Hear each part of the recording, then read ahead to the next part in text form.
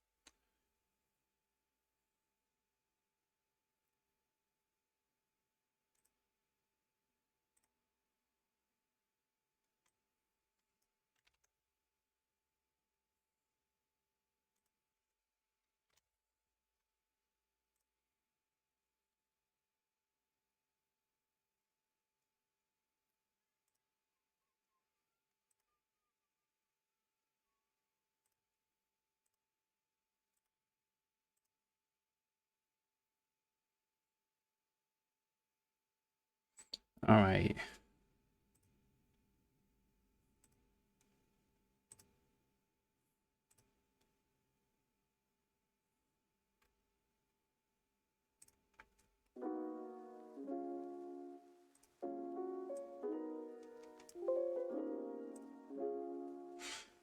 Be okay. How's it going? The only live streamer I know. Really?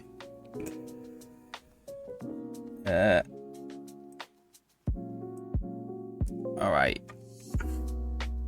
Look at all the colourful stuff. Fu Manchu, hey.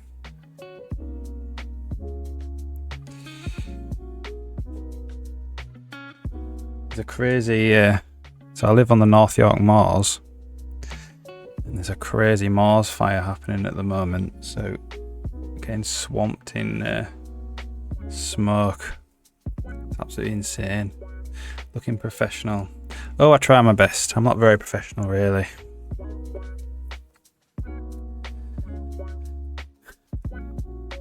Yeah, I woke up this morning and on my bedroom window it was just like smoke across the entire sky. It's quite scary, really.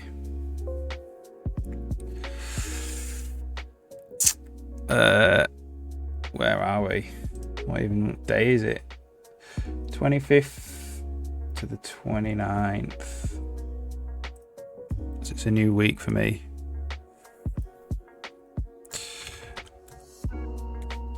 Week 26. Nearly the end of summer.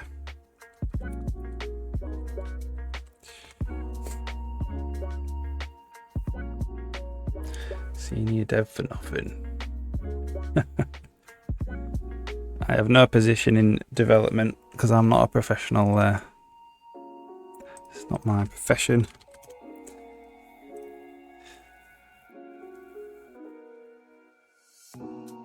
Maybe one day.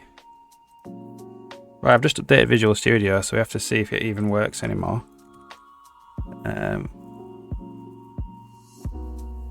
Let's have a look. So,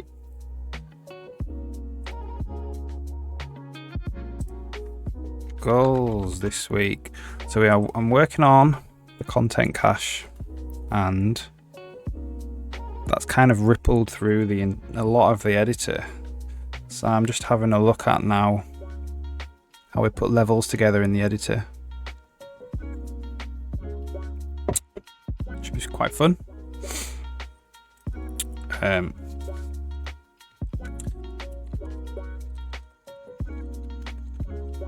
Just gonna work on the level editor. I mean, I'm not gonna really specifically say what I'm gonna do because I don't really know. Content cache update. So we did that. New content browser. Not really. We half did that. So work on the new content browser. Better than professionals. Right, okay.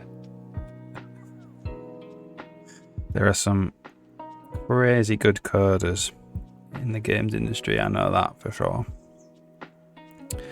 Okay.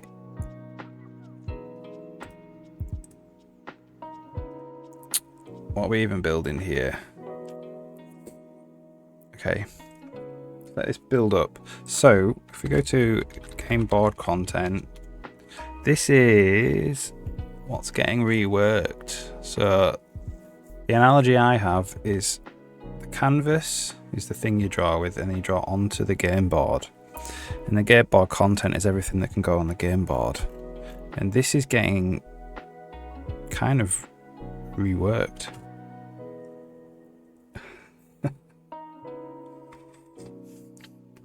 I hope everybody's had a good weekend since I last saw you.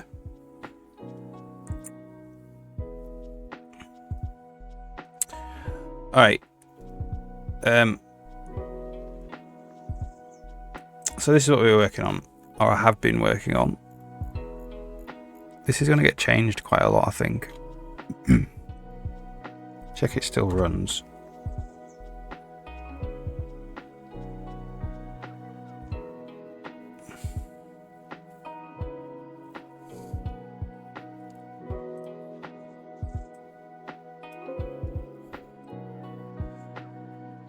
Been rough.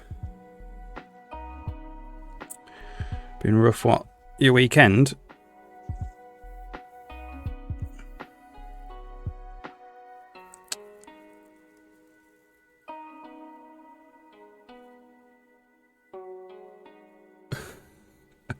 Really? Okay, okay. Bad leg day at the gym. Your wrist is better. Coughing up green stuff. Oh no. Feel like an old man. Yeah, I know, leg day. Yeah. Oh yeah.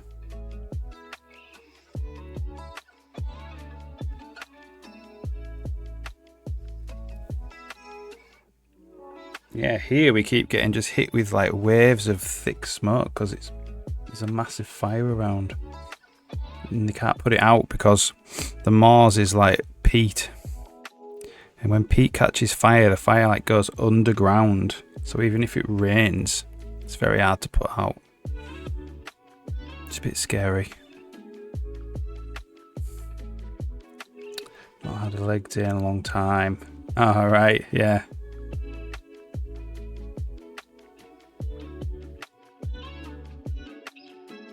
Yeah, that's what gyms want, isn't it? For sure. Members who pay every month and never go. That's the dream. And then they don't have to service the equipment.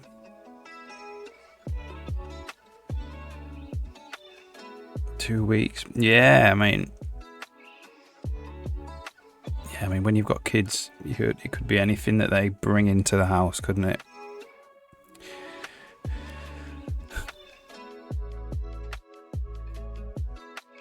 Yeah.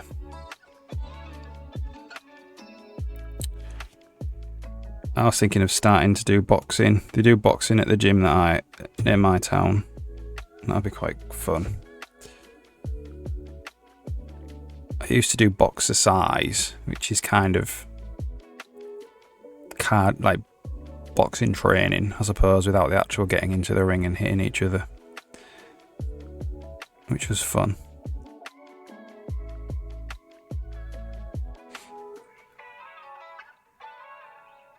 Yeah. Oh, yeah. It's hard to not keep it a phase, the gym. You get really into it for a bit and then you get out of it. And then you stop going and then you have to force yourself to get back into it again. Yeah. Yeah. Definitely. I think if you sit at a computer all day as well, it is really important to try and keep active somehow, because it's quite sedentary, isn't it? Might get a standing desk.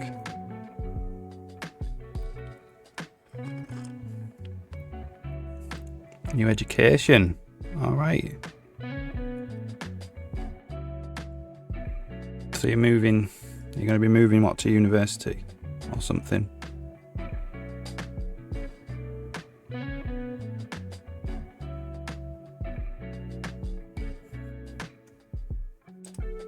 Oops.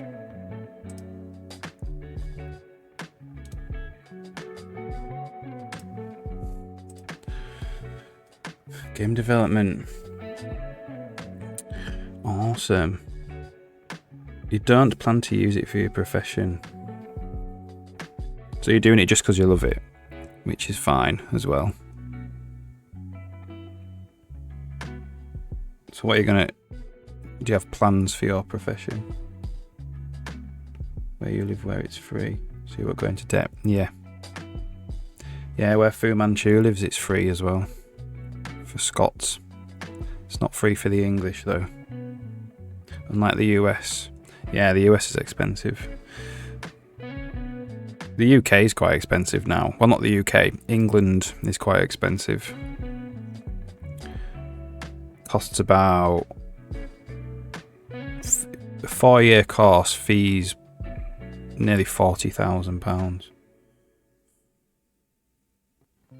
2.5 years to figure it out. For 2.5 years. Yeah. You don't need to know, do you? Not at the moment. A lot of people who are a lot older don't even know. It's fine. You're self-educated. Yeah, I remember you saying that, you know, you had kids, didn't you? So you went down the work path instead of the uni path. It's very noble.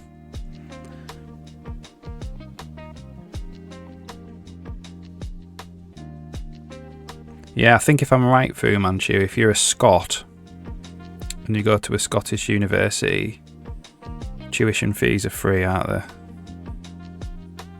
I think that's how it works up there.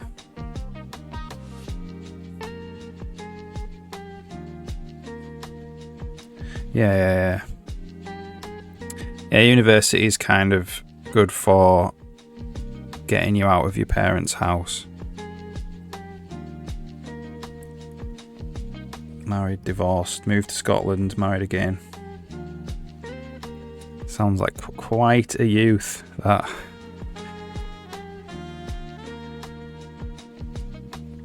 Okay, so you started uni in Portugal. Yeah, you probably don't. I mean, other than for personal reasons, you definitely don't need it for your work, do you? Because you're already a senior dev. My dad's considering going back to university. He's retired now. But he got a degree in physics when in the 70s and he's forgotten half of it, I think. He wants to go back and do some kind of mathematical physics thing. Troubled youth, yeah. Oh, I don't know. Getting a young family's good. It's good when you do it young. Because I think you can cope with the... I mean, I don't know. The rearing young children, when you're younger, you maybe have more stamina to do it. I did it when I was in my mid to late 30s, and it was absolutely exhausting. Yeah. 10 years of coding experience by the time I joined uni, yeah.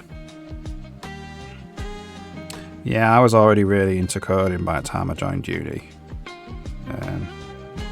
I originally joined to do maths, but then I swapped to do computing for some reason.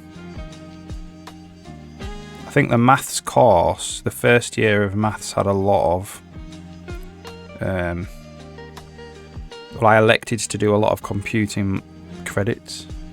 Oops, light's gone off.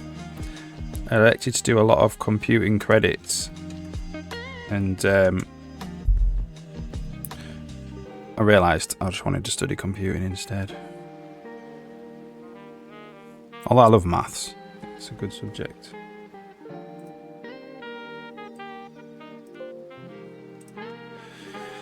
Take Massive had a different syntax. Yeah. It's quite interesting how similar it is to coding. You can see where, if you study maths a little bit, you can see where the principles of coding came from. Like the for loop and stuff. The for loop's based on a mathematical operation as well. Or several, really, depending how you want to look at it. And classes, you know, it's all very mathematical. Like it was around in maths before coding, and coding just adopted it. It's quite interesting.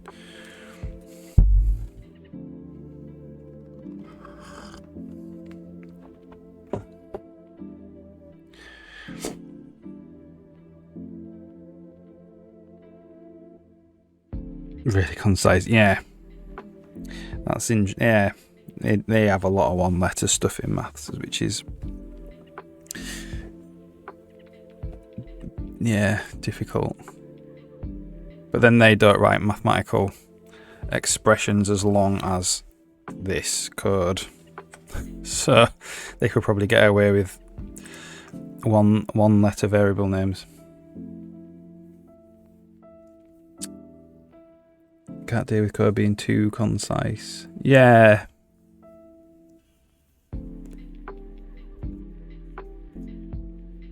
I tend to make sure I look at my scopes. I just look at my scopes and make sure that, you know, this single letter name is not getting used too deep into the scope, you know, different scopes.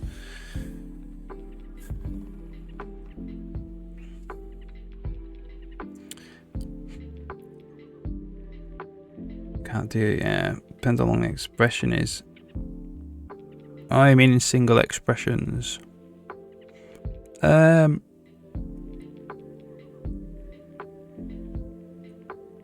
Those for me, I suppose for me it depends on if I understand the expression in the first place. If it's a really complicated mathematical expression, probably won't benefit from giving everything long names. I'm not sure. Maybe. Okay. So currently, this barrel that I have, this set of barrels is being drawn using the new content brush kind of system thing that I've got from the content cache. And it isn't, you can't select it, which is a shame, because it's all using this new system that needs to kind of be hooked in. But first, I had this idea of specializing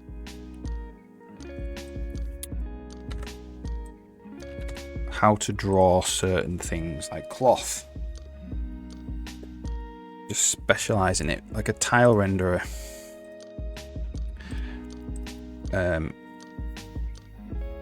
This is like a sprite sheet tile renderer. I suppose it could be any kind of renderer. I might just call it content brush renderer or something.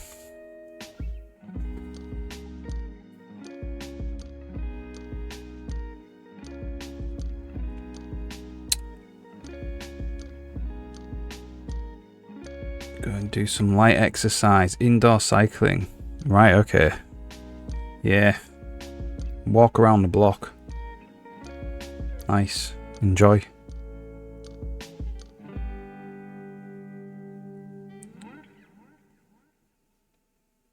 Decompiler project. You were working on the disassembler, I think. And you'd done some kind of stuff with Java, CLI with Java. I think that's last time I talked to you about it. Well, no, I'm actually going to call it, because we've got this thing, like it has to be a sprite sheet content data. So this is going to render cloth. All I'm going to do for rendering cloth, this music's too loud for me. Hang on. Just turn it down on my computer.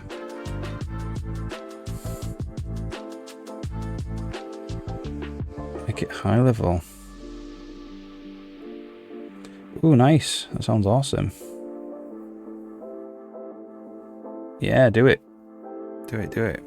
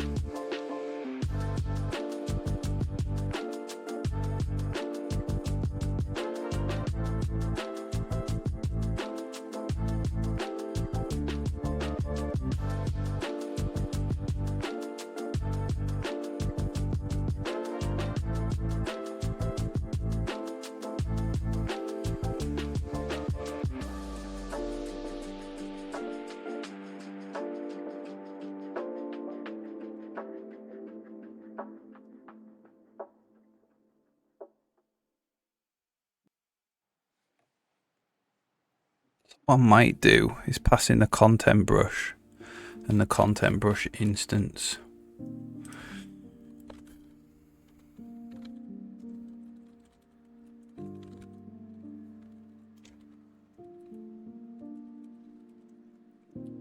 That can be const. Just gonna feel this out and see what it's like, really.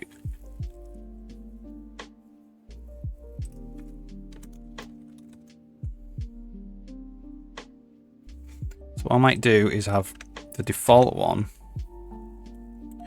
just draw the texture.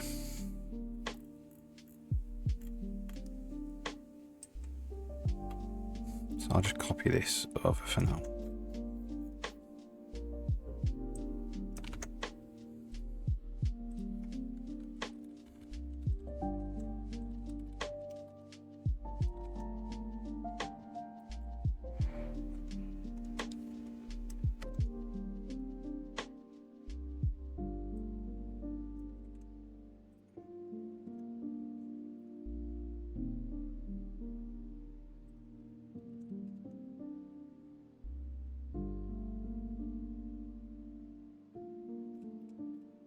We need the canvas as well.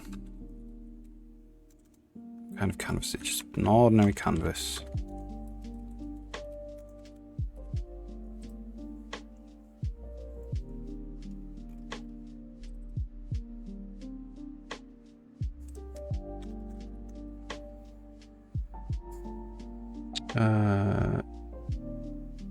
If statements.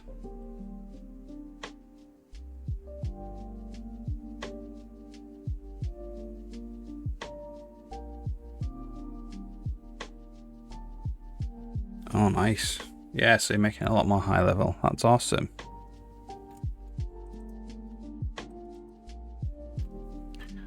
Okay, so we need position and Z bias as well. There's quite a lot of stuff.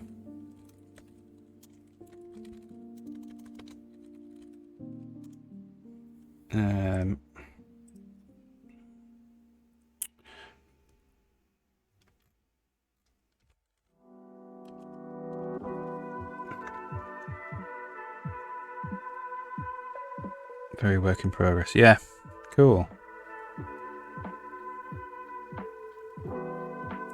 That's awesome.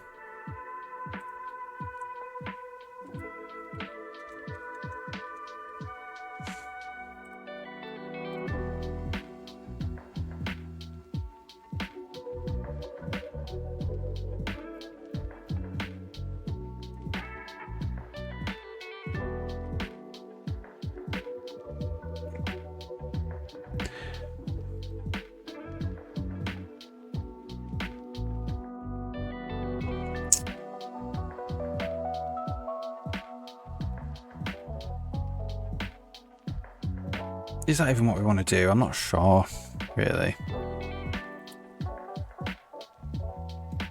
What I might do, let's just get rid of that for a sec.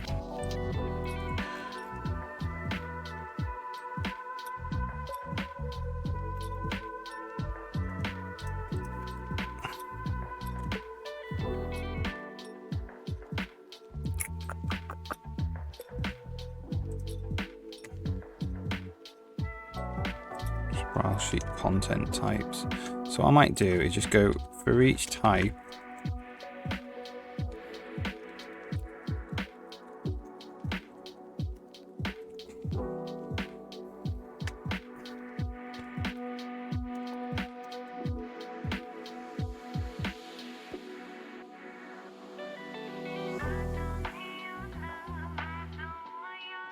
Only 2 times slower.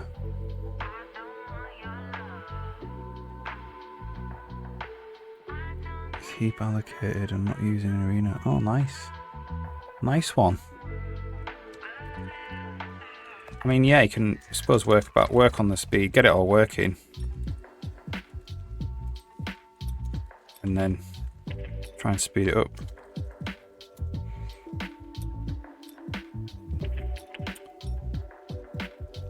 So I suppose what we want to do is we want to say, so this is a sprite sheet tile renderer. So we want to say, if constexpr is complete sprite sheet tile renderer of T. So if we have one of those,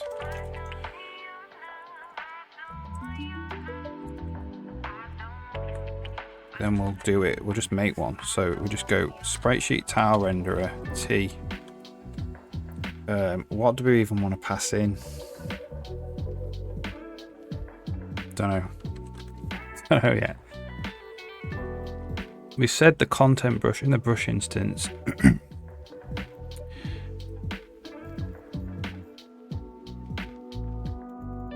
Which is probably true. So that's the brush in the instance. Take that builds.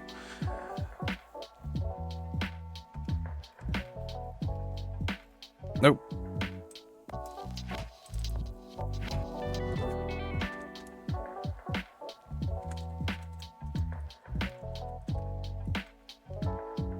Second. There we go.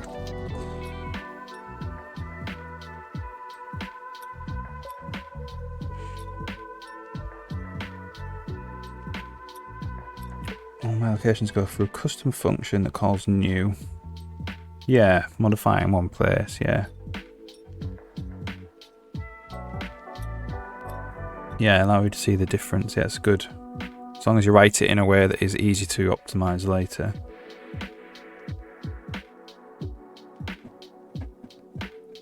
Yeah, nice one. Half a millisecond for 4,000 lines of code. That's totally acceptable, isn't it? That's good. Get diminishing returns after a while as well, so it's not really worth the effort if you're already at like half a millisecond. Let's just see if we end up here anyway.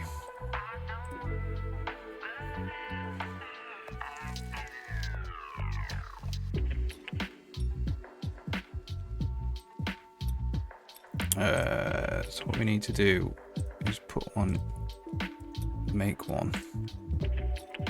And then we could start drawing it here. So what I'll do is just save that, even though we can't see it. Hopefully when we reload it, it should still try to draw it. Yeah.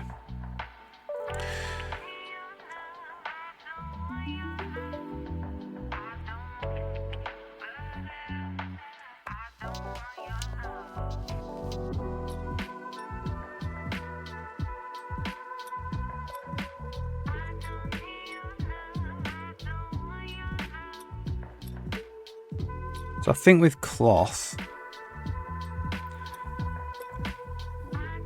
in the old one we're actually rendering the cloth simulation.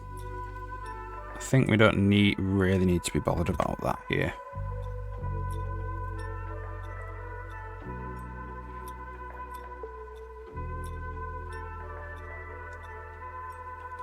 The thing is we kind of need... What do we need?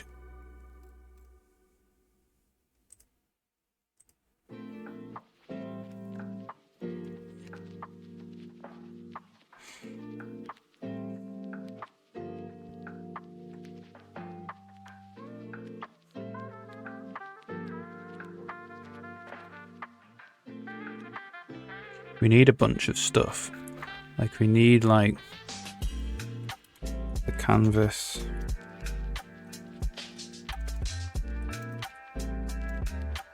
Ah.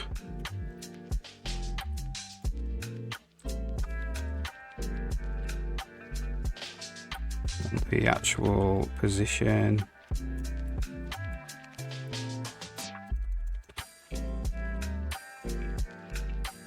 Z bias.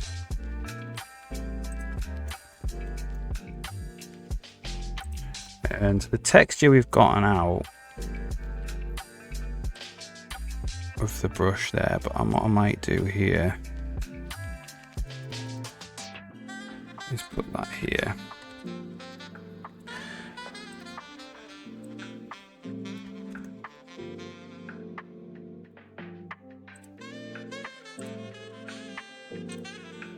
We've got position and Z that we could actually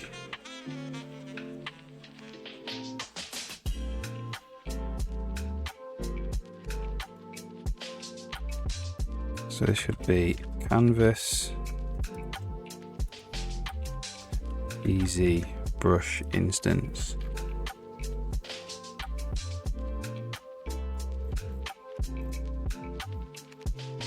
And what I want to do is just this call is just going to be the same.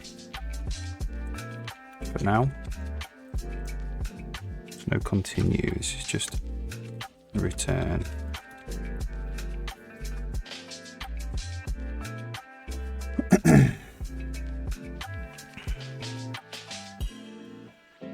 Not worth it at this stage.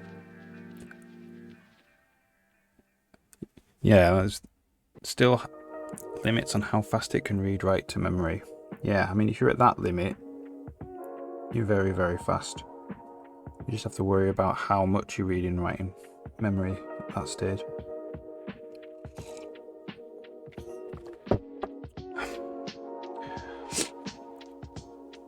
Make it a Java class. Oh, cool.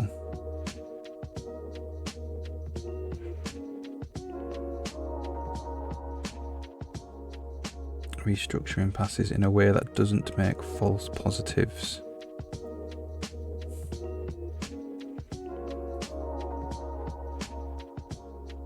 Restructuring passes that doesn't make false positives. What do you mean by that?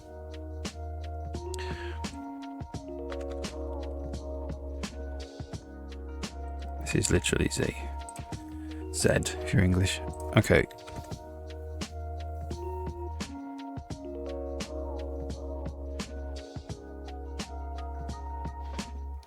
So the question is, do I actually want to pass in the offset position for the position that's actually passed into this and the Z bias and do it ourselves? I reckon we kind of do.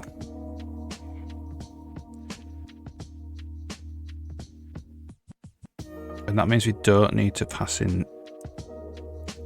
Yeah, so this is position, this is Z bias.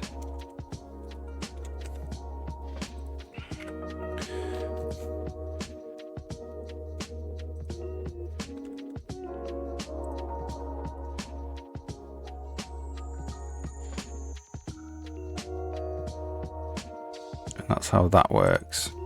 That's P and Z.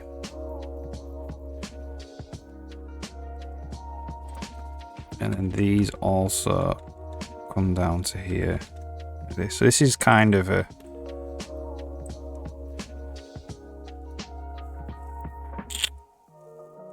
this is when this content stuff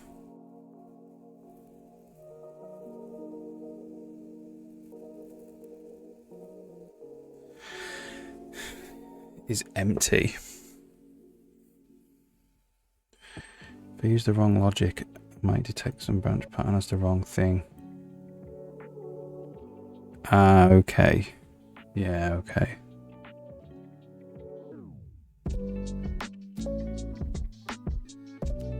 Yeah.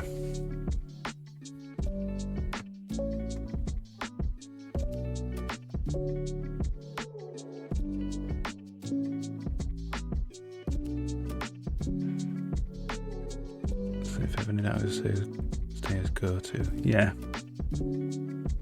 Nice, nice. So it would be nice to get rid of this thing. Oh, but we don't have a sprite sheet tile content type of normal. We could make it though.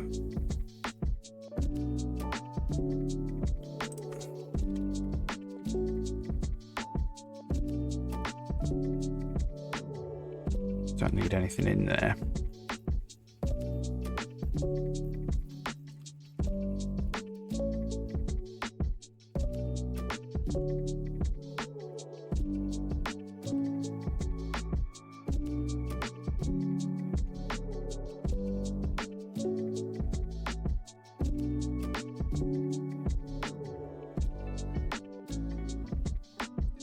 So, sprite sheet type.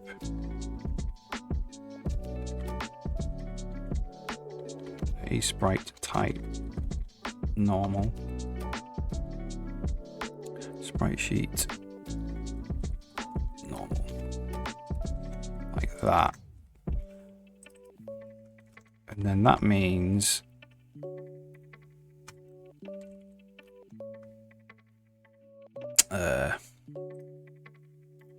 we can make one of these as well for normal.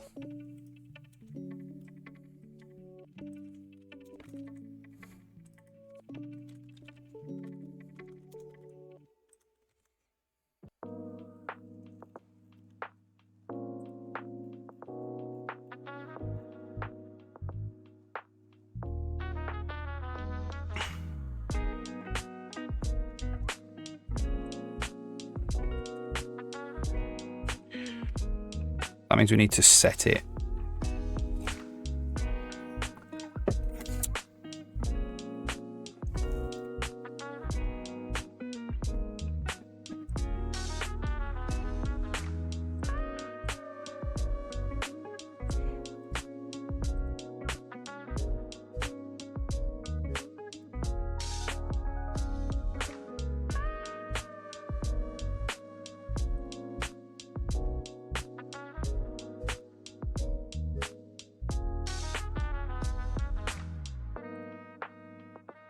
You all right?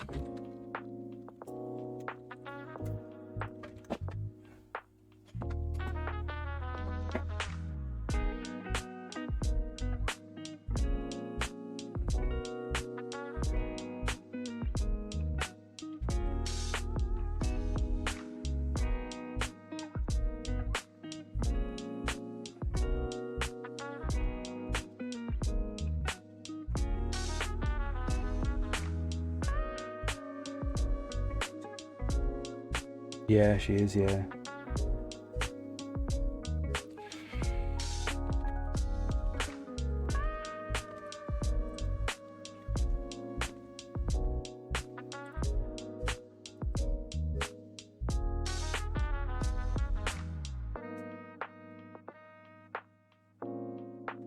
Seem to have two actually.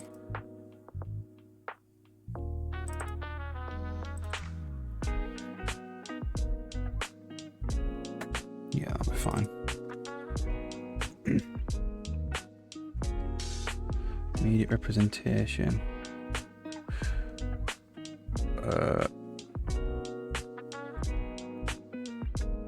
So if we need to make something that recognizes, right here.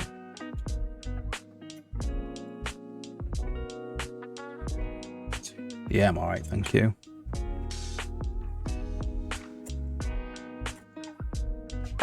Doing basic blocks.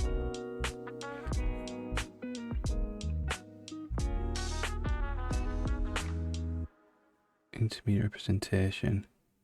Yeah, okay, yeah.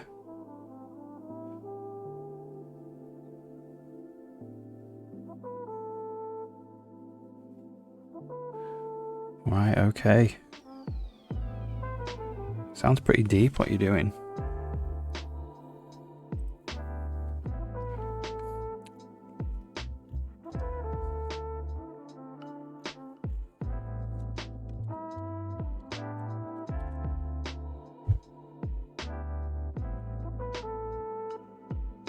Single entry and a single exit.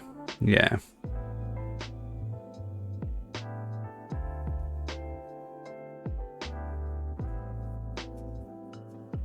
Nice. Yeah.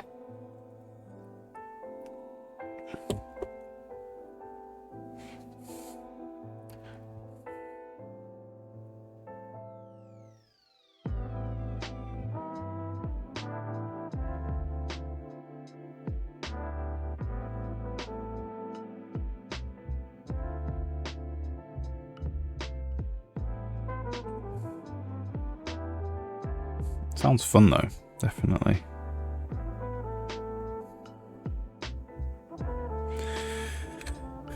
Okay, so the question is, does this still draw?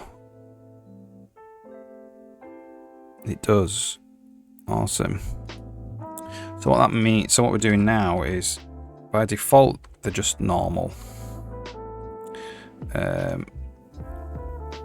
So if it's a sprite sheet tile, we just detect what content type it is and we make a renderer for it. So the cloth, it could just, so we're just drawing the actual texture, we're not actually simulating a cloth. But that's probably fine in the level editor. You know, we could do a little kind of, we could draw the mesh on top of it or something. I think it's fine.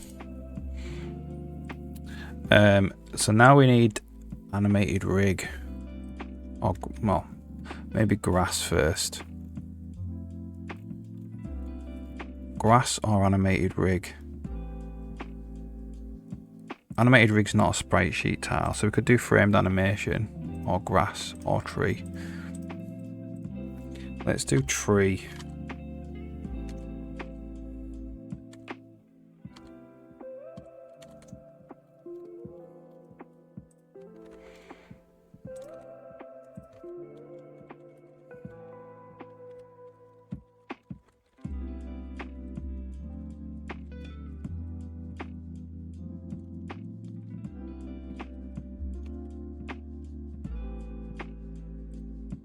Thing called tree simulation.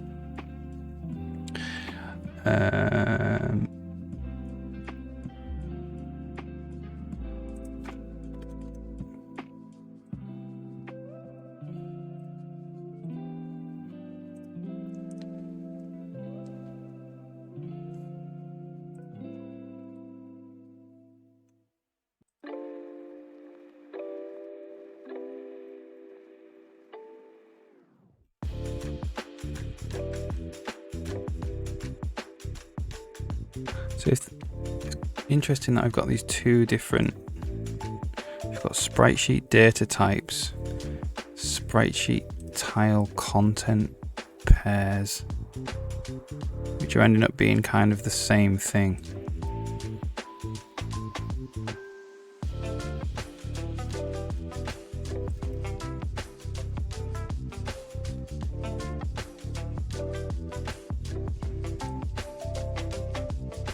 I reckon we get rid of this.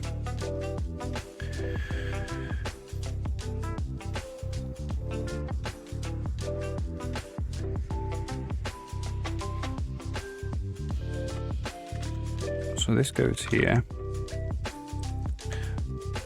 And this is sprite sheet.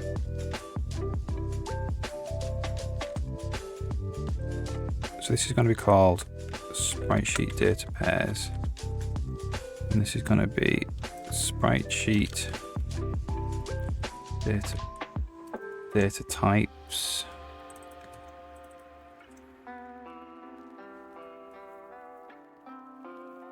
And I'm going to say it is sprite sheet data. Like this.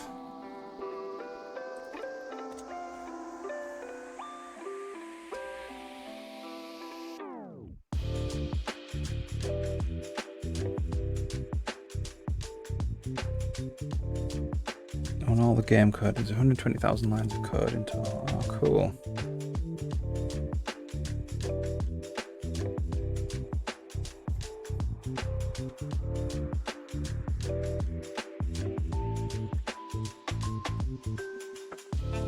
really cool, man.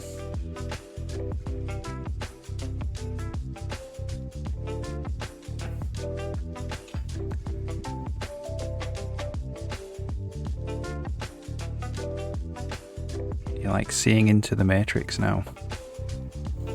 For sure. Cool. Yeah, nice. Nice, nice. It's gonna be really cool when it's done. Okay. So everywhere we're using this to be is sprite sheet data. Which is only there and there.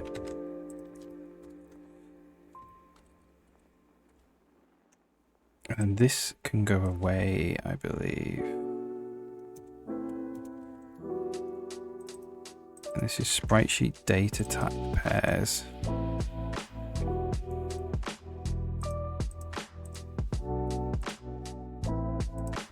Okay, let's see if that builds.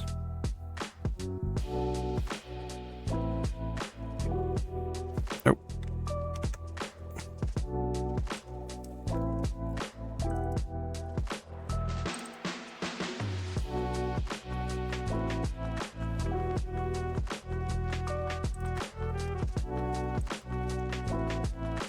So it doesn't know about sprite sheet data pairs for some reason. Sprite sheet data types. Ah. That's pairs.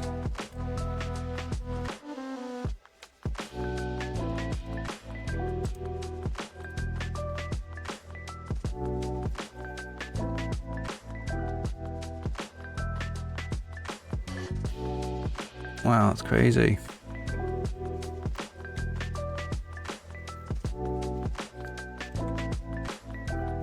Okay, that's triggered a lot of errors.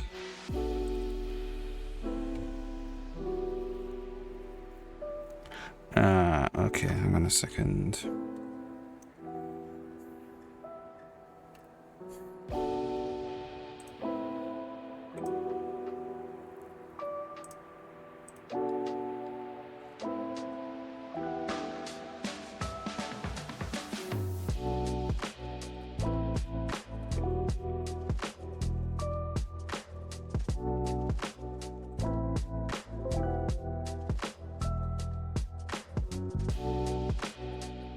Sprite sheet data types.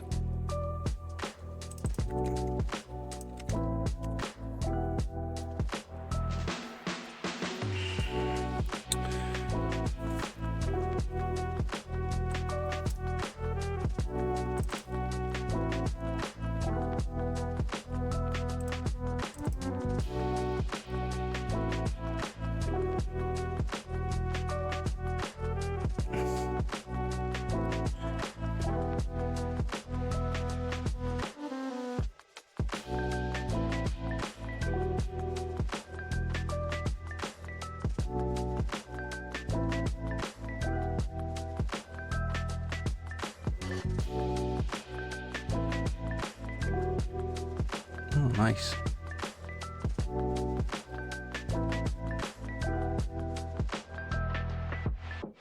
A while to get closer. Nah, just keep working on it. You seem to know what you're doing, so I don't think you'll hit that wall.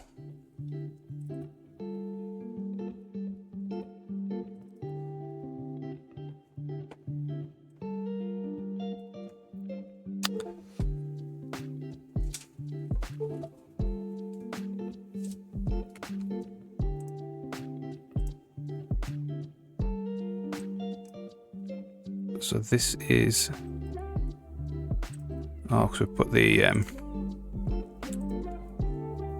it's the pairs we want.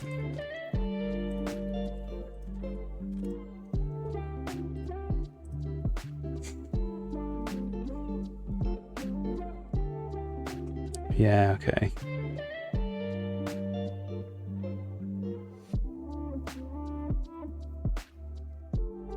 So if you've gone back and done it with more experience, I know you quit the first time, but it's not technically quitting if you go back and finish it, even if you start it again.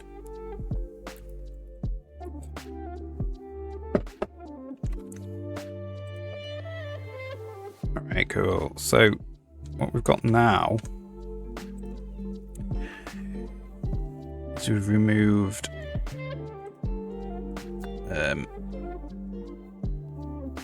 we've only got one place now in the sprite sheet editor where we define all the pairs. So we match like an enum with a type here. And that only happens in one place, and it's got all of them in it. So in theory now, you could make a render for a tree simulation.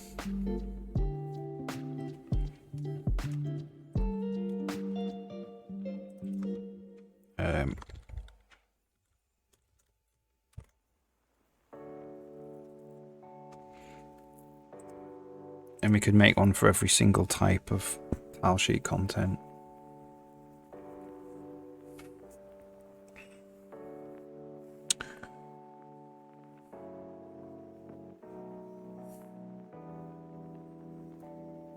Yeah. Yeah, cool, man.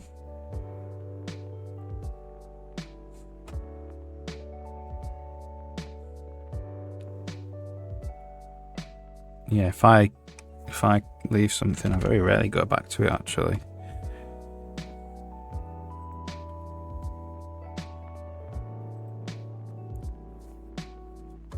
So now, if we just get a tree,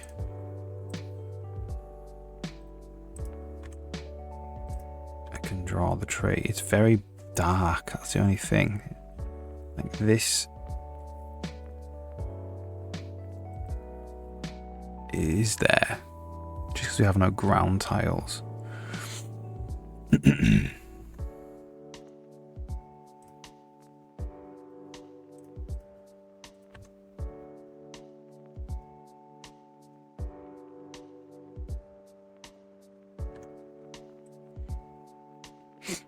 what other ones are there? Got grass. Grass is a bit different. So we'll just do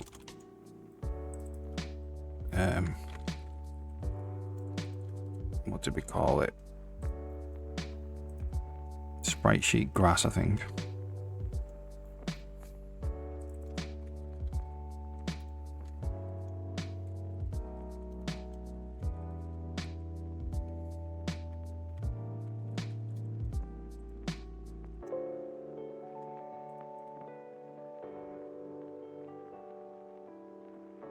I'll decompile the code. There's some things that my current one doesn't.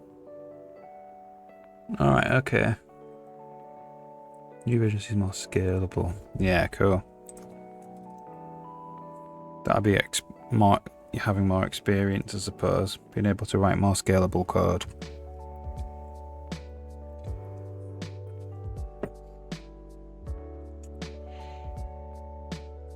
Alright, so let's put a tree in.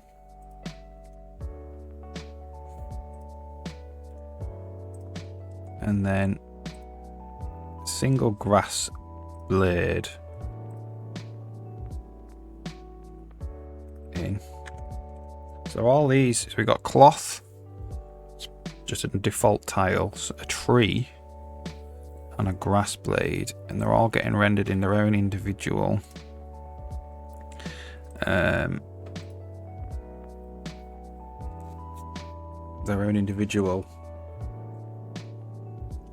classes now, specialized classes. So what I'm going to do, so this is all being called from this one loop here. So I'm just going to, this is probably going to be the new stuff. So what I need to do now is work out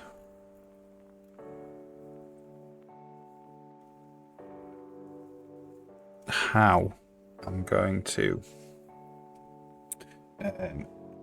redraw the grass in. So this just makes something called blades. Grass blades. Draw grass texture in world.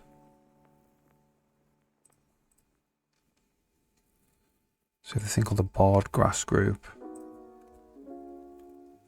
Okay.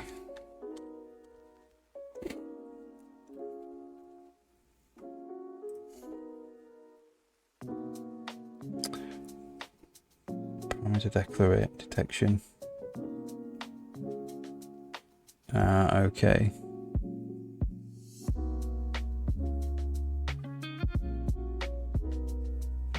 Yeah, man, crazy.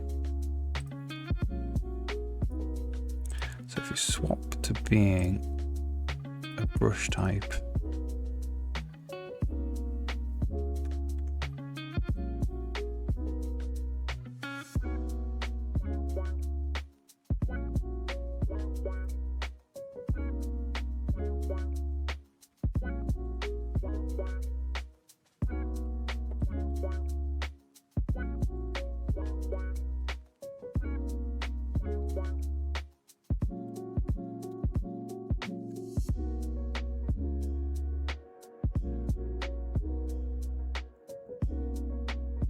so this thing called paint content.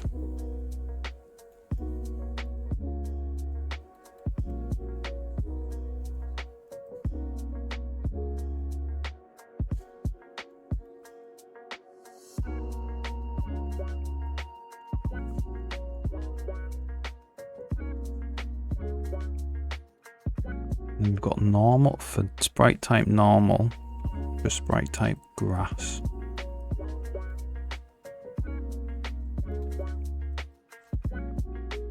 So this might need an actual specialization as well.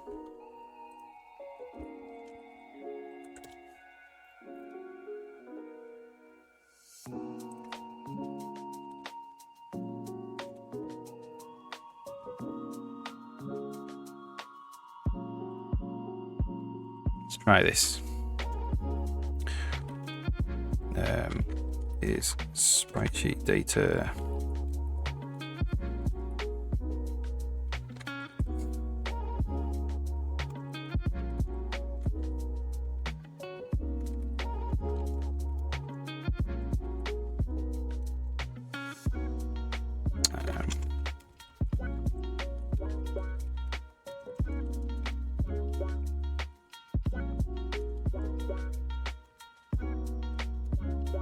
So this is going to be responsible for painting sprite sheet grass.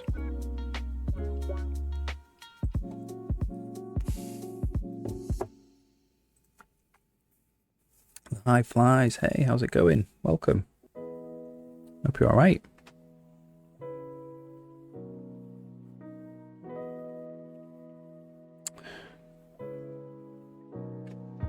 I thought basic heuristics could be any variable. Ah, okay. Doing good. What time is it over here? Right now, 26 past 12 in the afternoon, so just after lunchtime. Yeah. Where are you from, the high flies? 4:30 AM. Okay. Southern California. Oh, nice. Very nice. Yeah, so I'm in the northeast of England. 4:30 AM. Wow, man. Awesome.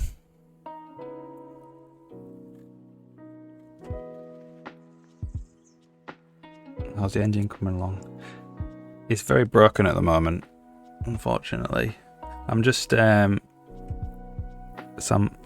finished, like pretty much finished pre-production for the game that I'm making on it, and before I go into like full production on it, which I'm hoping is going to be next month, I needed to work a little bit on the editor.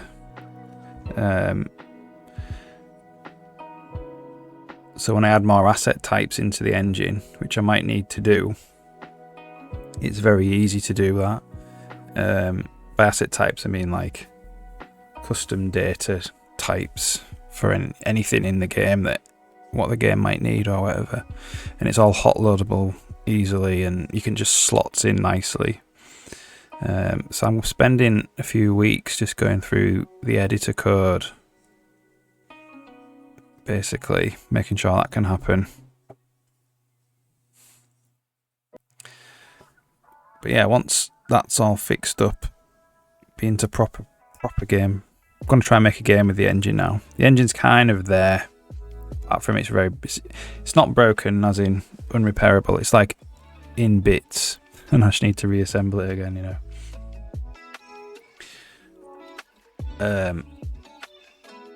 So I'm just going through, and so I might want to add like new types of. So this is like sprite sheet grass.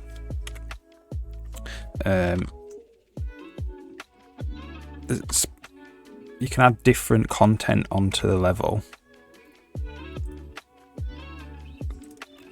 So you can add like just normal sprites, grass, cloth, framed animations, trees.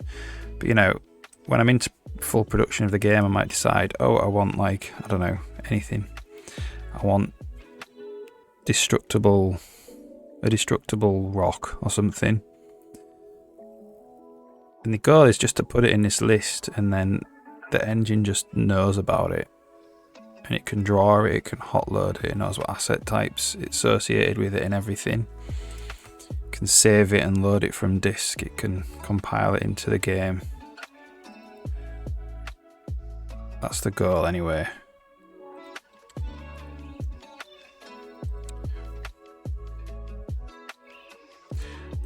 Alright.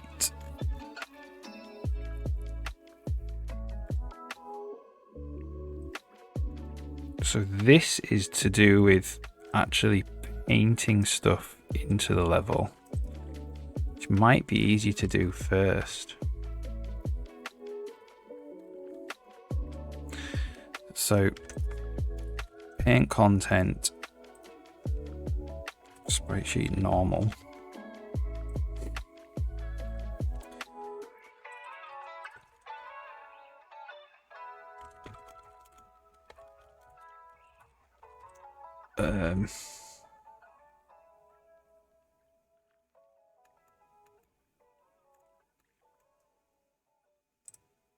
So basically this needs to go in here.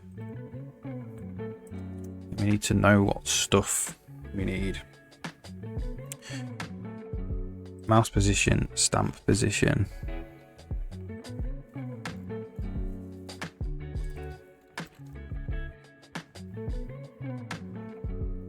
So that's just a vec2.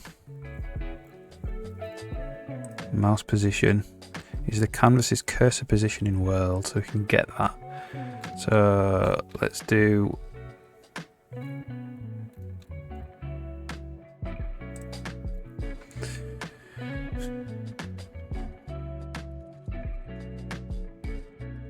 stamp position.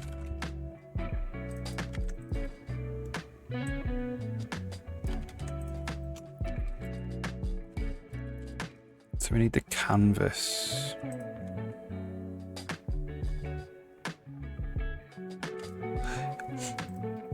Interesting there. The stamp position is not the mouse position.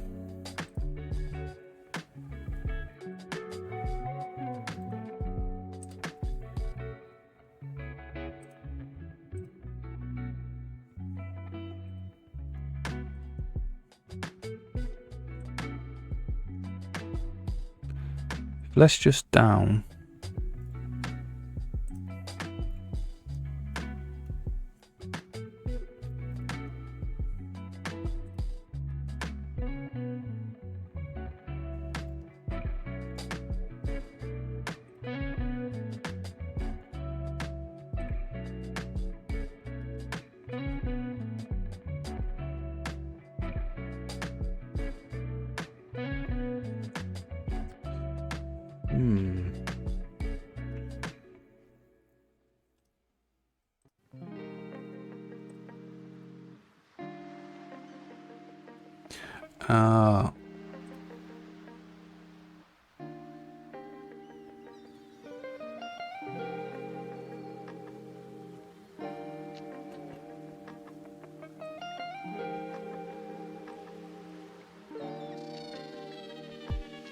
Okay.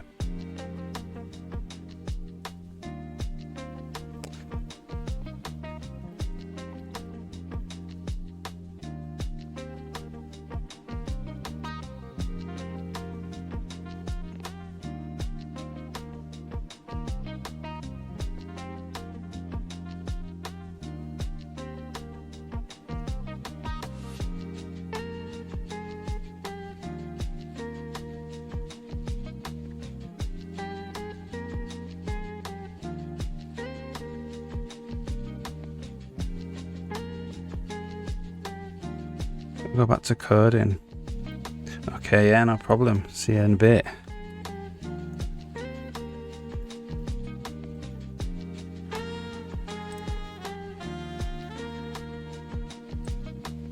Get cursor position in world.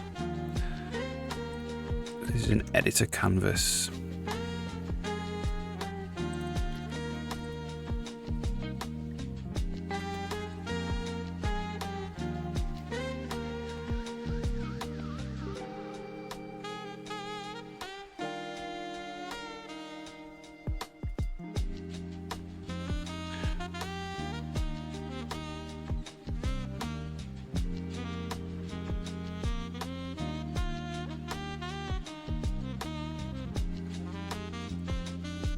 So we need the content and the game board.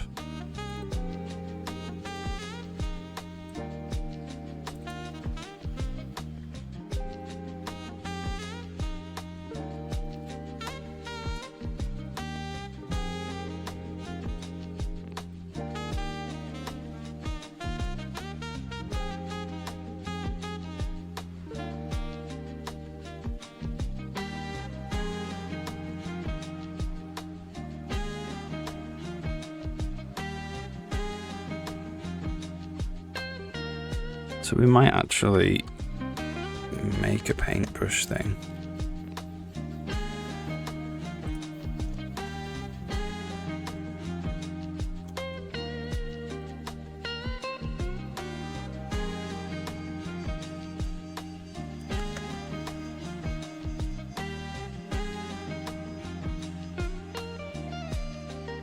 As position, radius, hardness, blur.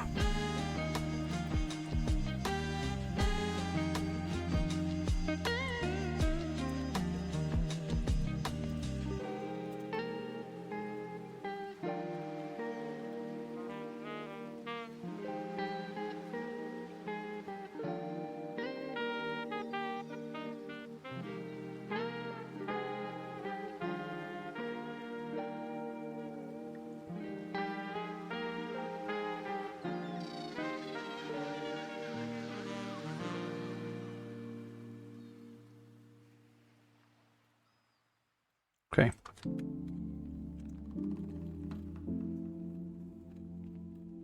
This probably needs the editor as well.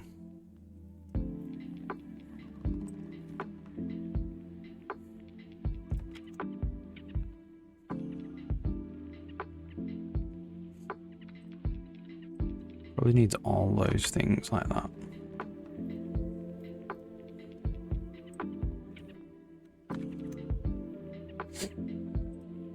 iEditor being game board editor.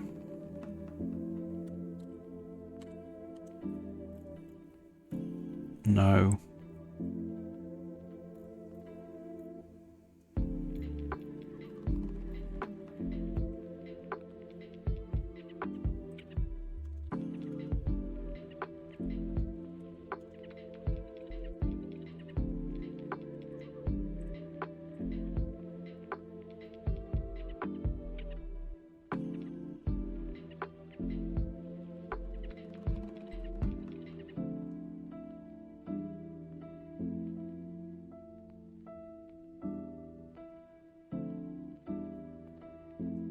So I think we just need that. But we actually need the brush as well. Content brush.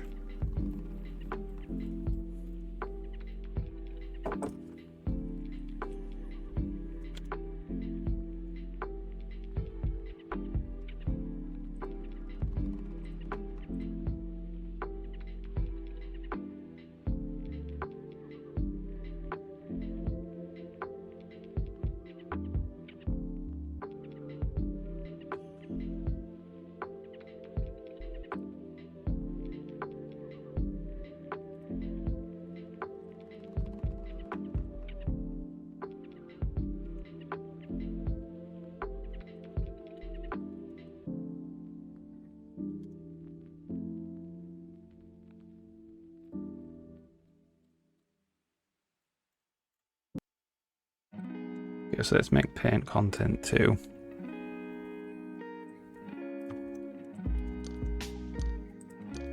It takes this new content brush instead of the tile brush.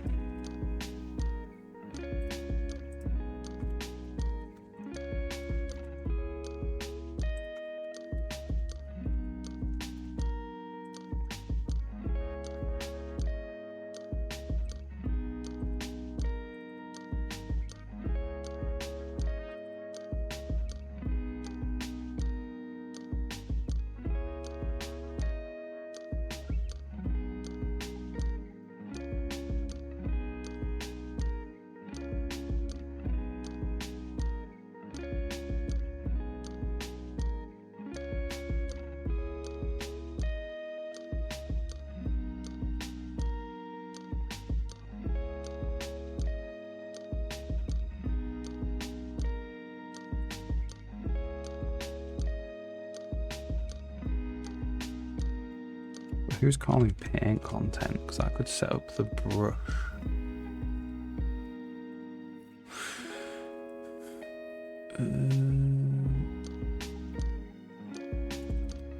Here. The paint brush.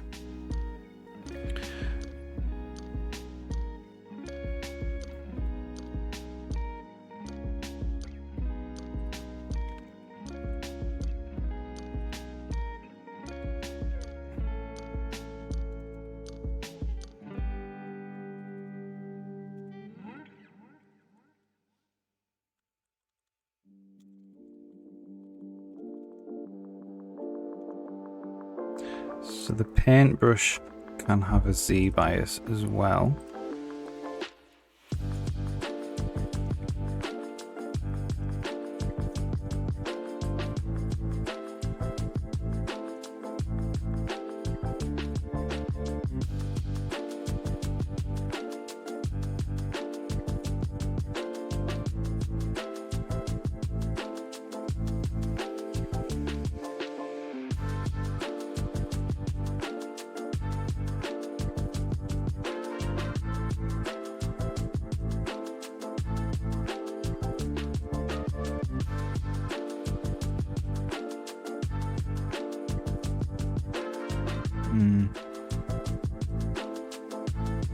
And then we're going to do paint content 2,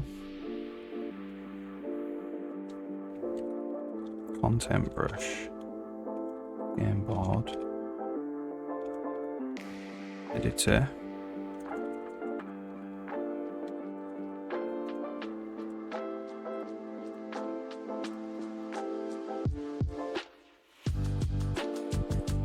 and we might possibly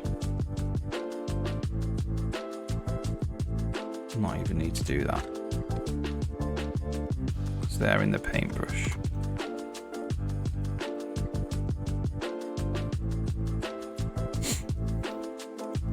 Canvas.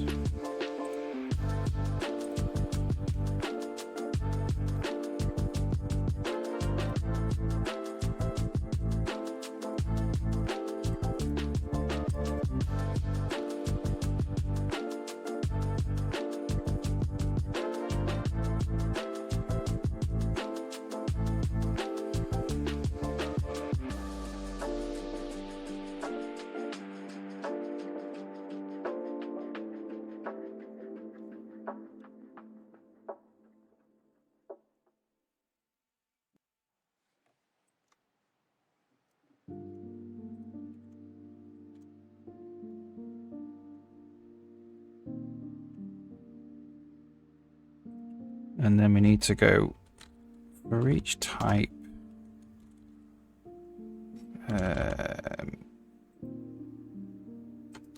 Well,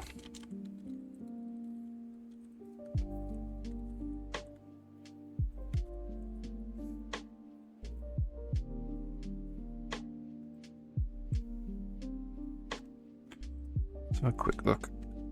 Stamp content 2.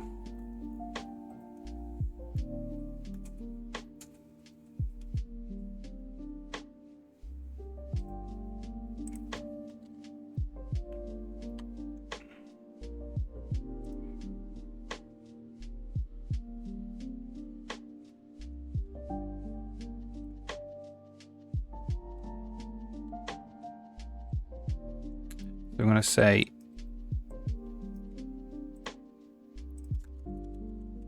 if not brush type is equal sprite sheet tile return. If it's not a sprite sheet tile, we can't do it. So it is a sprite sheet tile.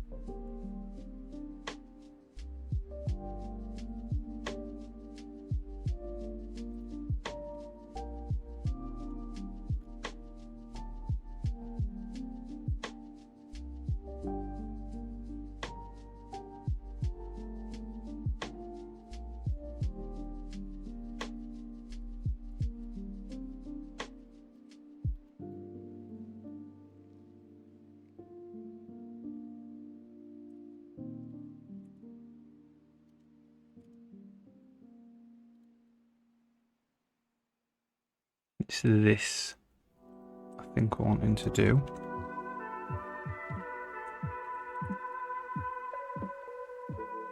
But we're actually going to send it to paint content.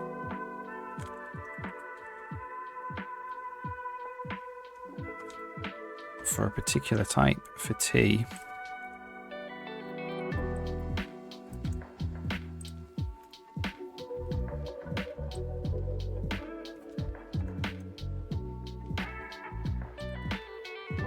It's not there.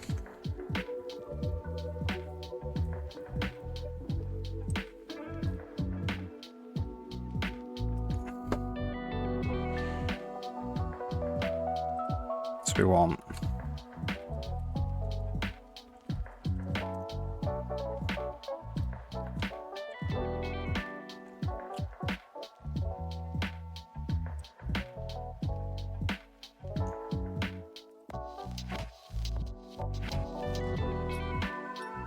this needs to be the paintbrush.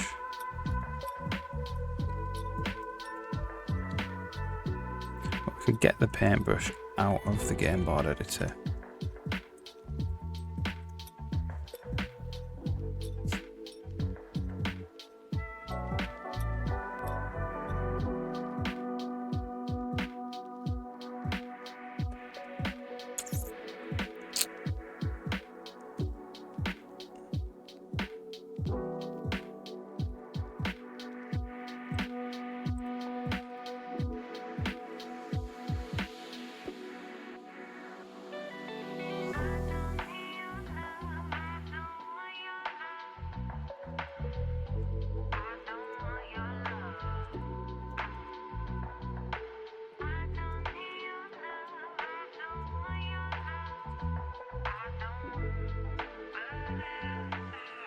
Let's just if zero this out, because it's not going to compile right now. So we've got the brush, the game board, the editor, and the canvas.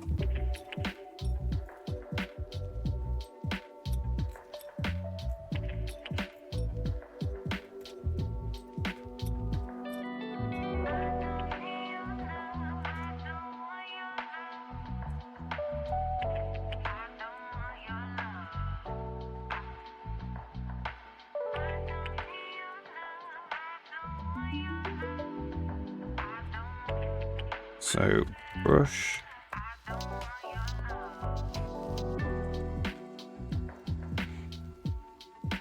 brush board, game board editor.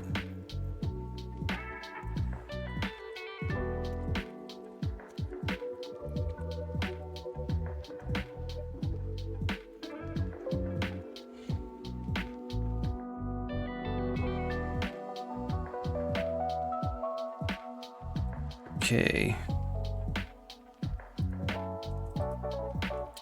so this is paintbrush dot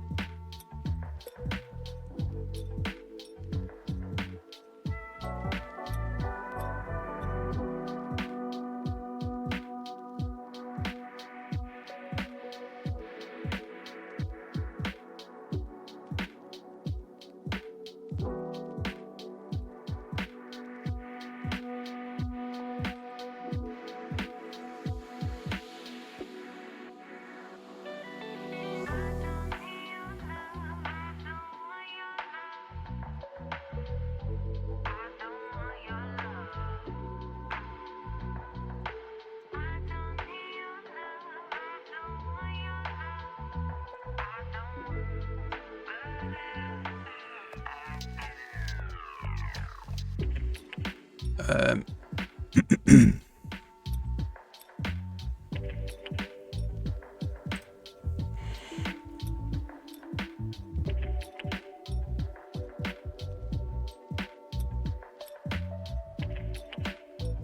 that's not. Let's do that.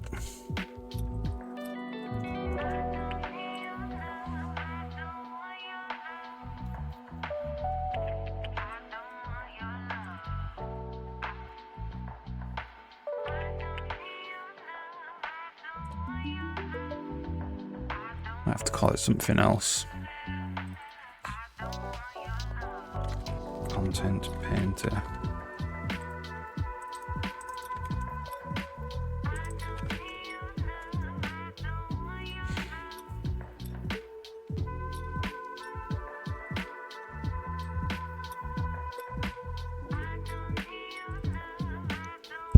That's content painter as well now.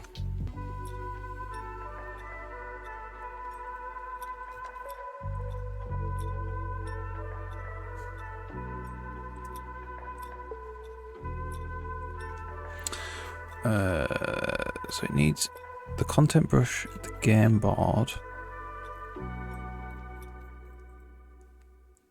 the game board editor, the editor,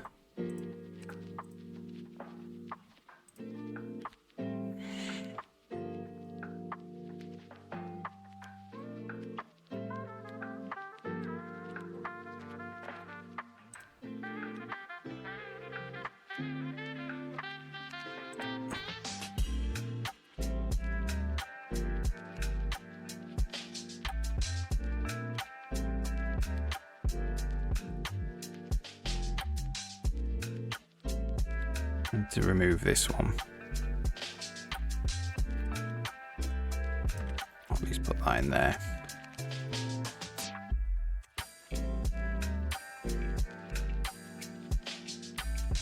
Okay.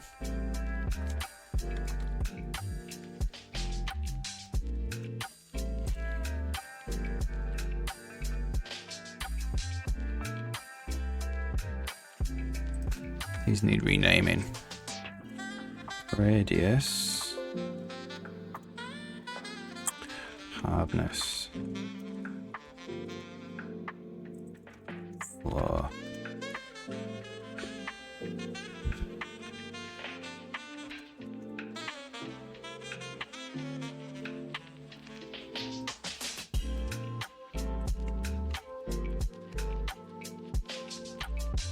So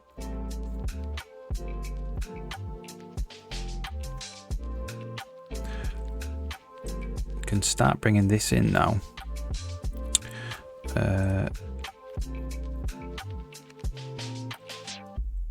So we need to know when we're going to paint. So we usually paint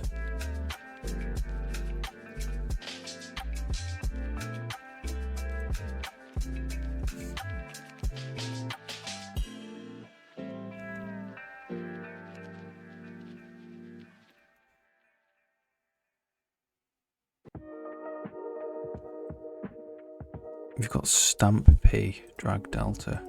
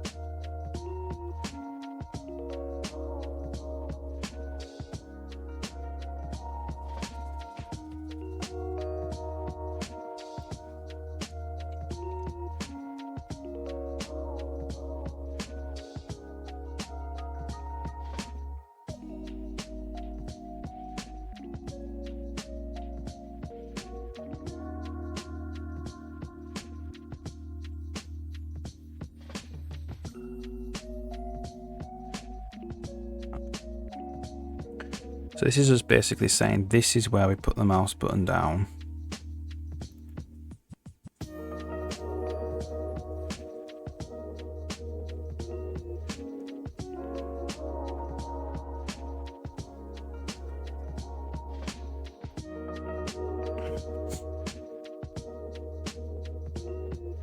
And then we're just saying if we drag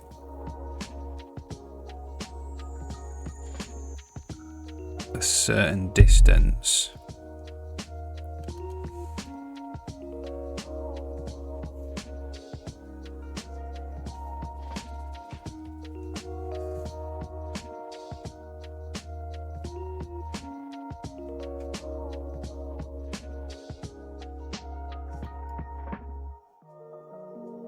then we draw onto the board. We paint alpha on. I wonder why we're doing that, checking that. If it's just down,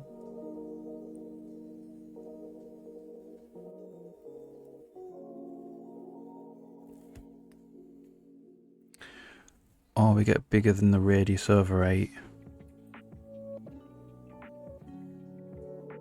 I mean, we'll keep it, it'll be fine.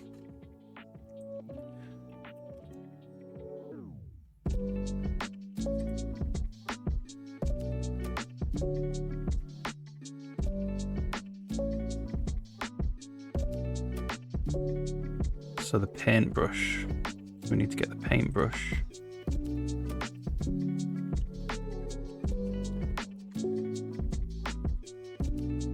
Is equal to the game board editor. Get the paintbrush.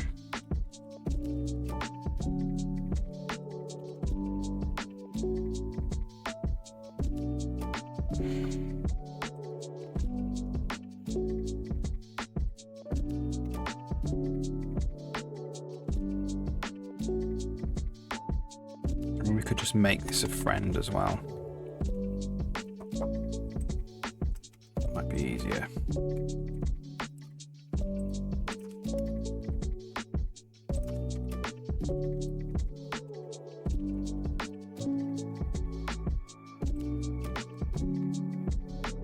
And that means we can just go brush.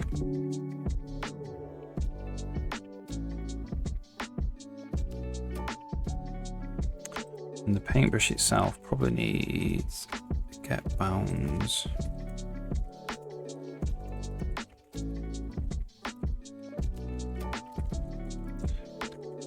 And let's just return rect position, inflate radius over 2, inflate by radius.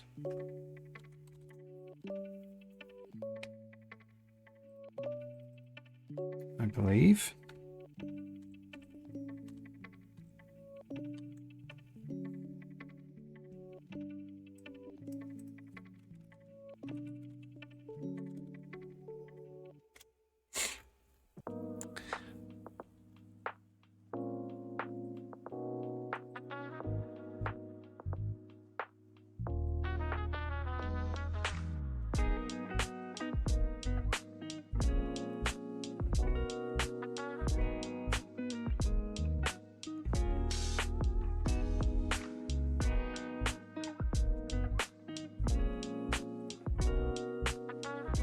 So we'll do auto bounds.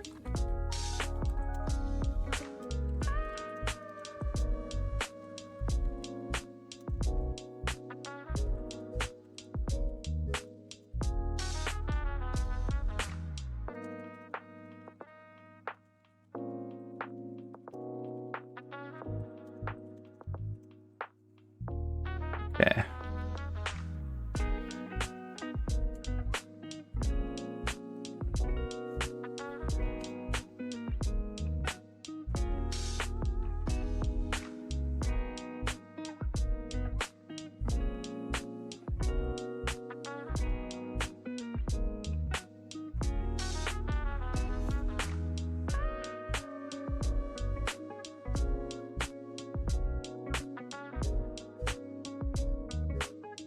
So this should just draw a little quad where the brush is.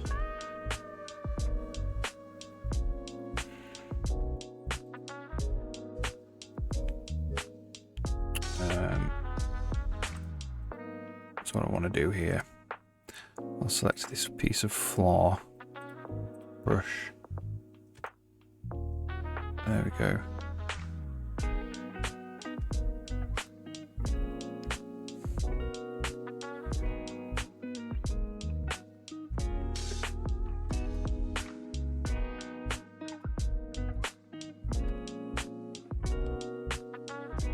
If I press, oh yeah, crash.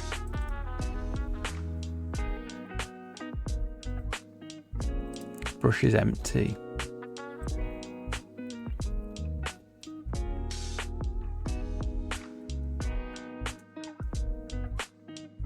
Ah, look.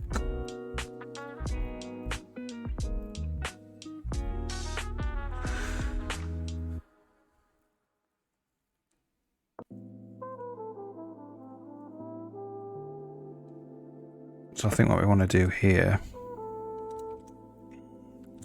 is that.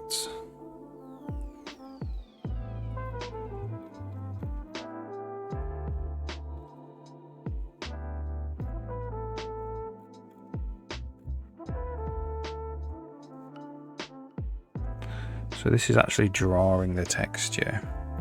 And when I press down the left mouse button, it's going to draw that rectangle.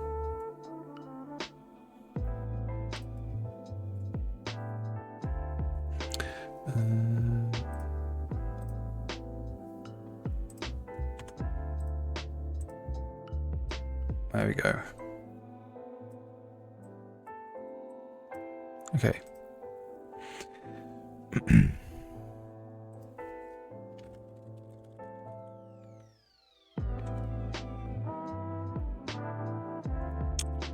So we have the rectangle. So for some reason in this one I'm flying it and then sealing the brush radius.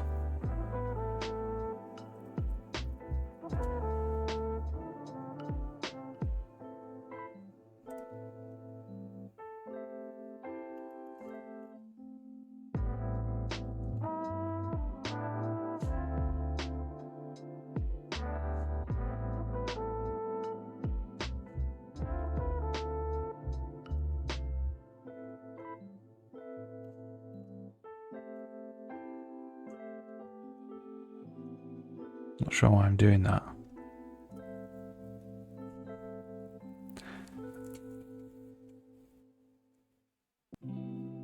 Like that's making it so it's on a grid, basically.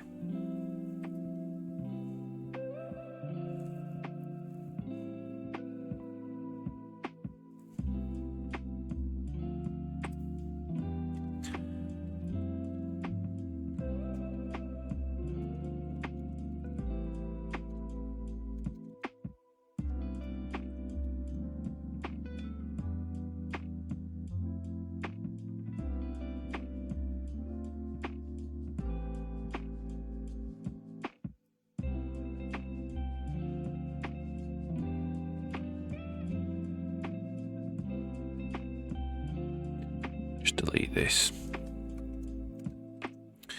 Just want to say draw quad outline.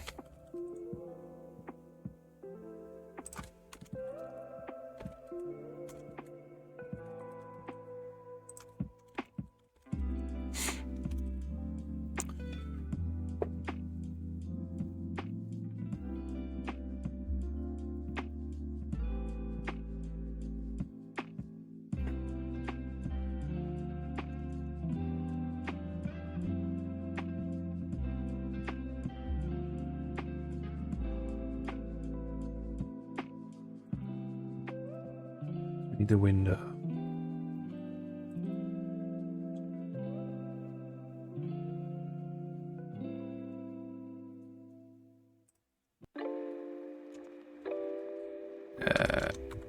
Also window.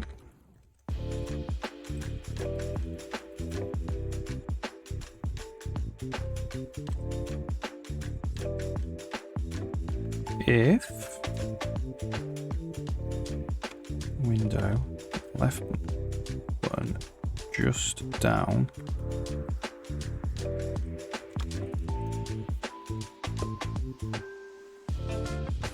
compass. Hey, how's it going? Hope you're alright. Come. Hope you had a good weekend. I'm just concentrating on figuring out how this works.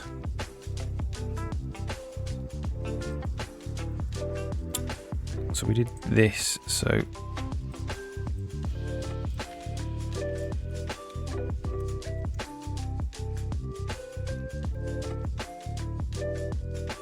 that's the stamp position.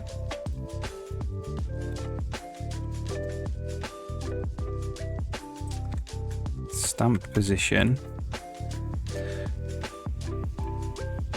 is equal to canvas cursor position in world, and we have to push. So game board editor, push undo redo game board.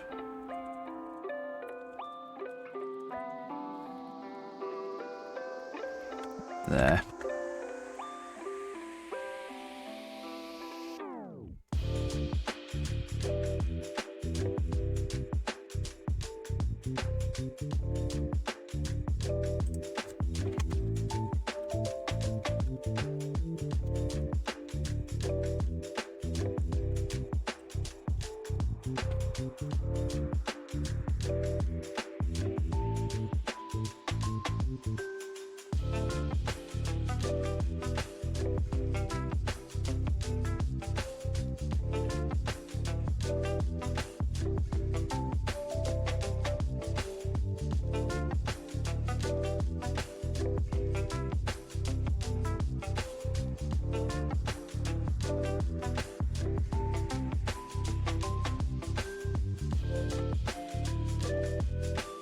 Yeah, that'd be great, yeah.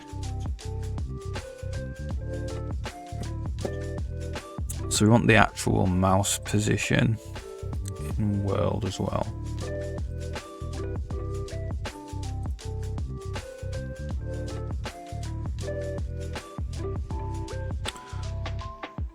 So we're gonna go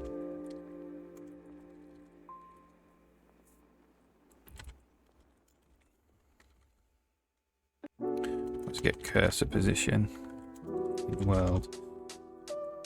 If not mouse P,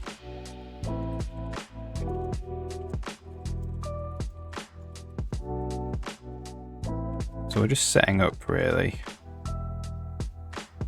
to start drawing something.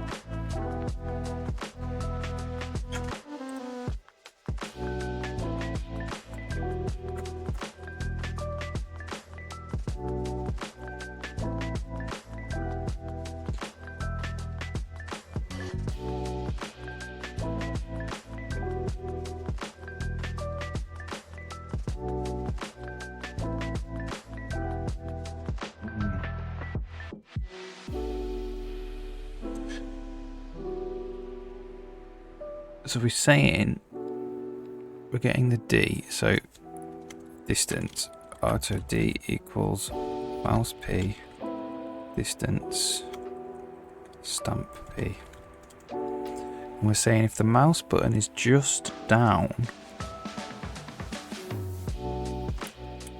so if window left mouse button just down, or the distance is greater than or equal to the lerp 3.0 and paintbrush radius divided by 8, and the lerp is 1 minus paintbrush.hardness. I'm not quite sure what's going on with that line.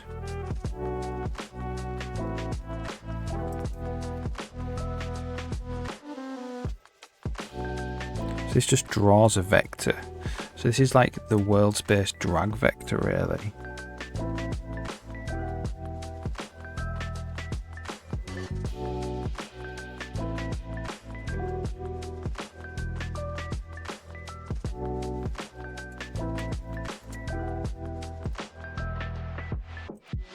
So let's just do canvas, draw line in world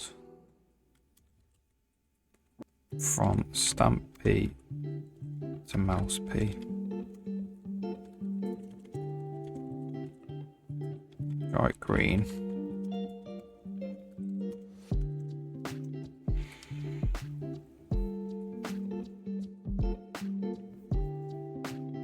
Let's see what this distance calculation is doing.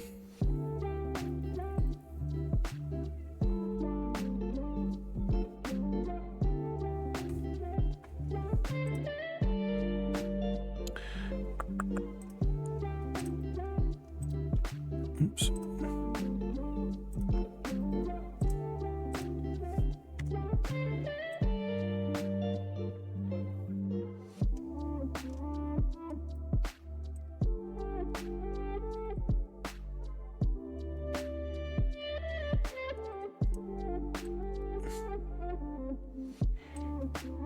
That's like the world space drag vector.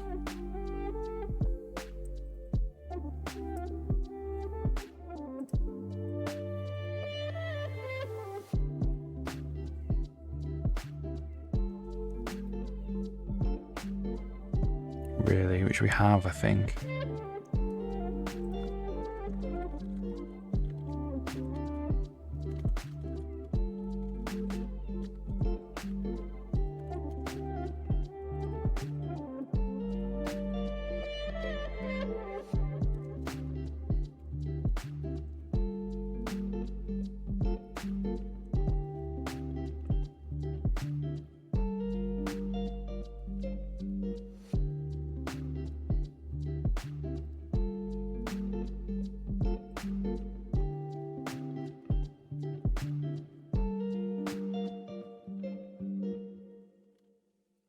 We have the start. Drag start. And the drag vector itself. So let's just see if we can get away with not having to use this stamp.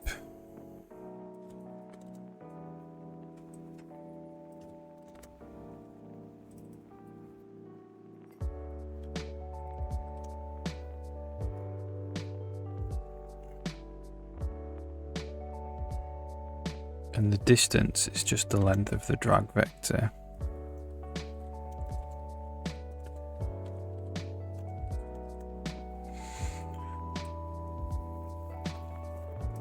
This is drag start, drag vector. Oh, thank you.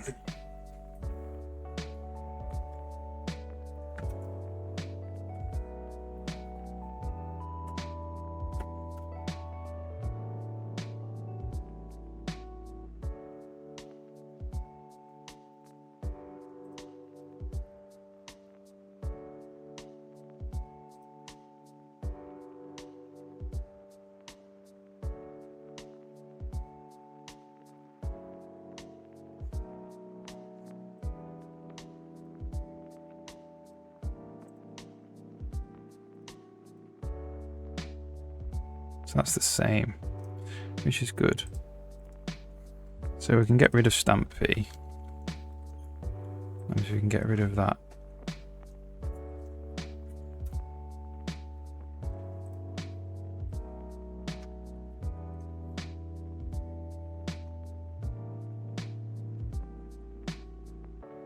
And that's just...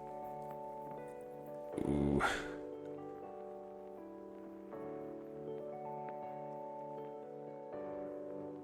have canvas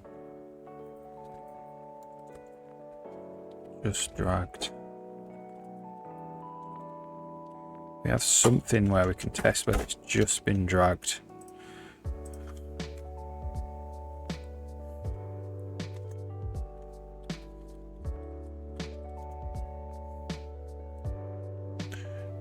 Window left mouse button just dragged.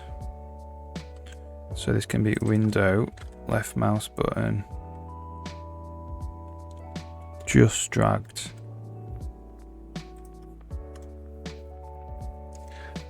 If it's just dragged, we do that.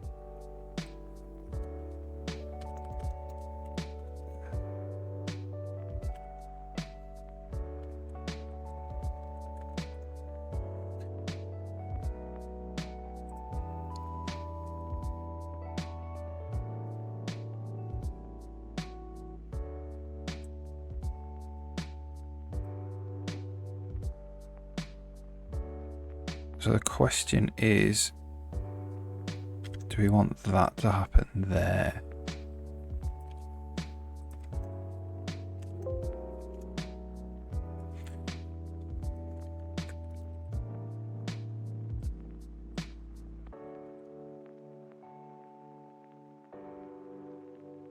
It's not just dragged, it has drag. So that's just basically if there's drag start.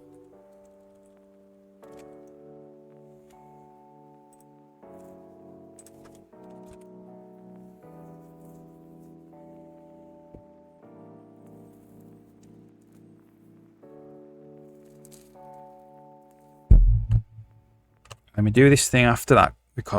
We do something called find or create sprite window on the content. To look at that next.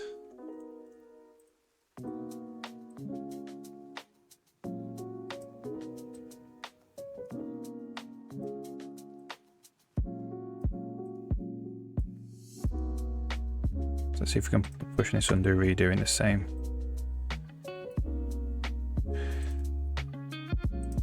Do it properly.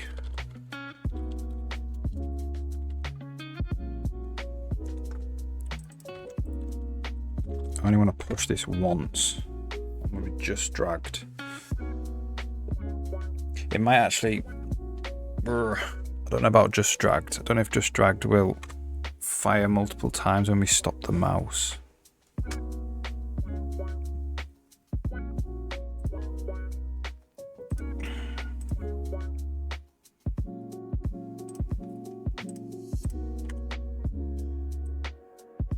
So there we go. It just does it once. Just looking down here. This is where the undo redo state's gonna get pushed on, so we can undo anything we do up to that point. That's working fine.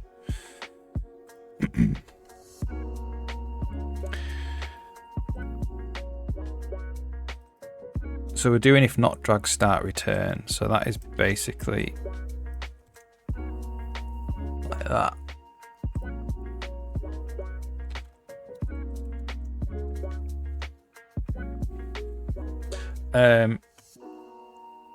So we're about ready to do this sprite window stuff now. What we call find or create sprite window. Choose a board sprite window.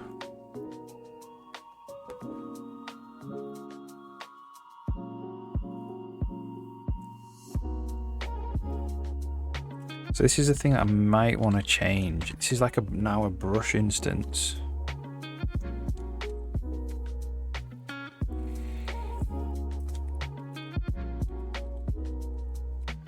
Wherever that is. Content brush instance.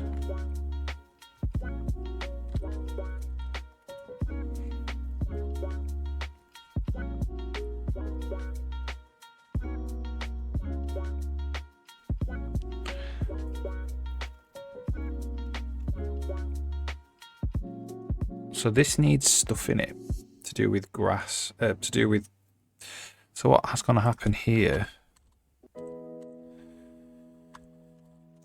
is the board sprite window has in it a bunch of alpha masks, and these are what get created.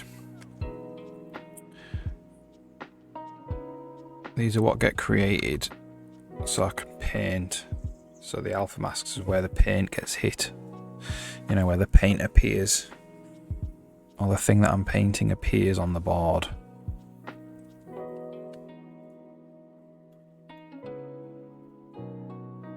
And that can be a content cache thing as well, maybe.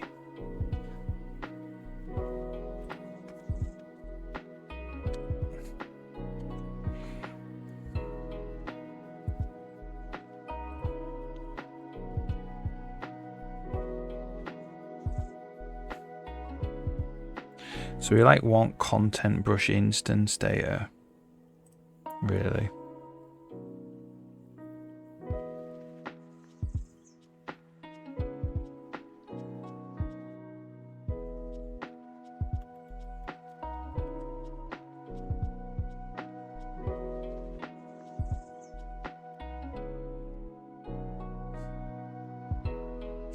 So it'd be like, well, we'll have an enum class.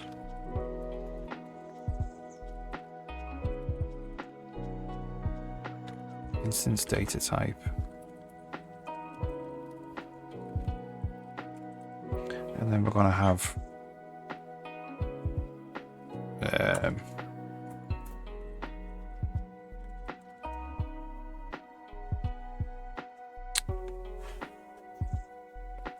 what did we call this?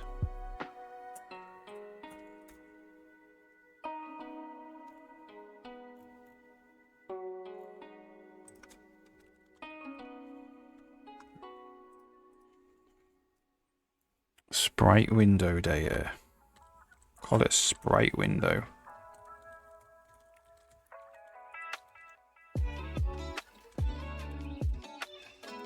And I'm going to associate that with a class. So struct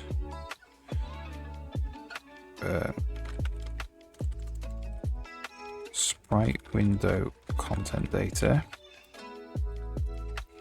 And then we're going to have using content brush data pairs.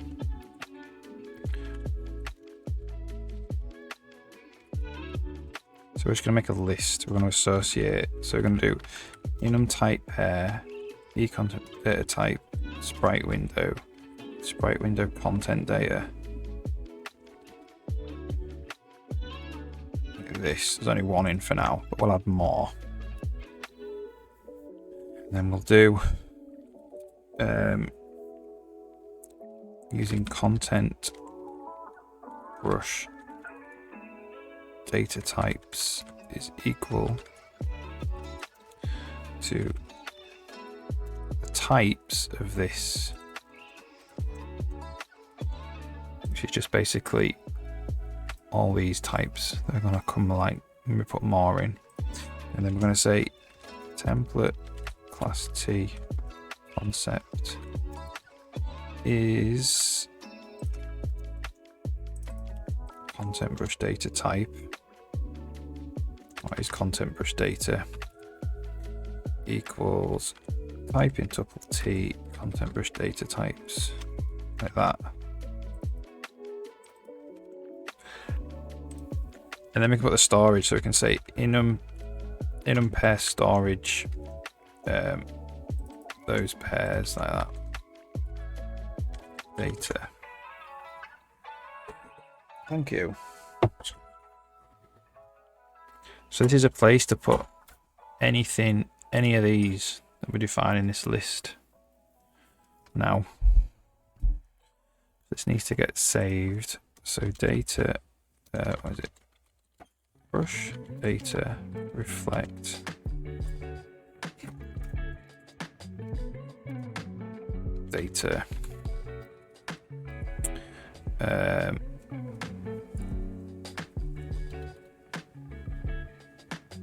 Then we need a data type.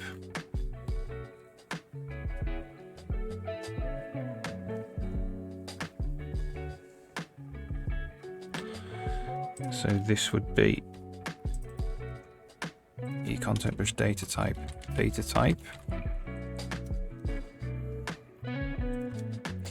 That would be brush data type.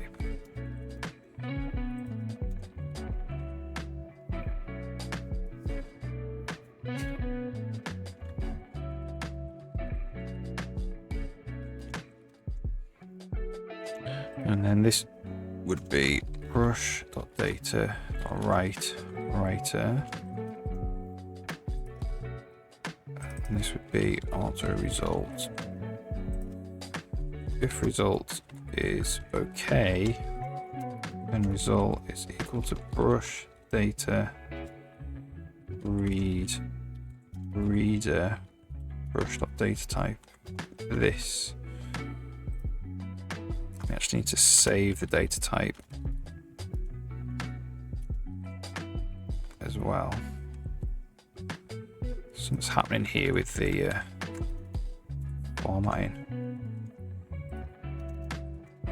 There we go.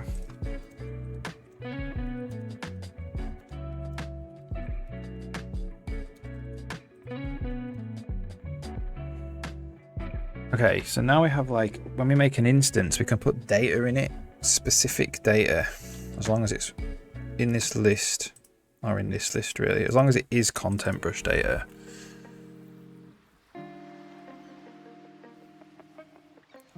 We can get it.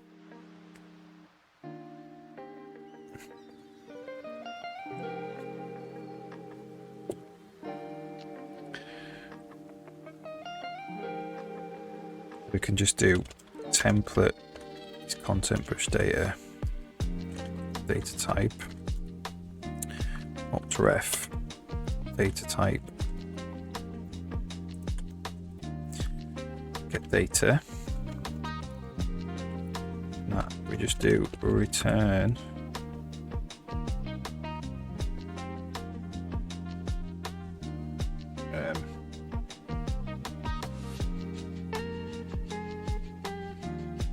data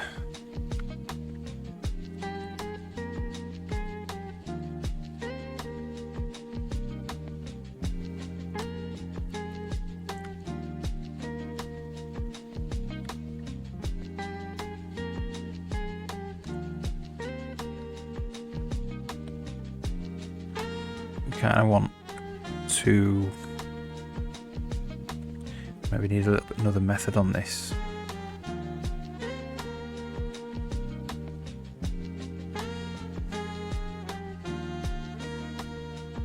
I think it's just try and wrap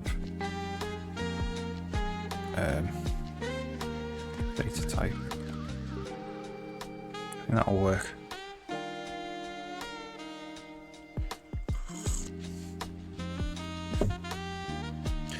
So we can get the data.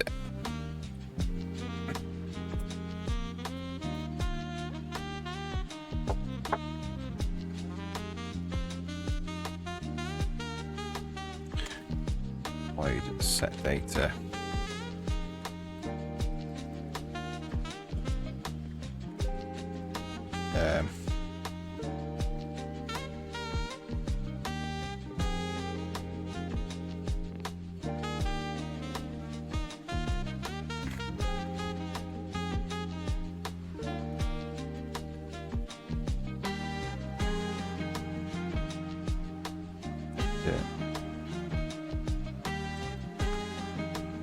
New data.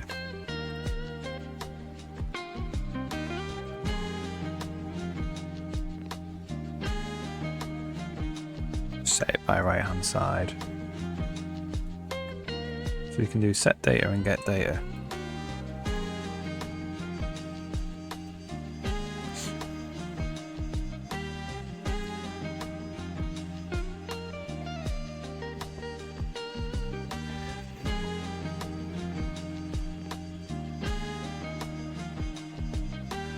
Right.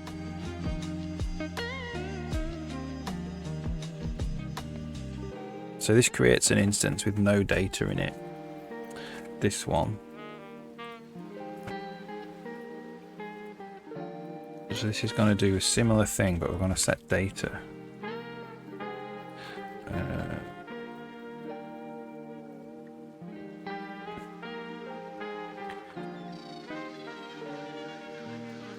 content painter.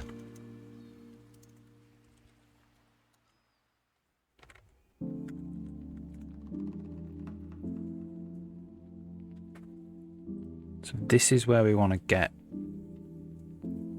This is where we actually want to make it.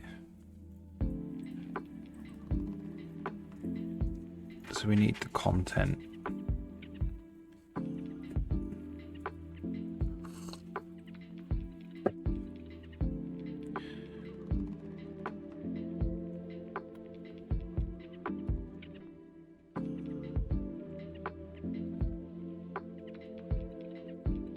Getting bored.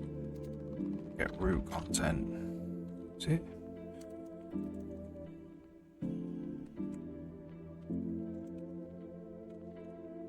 Get root content.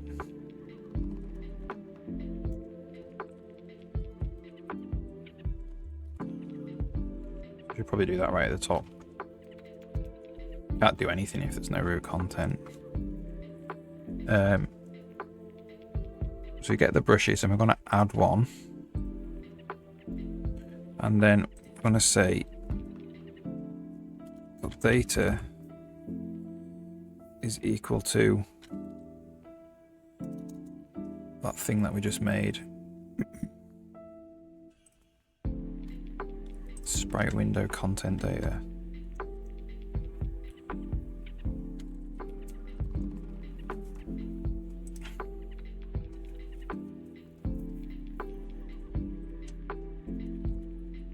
Data type E sprite window.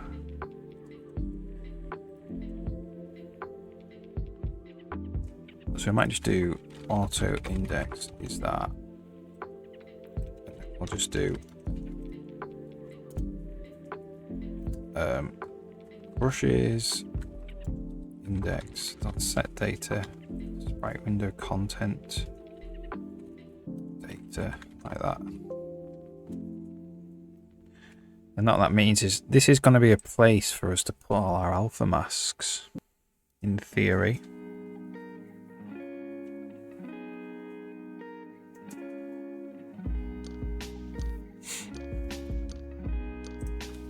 So this is brush.position.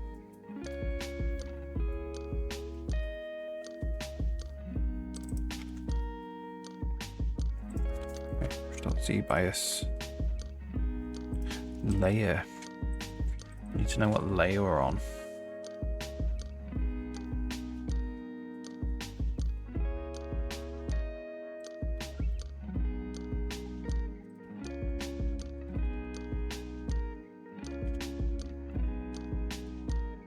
Layer for brush.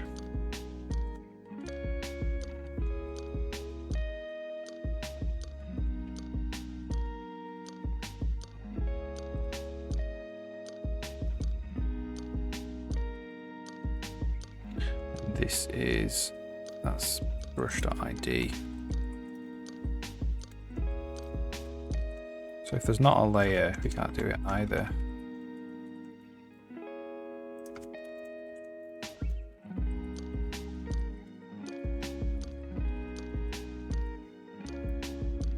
Before, on the stamp, you're actually outputting a message there.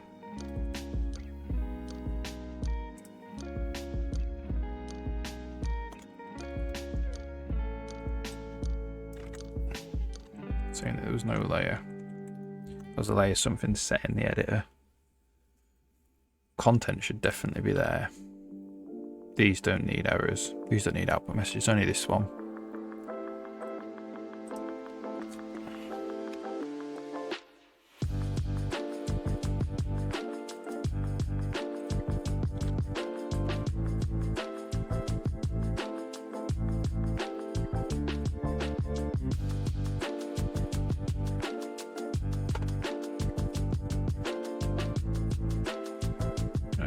That's the return result.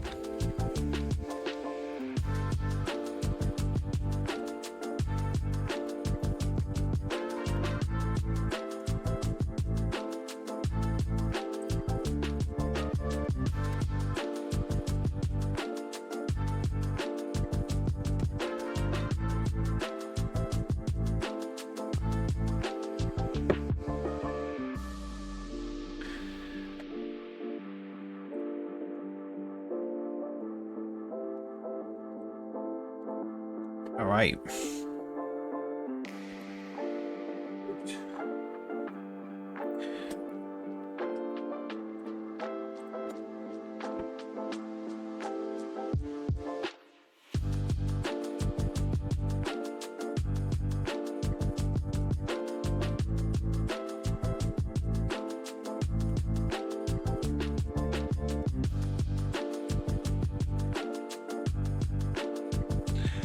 While this builds, I'm just going to take 2 minutes, go to the loo, I'll be back.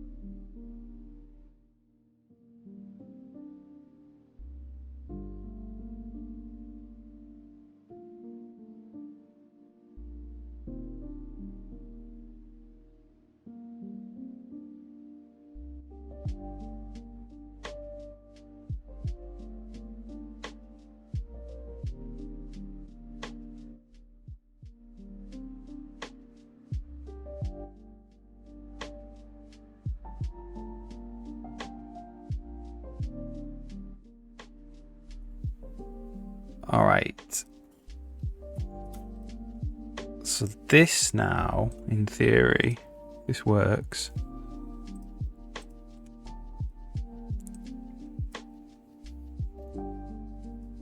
We'll create a brush, set the data type.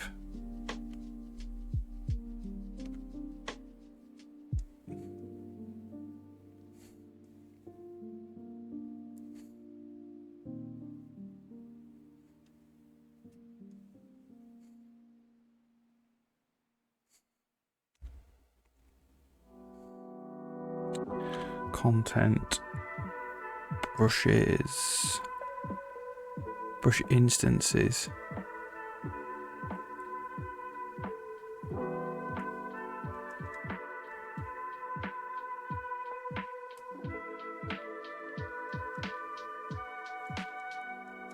It doesn't look like there's anything there. That's weird. Okay, let's just rebuild.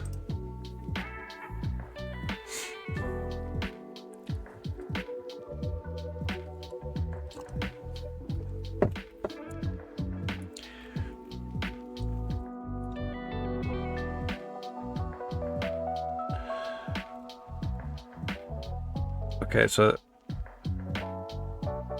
the else of this is the mouse button is dragging around, which means we need to get the brush back out of the content and start adding to it. So we need to actually store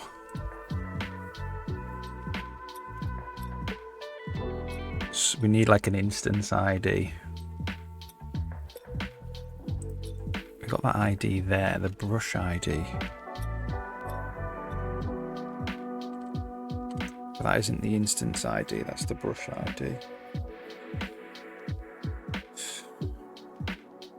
So we can save the brush ID down here, and we can get it back out here. So be else, get the brushes, get the brush ID, and we can just add to it. And then when the mouse goes up, we have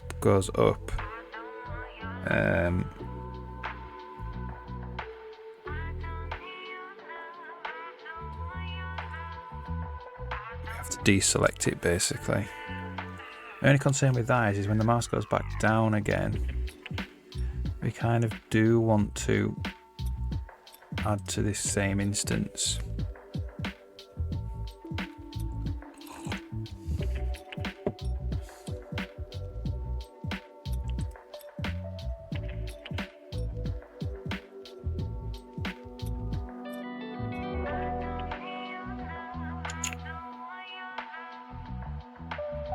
So we could get it. We could.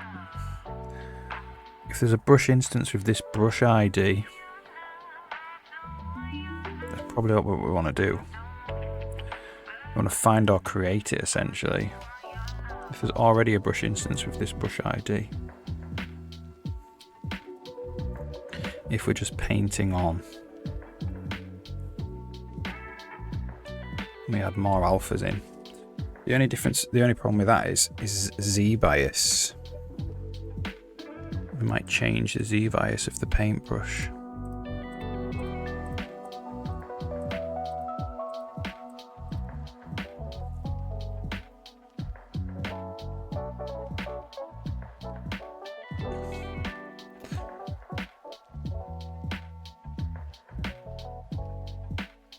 No, that's okay because we could store what Z bias.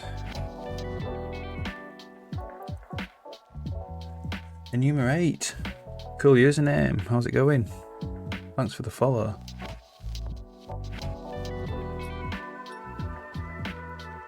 Alright. Yeah, we could start to the content data. Let's just check this actually works first. We could store the individual Z biases in there.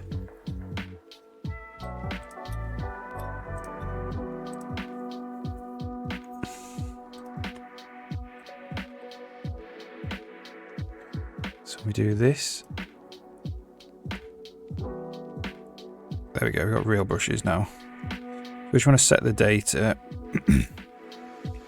the last brush, to be sprite window content data. So this is going to actually store the individual Z biases of the alpha masks. Oh, I'm alright. I'm figuring stuff out. So I'm building. So the engine's kind of nearly there. I'm making a game with it, and that game's just about finished pre-production, so it's about to go into proper full production. But there was some things I need to take care of first before, because what I don't want to do is get full production into the game and then realise that the engine needs work, because this is quite destructive work, because I'm changing like the way that the levels are saved and stuff. So obviously I don't want to make a load of levels and then have to change the underlying data, because that might mean break all the levels I've made.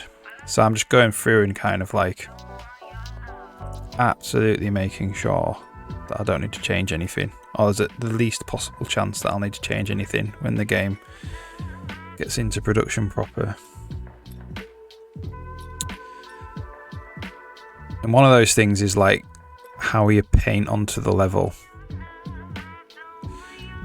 So when you paint onto the level, what I mean is like add things into the level. Like you can add just normal sprites, but you can also paint directly into the level as well. So you could use like a, like a pen or something and paint directly into the level. And that's obviously saved a lot differently. But if the underlying brush changes, I want that to hot load throughout all of the levels as well. So if I change the underlying brush, so you know, before there's that just run it and I'll show you. So like, this is the new content browser that I'm working on. It's not finished, and you like make these brushes essentially. So this comes from like Photoshop or something, and then you divide it into tiles, and then those tiles end up as brushes. Some of the brushes are like complicated. Like this is like a light brush.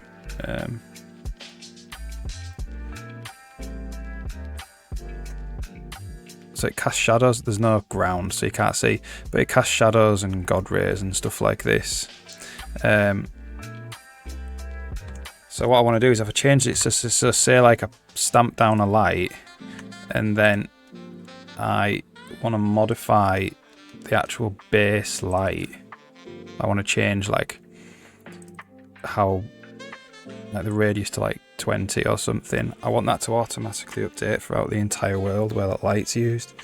And that's kind of the thing that I'm working on.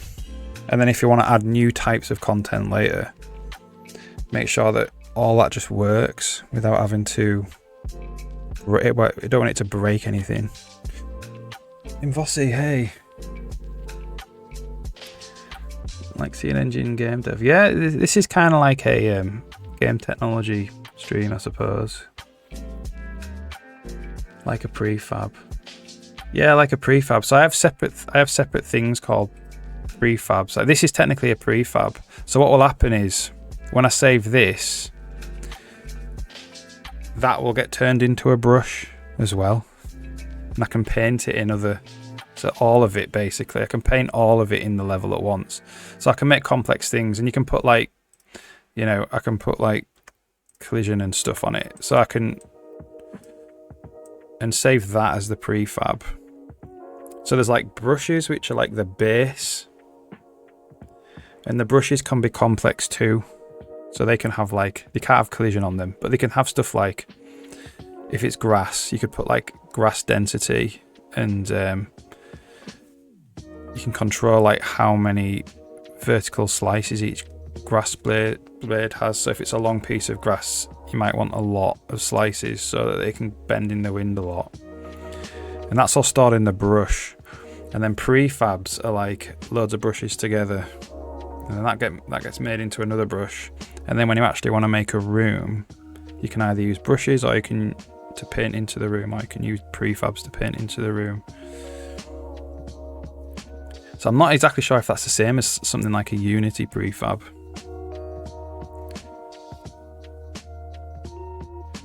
So prefabs are like mini levels that you can paint into other levels in this engine.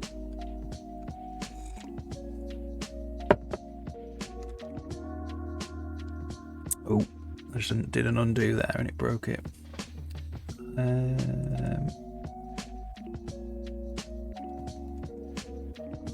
The thing is, like, I'm not even finished on all this yet, so it probably will break it.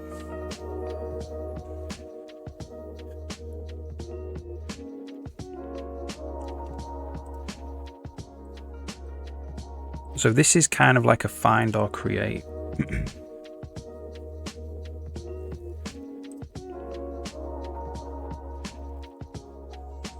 So what we want is like octref.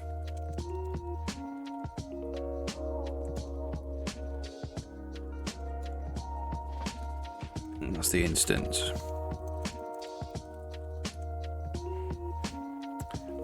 Let's hit the contract stuff concluded. Which contract stuff?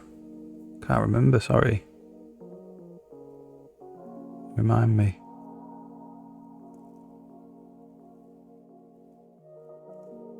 Sounds good though, if you're happy about it.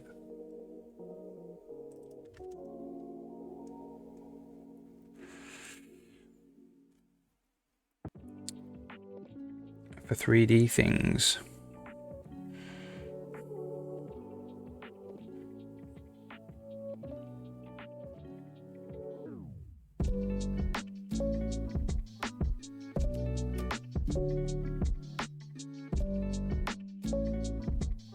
I'm lost, I'm sorry. Contract for 3D things. Is this some coding you're doing? I'm really sorry if you told me about it. I can't remember though.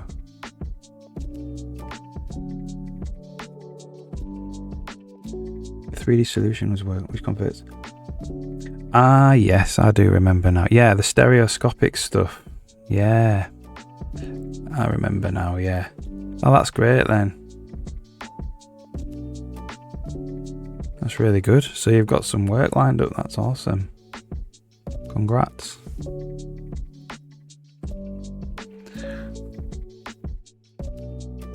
So, instance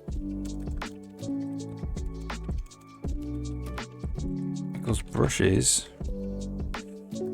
where arg.id is equal to brush ID. Or we could do something better than that actually. Find on that test.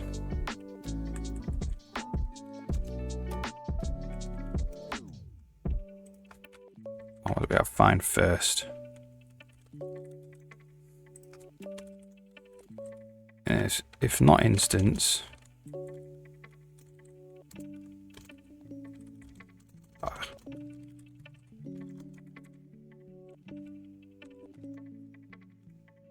We do that.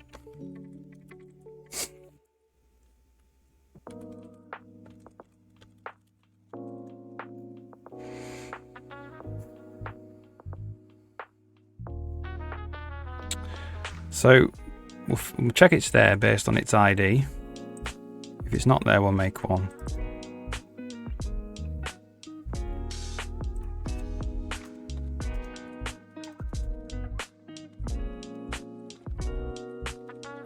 Has to be there after that.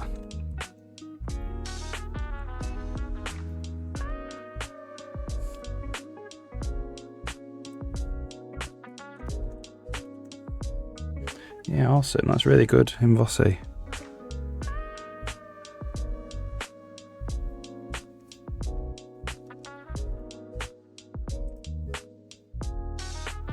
And now we can actually just start. Now we have this instance, right?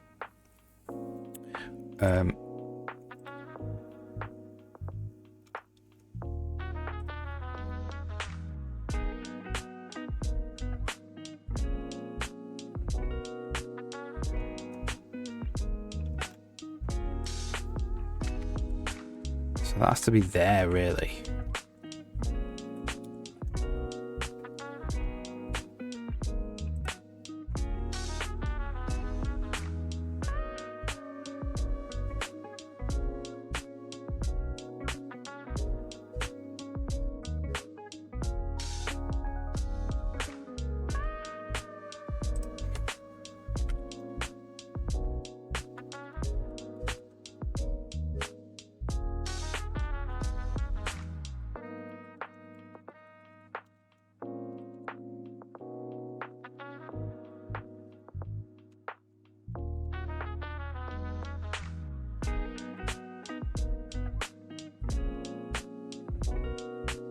I'm going to say, if not instance, return.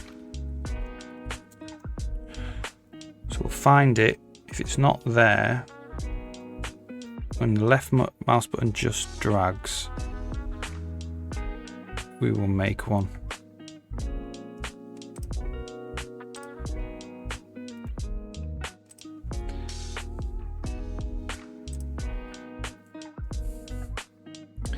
Mini D3, D12 sandbox. All right, cool.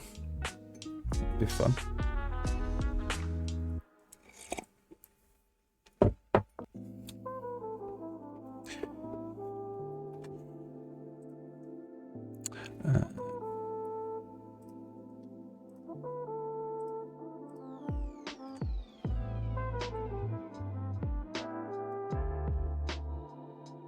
I made the content look.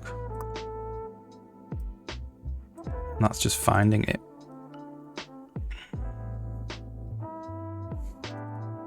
So that's the content. Obviously, we're just drawing it as content at the moment.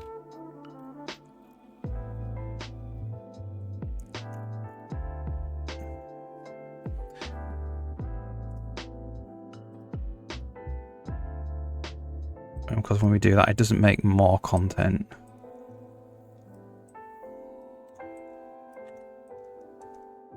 So it's just refinding this square here is the content. Obviously, we don't want to draw it like that. What we want to do is make alpha masks with the brush and then draw it on top of the alpha masks. Do you want to know how that's being drawn, actually?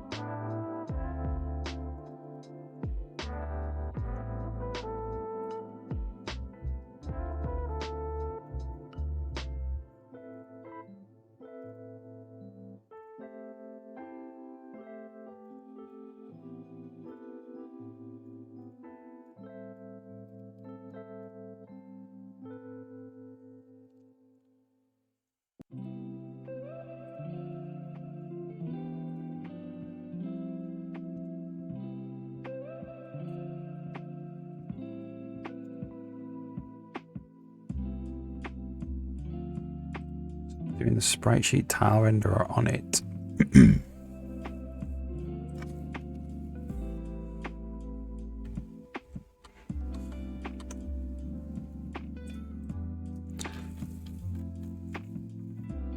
Oh, because it's going through here, look. That's it. That's the grass that we made. It's going through this to draw it. So this is going to be the thing that picks up the... So we got the... draws it according to the alpha masks that we haven't made yet, but we will make them.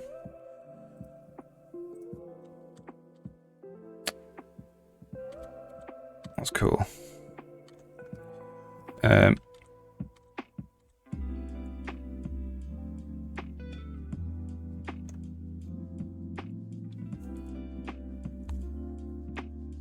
So what we need to do here then is start drawing the alpha masks into the brush instance.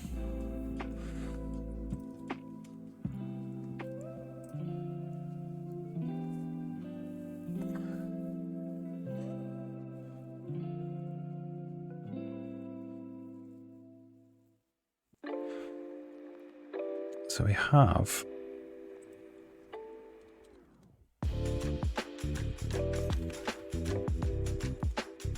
something called a board alpha mask.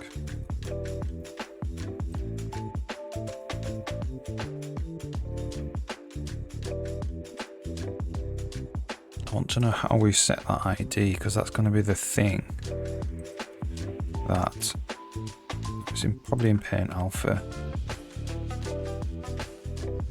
It's just a new ID.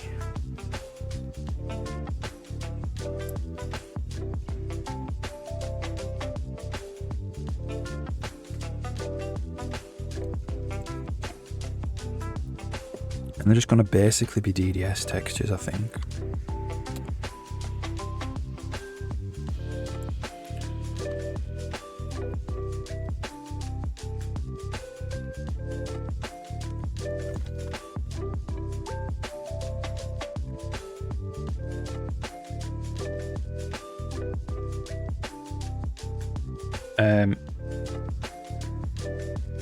So this is W string. We want the path for the mask, and then we want the Z bias, and we want the bounds maybe. So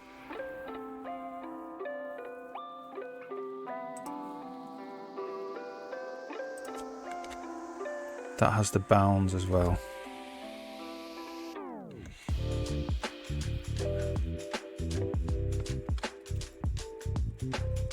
And we want ID.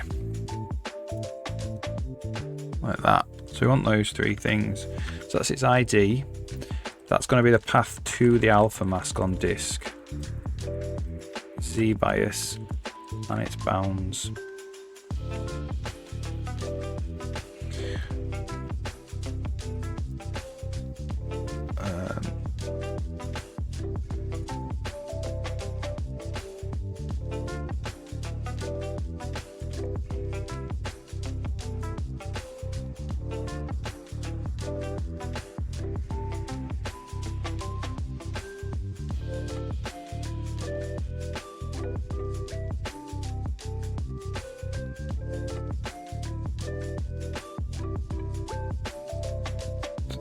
ID.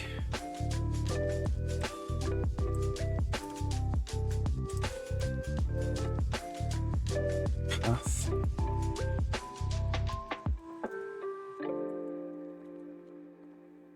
Z bias.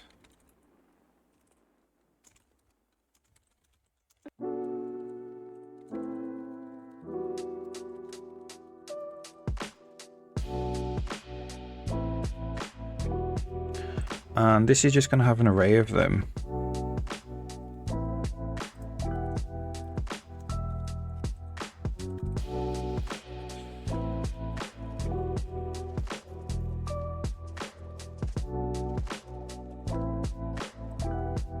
So we probably need both of these.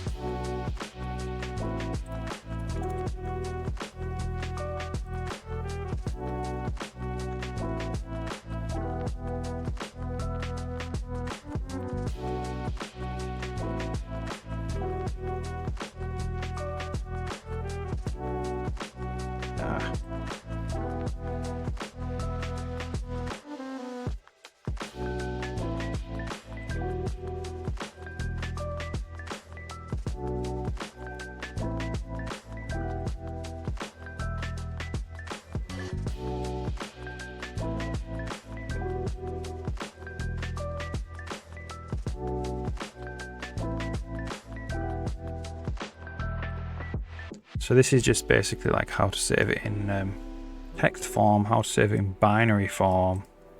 And then we need to do the same for these two. For this, sorry.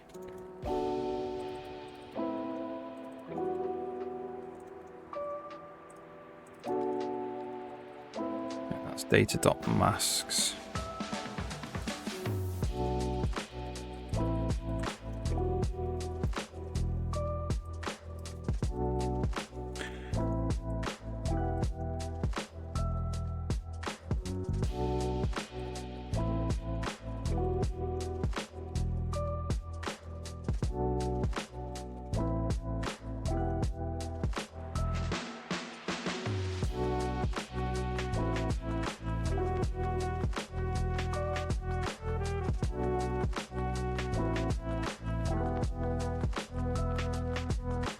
Alright, let's check that builds.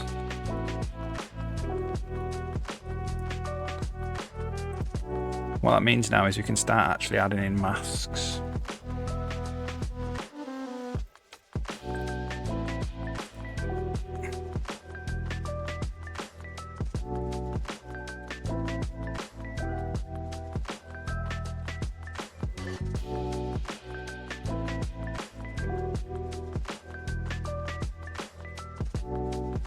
Oops.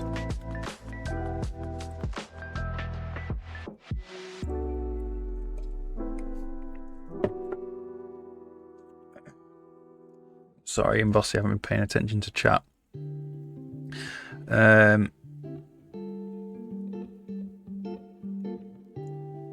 See if I can get things working with synchronization. Oh, right, yeah. Yeah.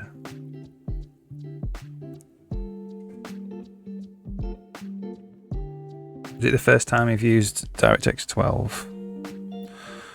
If you're still there, sorry, I haven't just been doing this. Yeah, you're gonna... Yeah, syncing the GPU up with the CPU and then syncing all of the opening and closing command lists and resetting the allocators and stuff can lead to a few crashes early on. And doing all the resource barrier stuff. It's quite a lot to deal with. As soon as you've kind of got a system that just makes that work, you can forget about it. I'm using it in depth, yeah.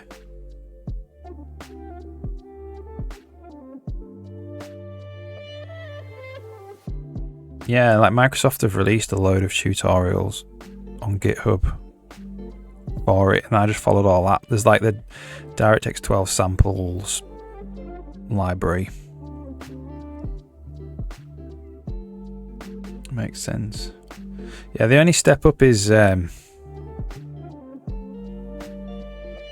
resource management is much trickier in DirectX 12 to stop. You can either like have enormous memory leaks or crashes. Like if you don't sync up properly, you can end up with enormous memory leaks, and you can actually see, you can spot them really easy because you can open it in Task Manager and you can see that it's like the driver's allocating loads and loads and loads of memory. So if you don't sync up properly, your CPU can get ahead of your GPU because it's running faster. So your GPU is doing this and then your CPU is doing this. So if you're like allocating resources and buffers and textures and you haven't synced properly, the driver's going to allocate new memory all the time because it's holding on to memory for the GPU in the past, and that can cause big memory leaks.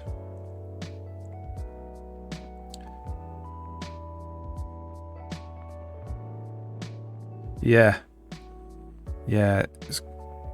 turn all the debugging on for sure. One thing that I find that helps is I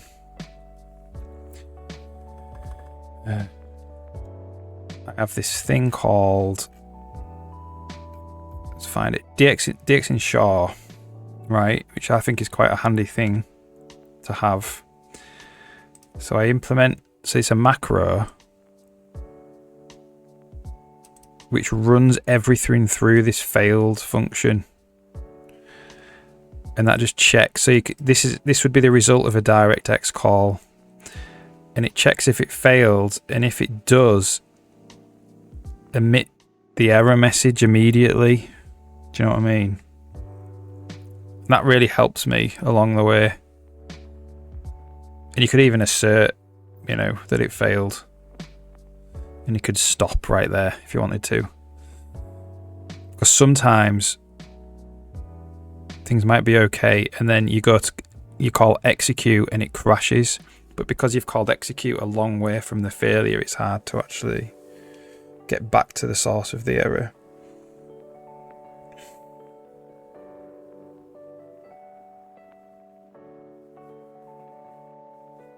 Yeah.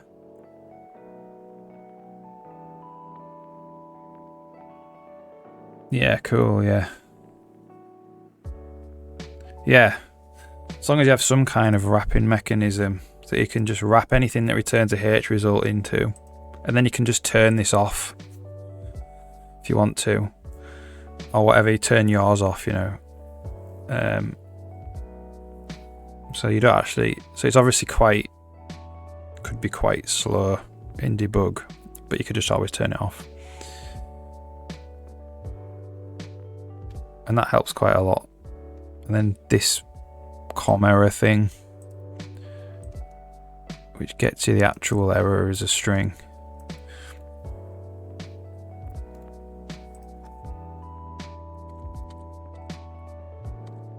But I found it kind of fine. Like, I didn't find it too challenging.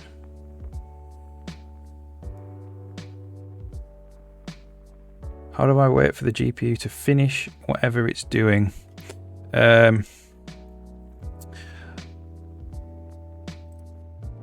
So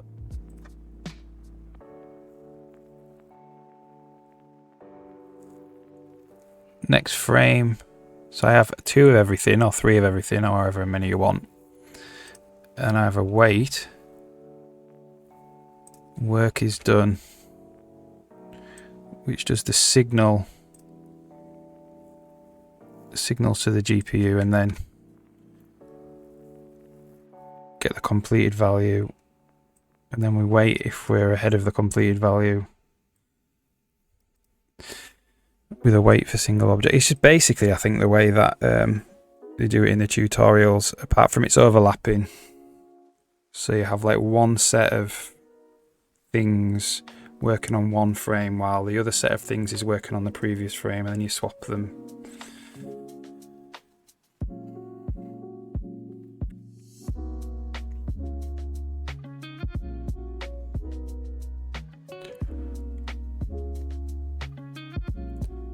Yeah, you basically just set a value on the fence and then you wait.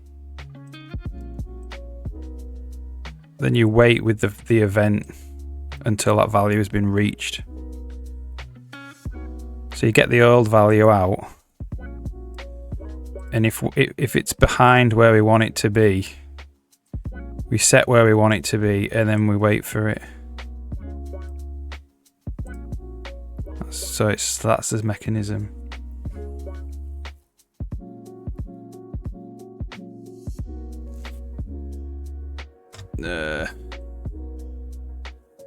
Copy this into here.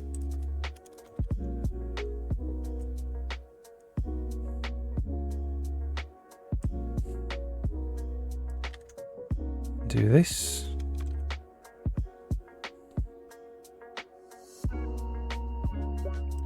It's alright, don't worry about it.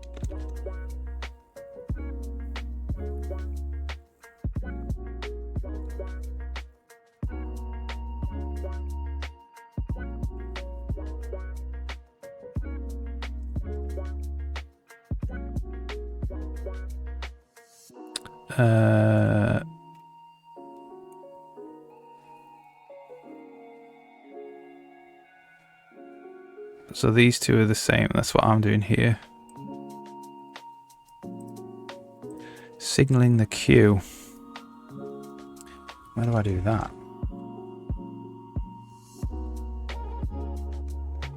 Yeah, so it's the same. It's exactly the same, yeah, basically, because I do the signal there.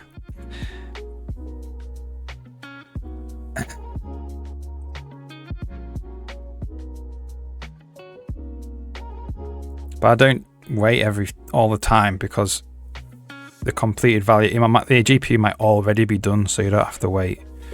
So I just check that the work is done to that value, and if it's not done, I'll wait.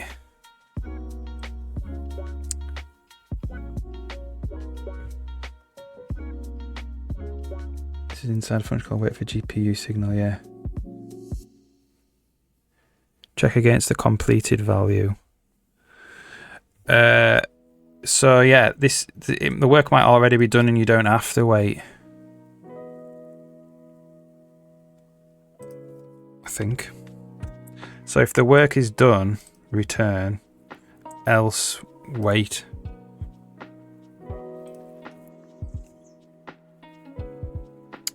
This code was written a long time ago, so I'm not entirely sure if it's efficient or not. I wrote this code a couple of years ago now.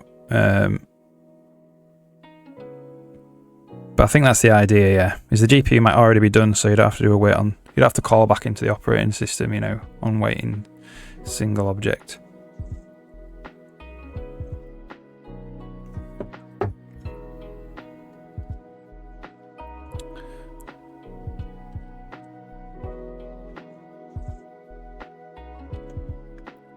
So you can call next frame on all the queues, and then there is like a flush somewhere. So you can flush the queues, which just does a signal and a wait. So sometimes you need to do that if you're like resizing the window or something.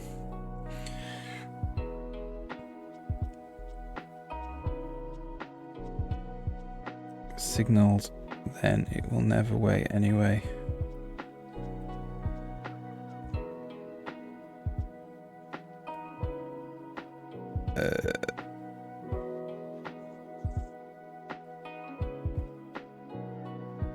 Don't want unnecessary set event on completion calls from the fence. It's to limit waiting, calling wait on single objects, I think.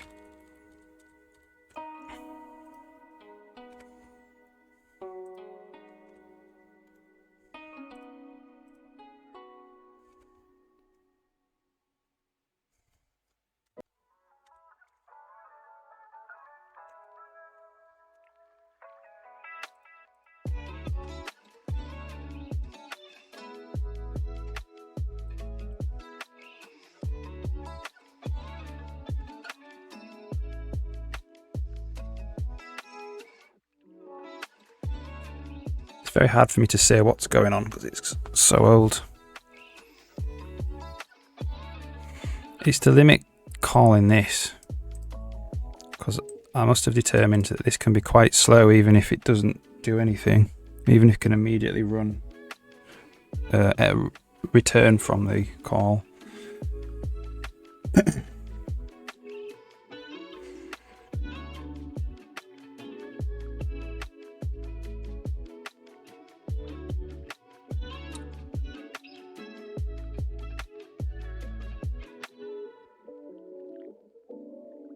Yeah, I mean, I don't know what's best, to be honest.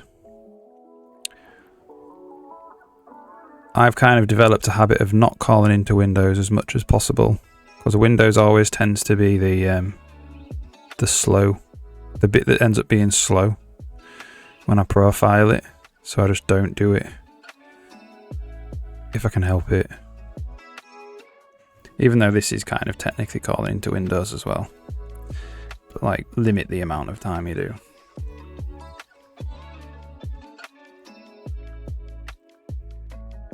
I think there's a situation where you skip waiting.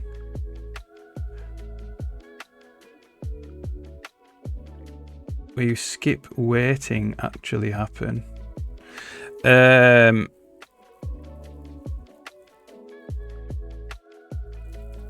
Depends how many times in the frame I'm calling it, I suppose.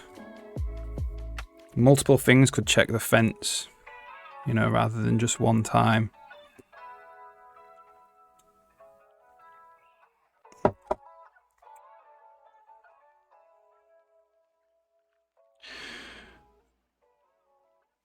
I believe.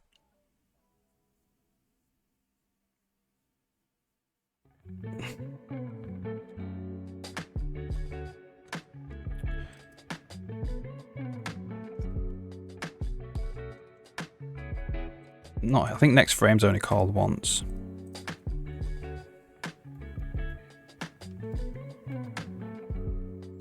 I believe it could be, you know, when you're like waiting for textures to upload to the GPU, you could be calling it more than once. Could maybe start at the top of the frame, call it, is it ready? No.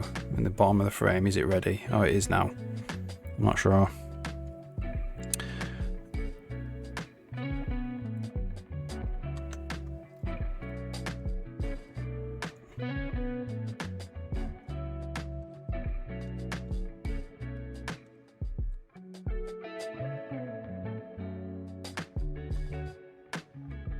Yeah, cool.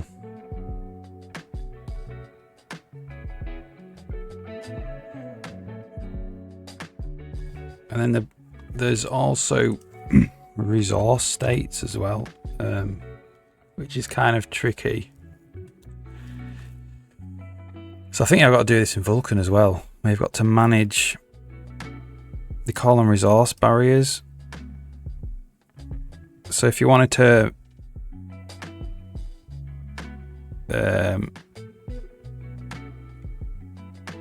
go from a render target, say, to a texture, you've got to make that transition yourself. But sometimes you don't. That's the complicated bit. Sometimes you don't have to do that.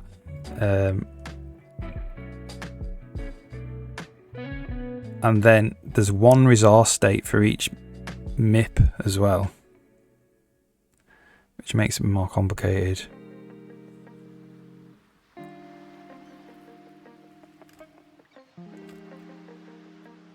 So there's a mini engine that DirectX made, that Microsoft made in DirectX 12, which does have a transition queue, which is good to look at. Which mine is, I have a transition queue as well, because what you've got to do is, it's quite expensive, I think, to transition resources into different states. So you've got to queue them, get a bunch of them, and then transition them all at the same time. So you need some kind of system to do that as well, rather than transition one at a time.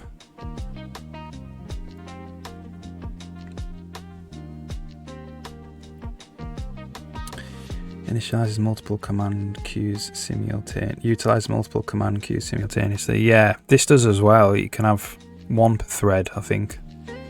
So if you have if you wanted to go multi-threaded, I think if the draw calls, if there becomes a lot of work, it can split it into multiple threads.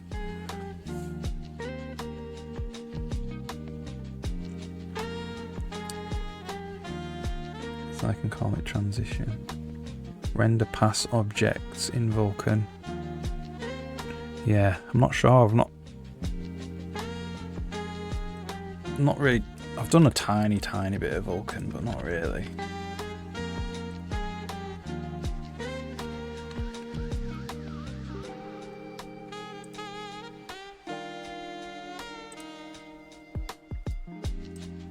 It's to do more with resources.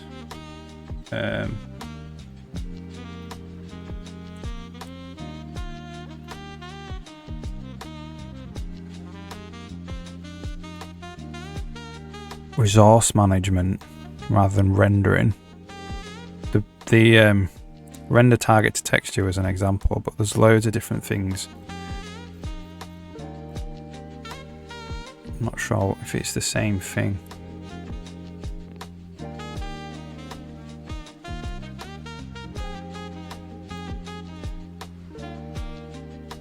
Oh, I think this is more like a pipeline state object, maybe. This is like a pipeline state object in DirectX 12. This is a resource transition, a resource barrier, it's called.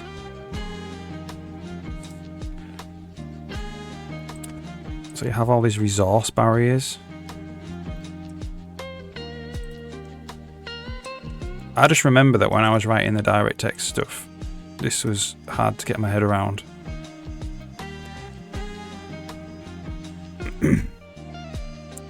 So some of them work together, some of them don't.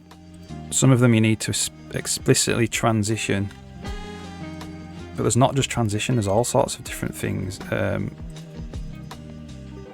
an aliasing resource barrier as well.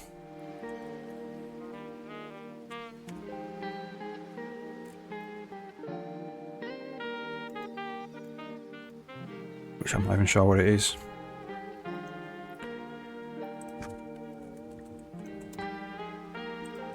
So you've got to say that, like, we are copying into this texture. Now we are drawing with this texture. Now it's a render target. Now it's a UAV target. You know, you've got to actually, and then you've got to bunch them all together. So you can't just do it on one at a time, because it's apparently inefficient to do that. You have to, like, gather up all the resources and then transition them all at the same time. Because I think this is the thing that stalls your GPU.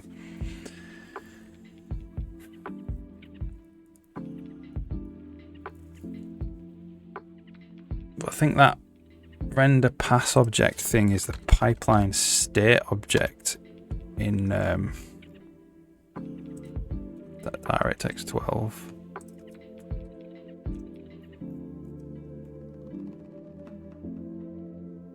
Where you put on, like,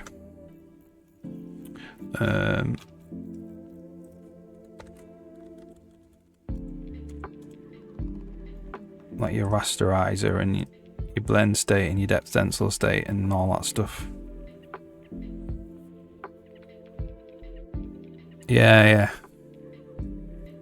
this is quite straightforward. I quite like this. This is quite nice.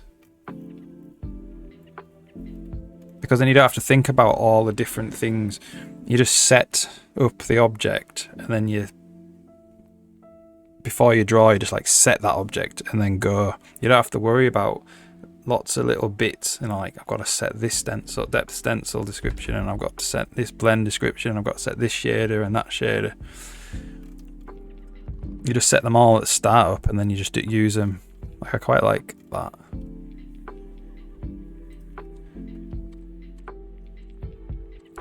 But I remember the hardest thing being the barrier thing, the resource barriers.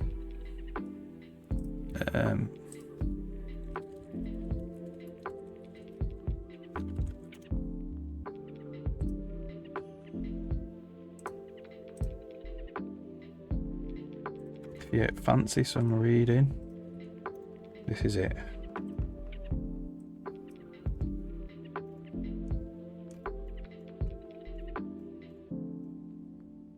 So you've got these things called implicit state transitions, which are like, you don't actually have to call DirectX.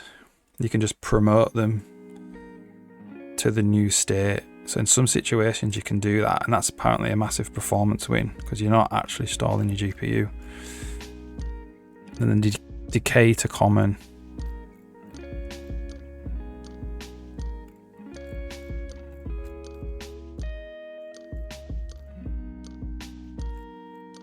But if you look at the mini engine,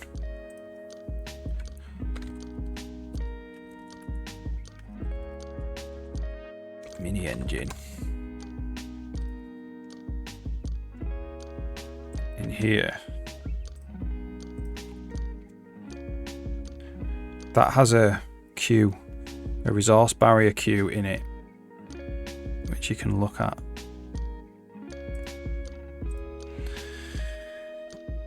What are you doing wrong with your debug layer? Yeah, you can. It will come up, it will say that the resource is in the wrong state. But it'll happen on execute. That's the only problem. It'll happen on execute. Well, it might happen when... It probably will happen on execute. So when you call execute, it'll be like, this resource is in the wrong state. But then, the hard bit is you have to then go back and be like, why is that resource in the wrong state?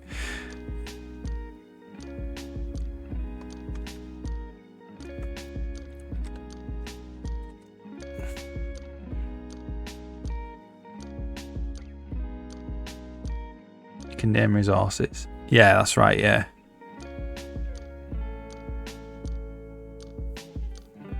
Yeah, so you would name the resource. It would say this resource is in the wrong state, and then you'll have to figure out why.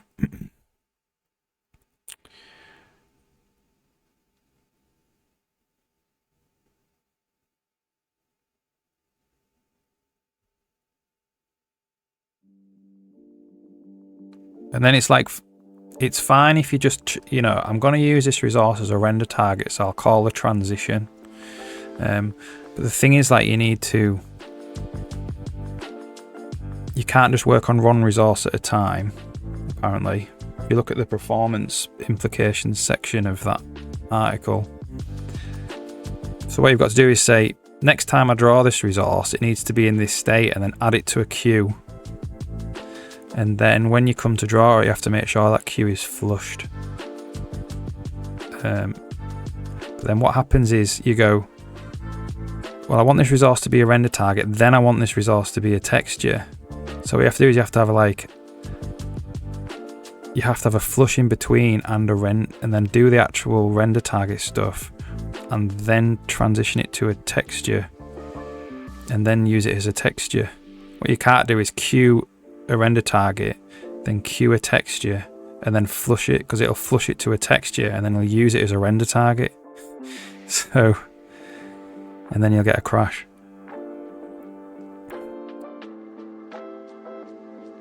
So you need to build all this into your render, like when you're going to flush these barriers and stuff.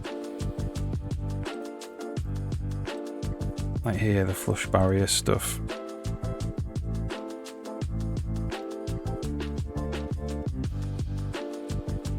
Yeah, that's the bit that I found the most complicated, getting that sorted out.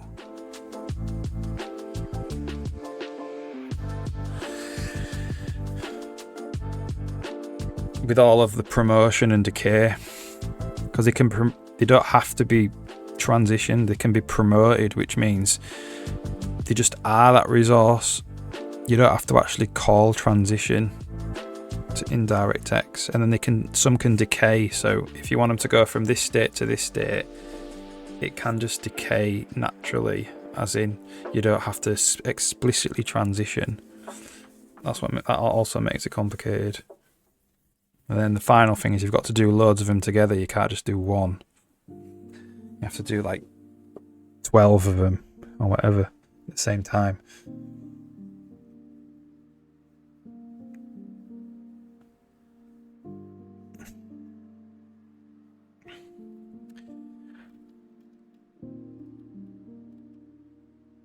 And the other complicated thing is resources have sub-resources as well.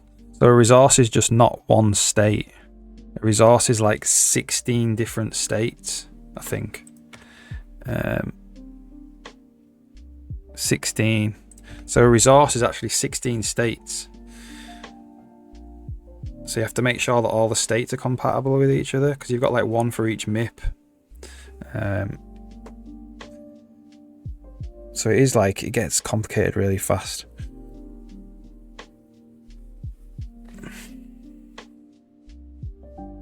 Yeah, I mean, these are the things you just add to. So like you'll get it working first, and then you'll be like, right, I need to, if I need to transition multiple resources at once, I need to build that into my resource queue.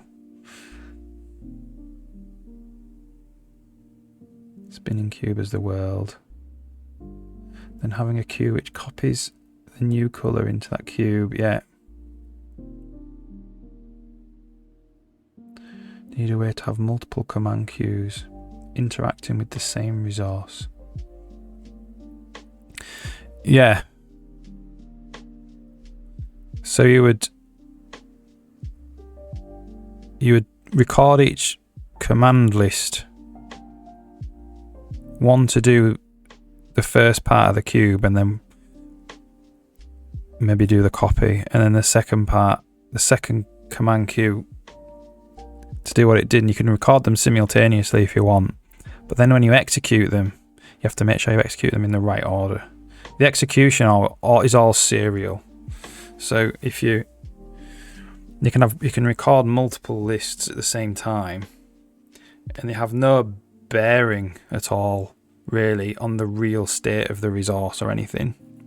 It's just like commands, and then you execute them serially in order, and then it does matter the state of all the resources and stuff. So you could have something like, I'm going to use this resource as a render target in this command list, and this resource as a texture in this command list. And even though the resource could be neither of those things in real life, as long as the resource is the state that each command list expects when it gets executed, then you'll be fine. You know what I mean?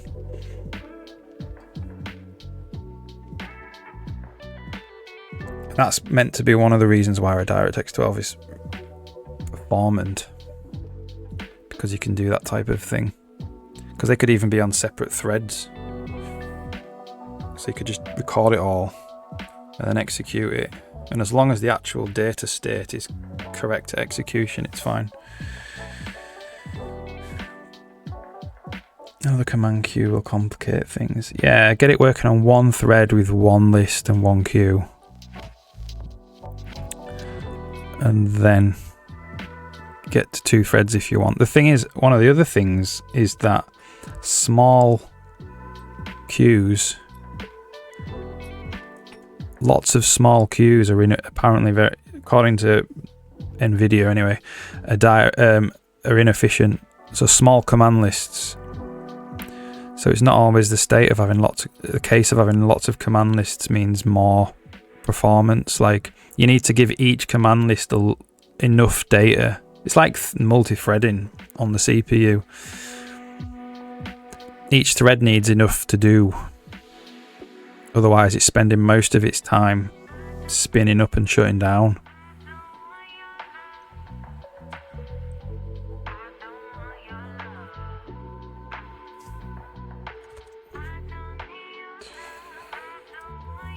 Yeah.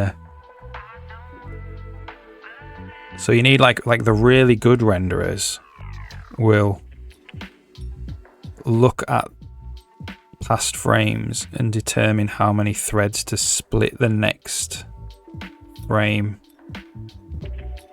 frames work into based on the previous one. So if there was not many draw calls in the previous frame, it'll use one command list.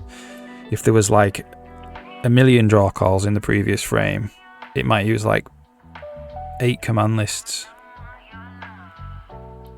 in parallel, you know, for that current frame. Like the really good renderers will do that. Like if AAA games renderers will do that probably.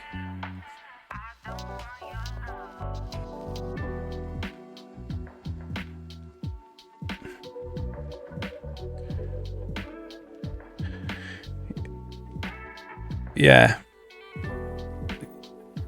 Yeah, with mutexes, yeah. Yeah, you want to divide your work. So what you would do is you would have, if it was a loop, you'd have separate threads working on different parts of the array of data. Yeah. Or something.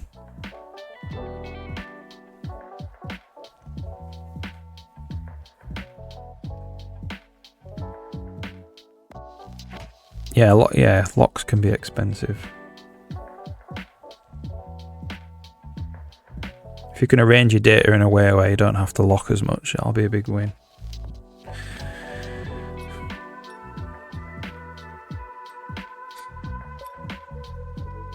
Yeah.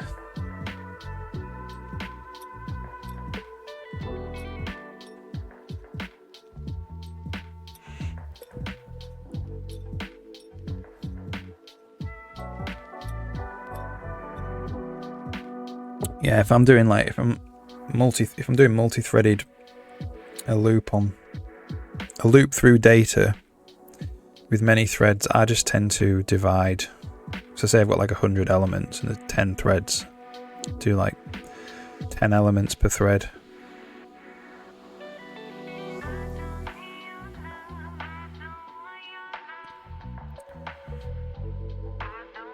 And then you don't need any locks then, because you can just tell the thread where to start in the array and where to end.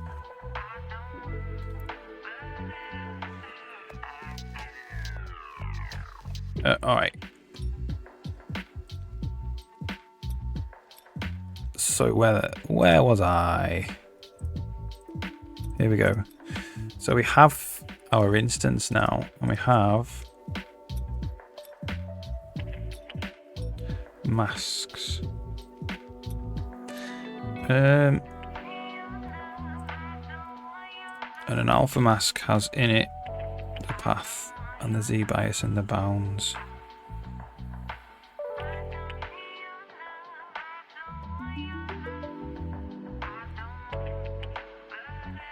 Show you the completed value stuff. And don't take what I'm doing as right. It does work, but I'm not sure if it's the best way to do it. So I have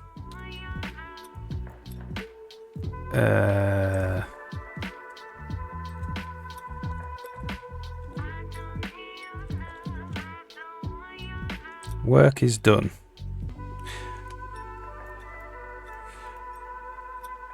So we signal to the two, well, we have the head value, so that must be where the queue is currently. And we just check that the queue is at the head value. So if the queue is greater than or equal to the 2 value, meaning the head value, we're ahead of the 2 value. So if the GPU is on number 10 and we want the work to be done up until number 5, we know that the work is done because the GPU is on 10 and we want to know if it's 5. If we put in 15, we know that the work was not done because the GPU is only at 10. So if the work is done, if the work is not done, then we wait to that value. It's just another check. So we set to the 2 value and then we wait. Because both things are like incrementing, aren't they? They're incrementing there. where they are. Yeah, no problem.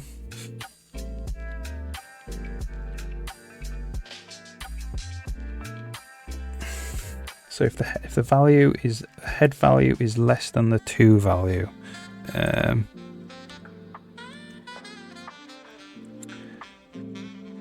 so if the to value, so if the completed value is greater than the to value or equal to the to value, that's what it is.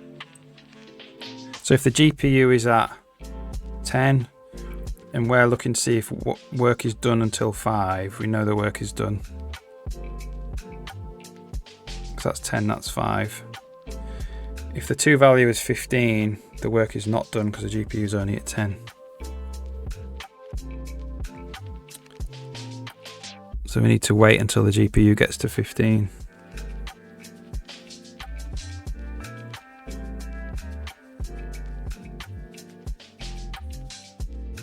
It's not necessarily always ahead. Like the to value is just a value you put in.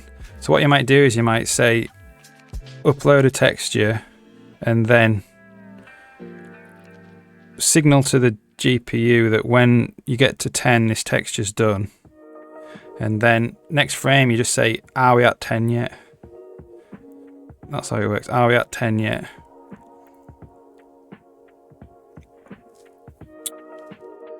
Something else might have come along, like there might have been 5,000 other textures that's made it go to 5,010. But as long as we know that when we're at 10, this texture is done, the completed value would be like 5,010. But we know that this texture will be uploaded when it's greater than or equal to 10. Yeah. You just say, like, you tell the GPU that, like, you set, when you're at 10, you've uploaded this GPU, you've uploaded this texture. And then every other texture load request will increment that value. So the texture loader will increment it. When you're at 11, you've uploaded this texture. When you're at 12, you've uploaded this texture. And then each kind of resource can check if it's uploaded or not, because it has its value, it has its to value.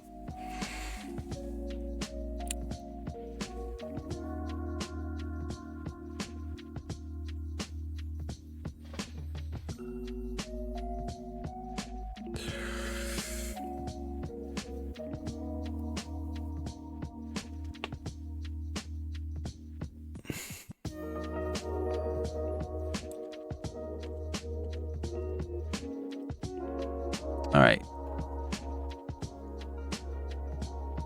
So we want like find or create alpha mask. So sprite window alpha mask. Find. Well, let's call it get alpha mask.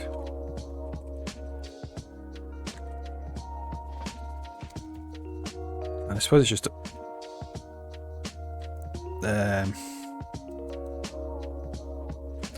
well, there might be a bunch of alpha masks because it's over an area, isn't it? It's a brush area. So how does this work?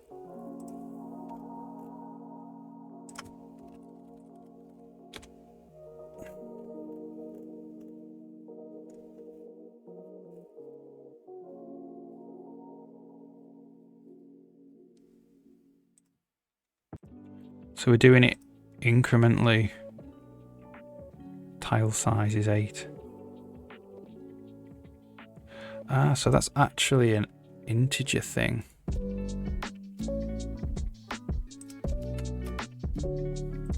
Tile location.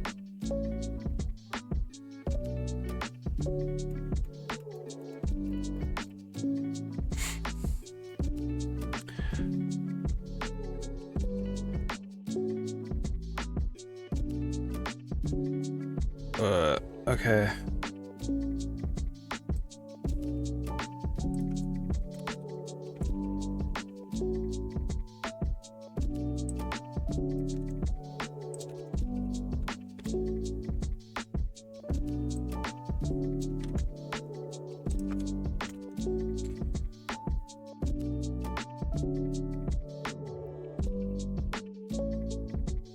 Yeah, I think that's right.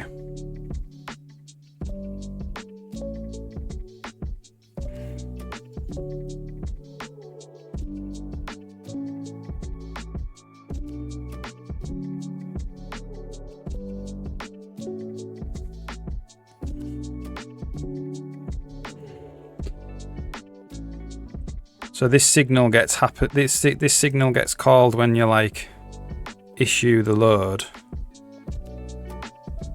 and like that would be like plus plus, and then well you'd have to do every time you do a load you would have to increment this value to the next one, but then you'd have to store what it was before so you could check if it was done. And if it's not done and you needed it to be done because you're about to draw with it, you would wait. You know, or you could just like not draw that frame as well. You don't have to wait.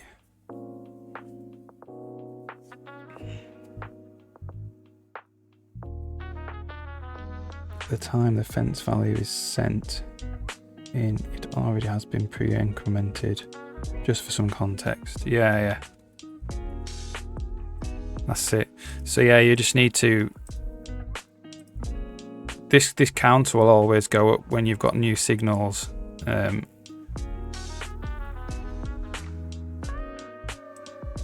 then you'd have to save it as well to make sure that you're checking the right value. So what you'd do is you would be like,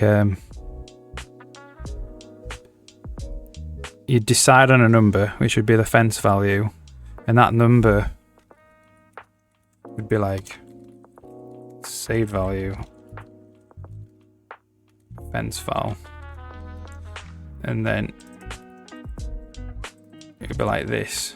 That's how it would work.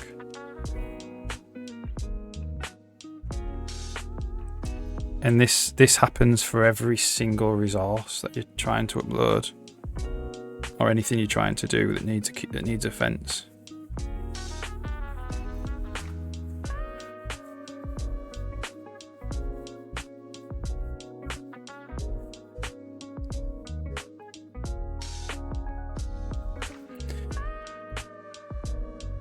I think that's right.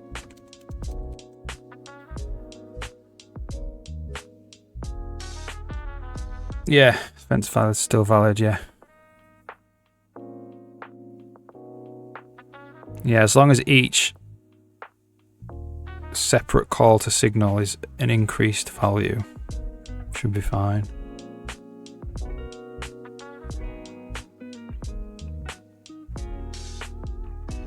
Yeah, cool.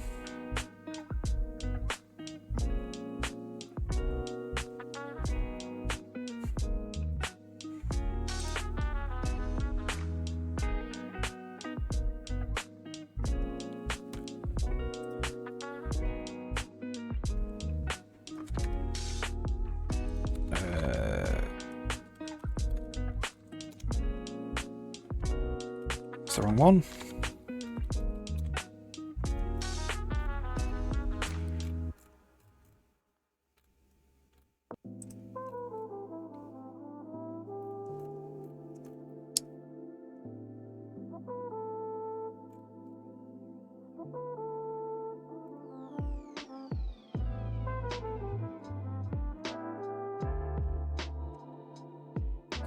So the bounds is kind of like an integer, really.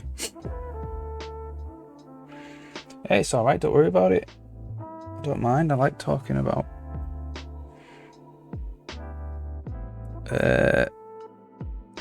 There's when you also have another get completed value.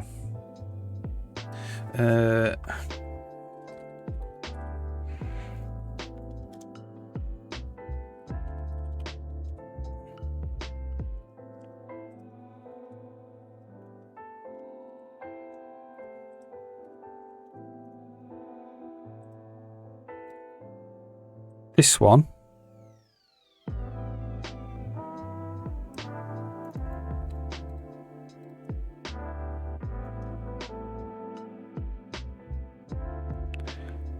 this is going to be a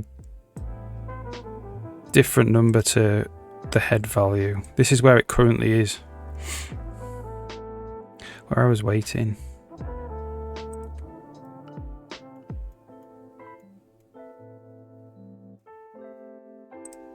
This just is where the GPU is, or where the fence is. And if it's behind us, we have to wait.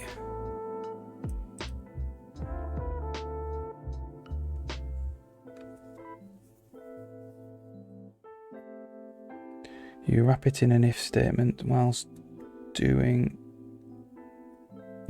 are doing wait for single objects. Here. Is this the one you mean?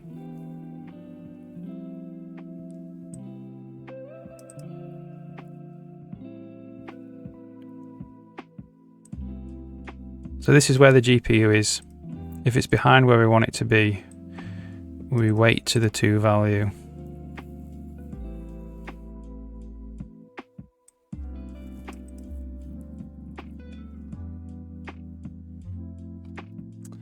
So the fence itself needs synchronizing.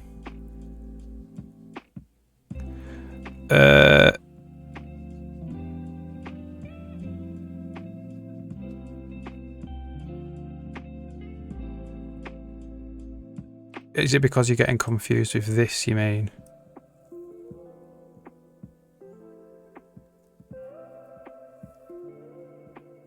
Yeah, it's just a helper. So you just like get the fence and you just say wait. Wait to value 100. So what you could do is you could be like, upload a texture and we have value 100. When the GPU is at 100, it's ready. So you just go wait 100. And it will just wait until the texture is ready. So it'll stall, essentially.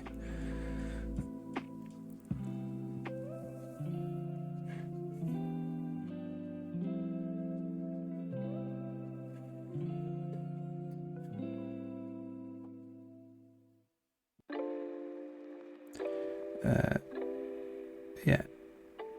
Fence was 1 and you wait until 9. Yeah.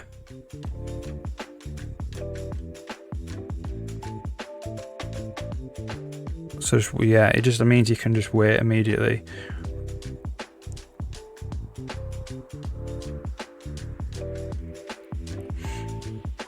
Like if you absolutely have to draw right now, you can just wait. Or this might get called at the beginning of the next frame. So we might get like the 2 value might be the head value of the queue. So it's like I am actually going to draw with stuff now, with this stuff now. So wait until the head value of the queue is reached and then I know I can draw with it. Or it might be a flush. Say if I want to resize a window, you have to flush all the queues to resize the window. So you get all the queues head values and you just wait until you're at the head value. And then you can actually resize the window.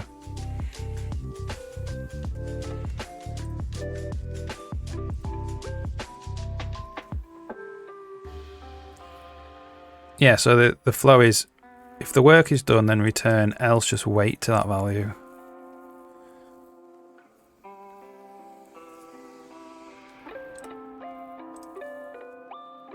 No problem.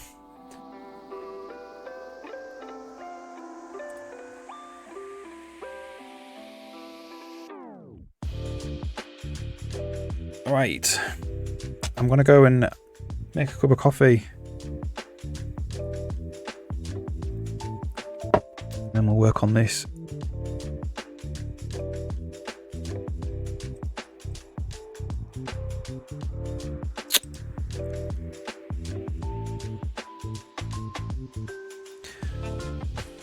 So this is going to be responsible for just basically making an alpha mask. The bounds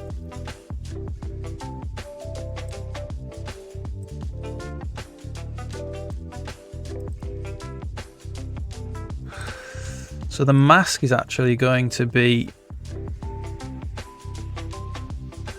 8 by 8, I think. The bounds must be So this is maybe a bunch of images. Anyway, I'm gonna have to make coffee and decide later. I'll be back in 2 minutes.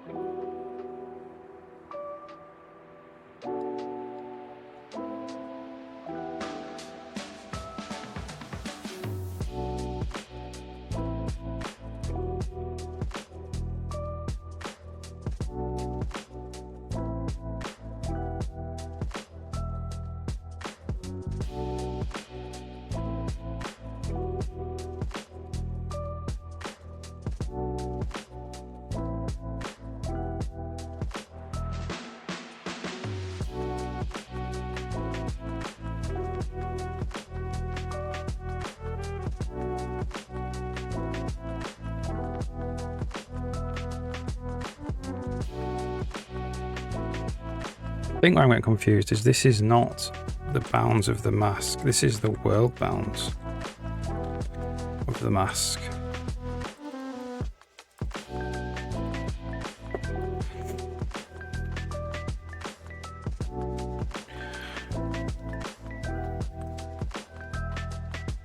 I think that's what it is.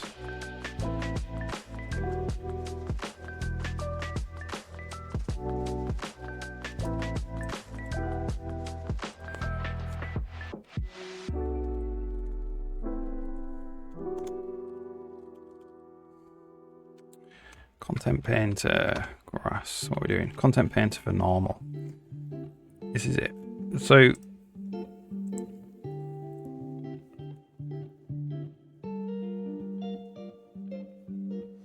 we want to do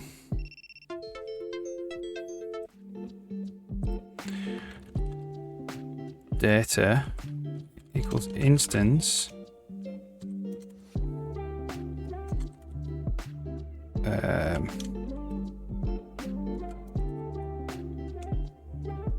get data sprite window content data, if not data return. So now this is where we need to go and start adding these masks in. So we've got this paint alpha.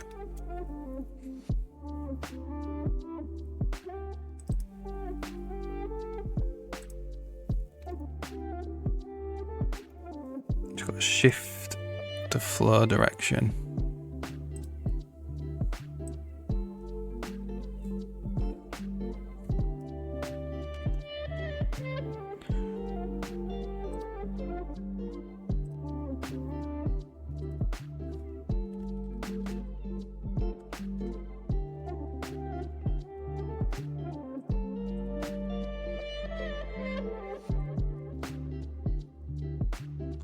export sprites tile size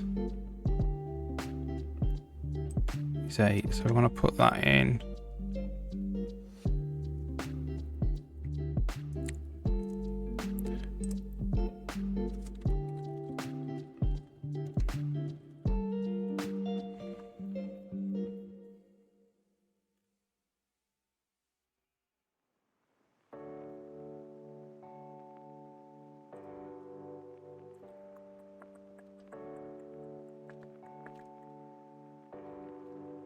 In the, where is it?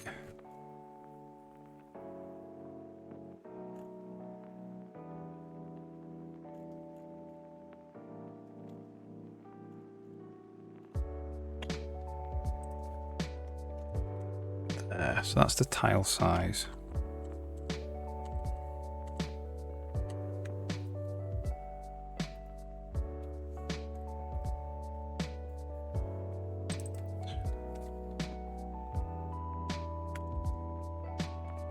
Sprite window, the mask tile size. It's got a round to sprite location.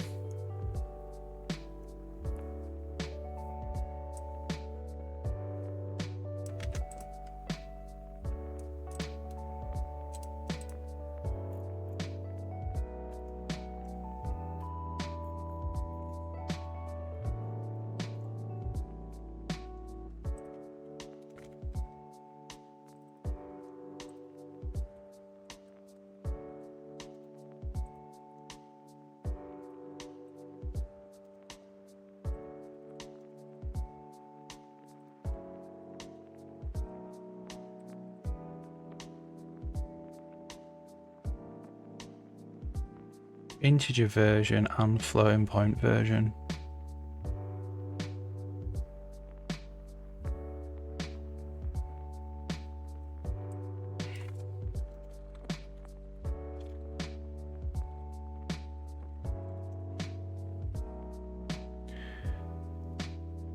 I think checking if the fence completed value can be put above where the signal happens.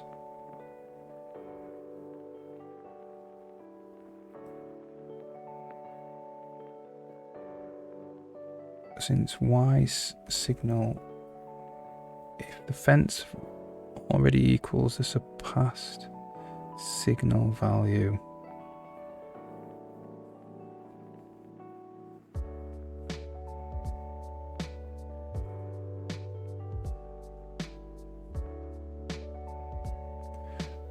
What do you mean?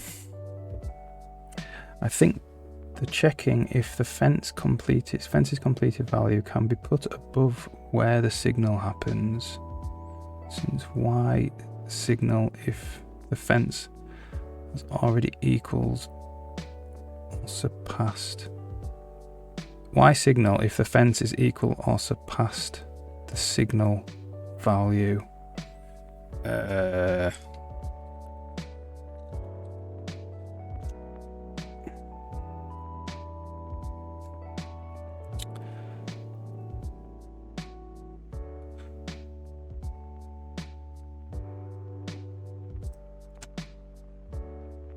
Blah, blah, blah, blah.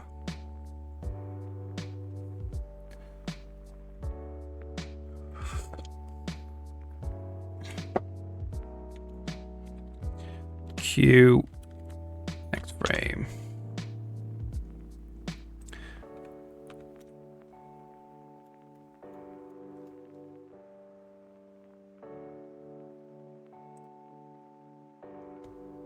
So you signal the head value of the Q.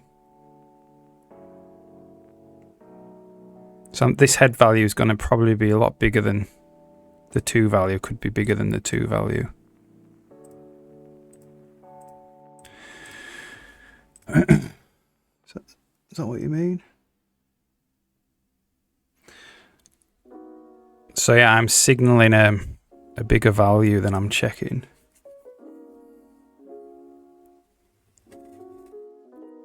This is where the Q is, the head value.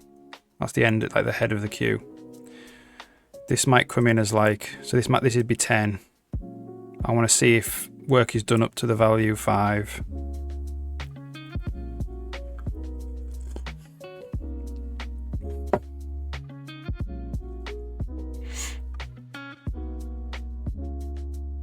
I think that's how that works.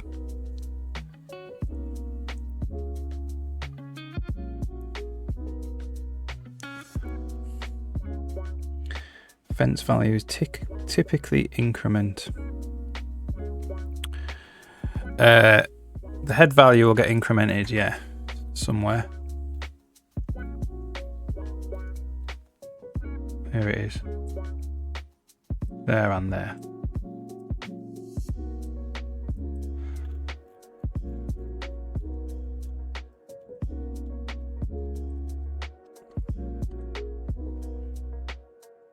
Yeah, the head values have to get incremented every time you call signal. Well, not every time you call signal. Every time you want to do something new, you want to move the queue along, you increase its head value.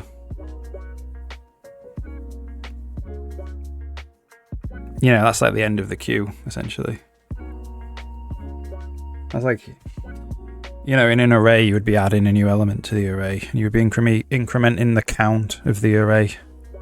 It's just kind of a similar concept. You're incrementing the count of the queue.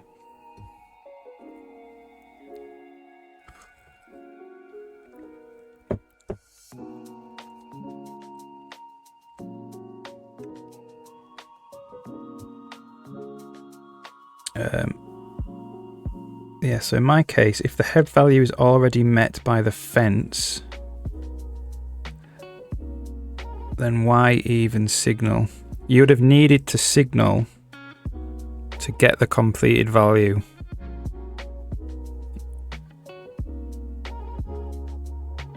You signal to the queue because you're telling DirectX where the head of the queue is. That's why you do a signal.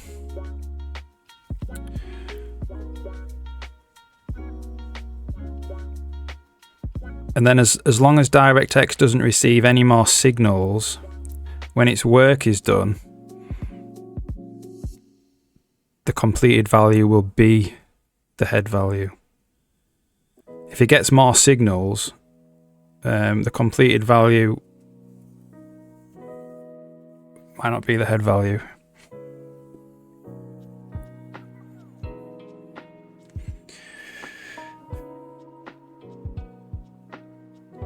No, it shouldn't do, no.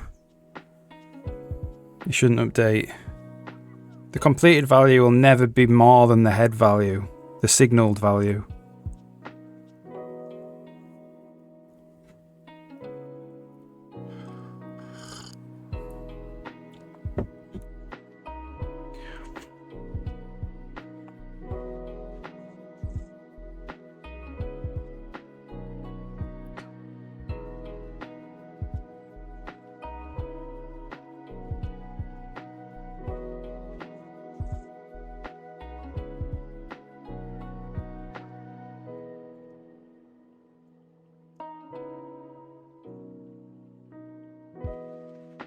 A bit more confusing, yeah.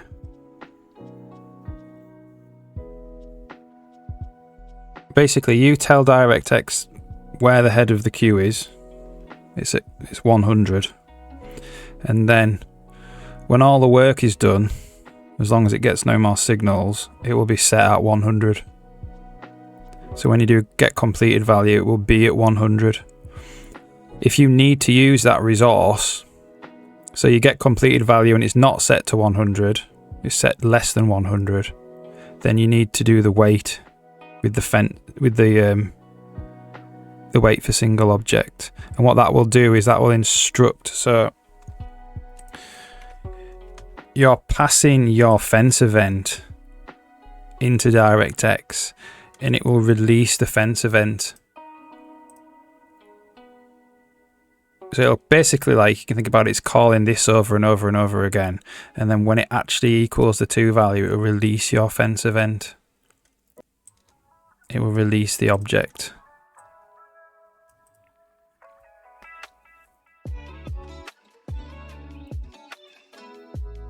But that only needs to happen if you need to use the resource right now.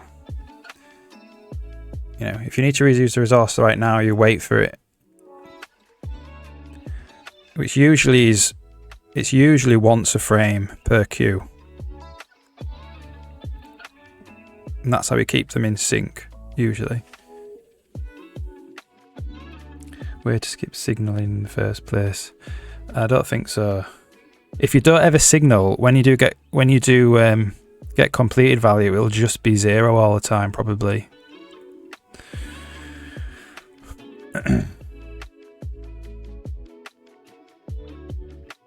The fence's value is above, so if the completed value is above what you expect, yeah, so you get the completed value, then you don't need to do the wait.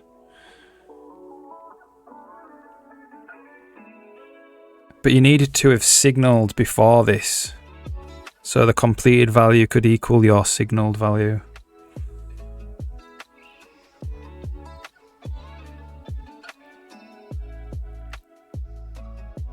But if it's already that value, not even signal. It goes, upload the texture, signaled 10, and then some other time later, get completed value. If it's 10, the texture's uploaded.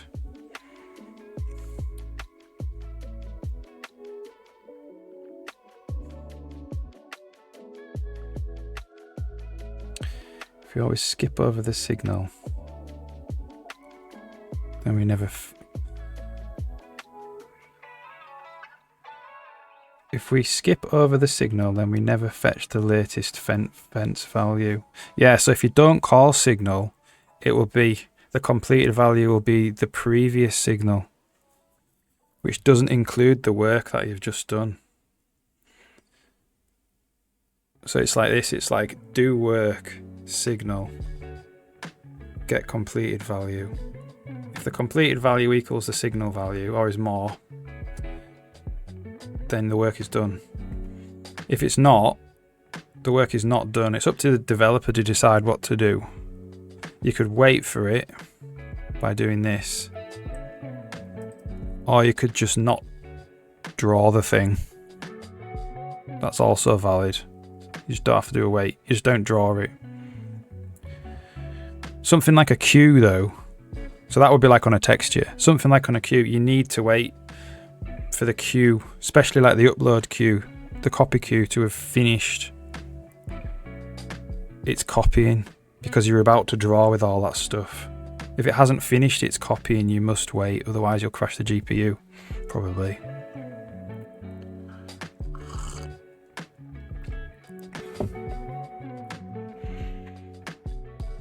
Yeah, it's confusing.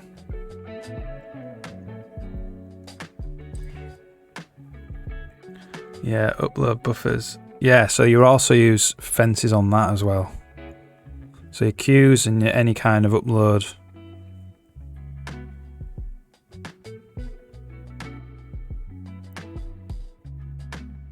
And then I think, generally speaking, anything that's done on the device is immediate, I think. So your resource barrier stuff.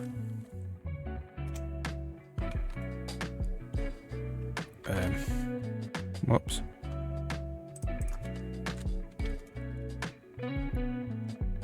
What's it called?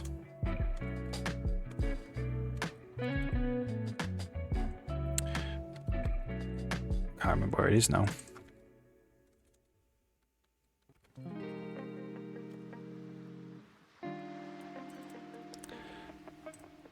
So I'm calling flush barriers.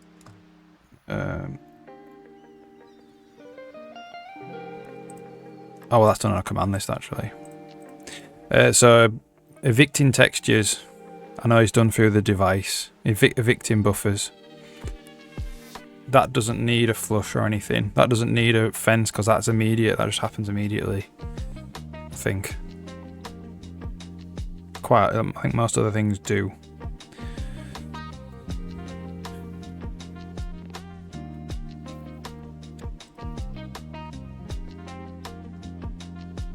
Okay.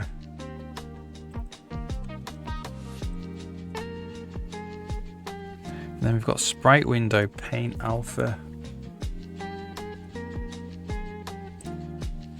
So this should be content.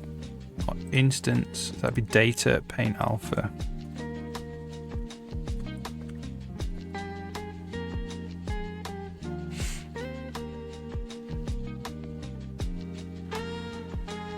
New transition resources. No, I think what it is that you do it on the command list. So, like I say, a command list doesn't do anything with the resource, like the literal resource on disk. It just puts in a command to the command buffer to say, when you're executed, do this. So that when it actually happens, it happens in serial at the end of the frame when you call in execute.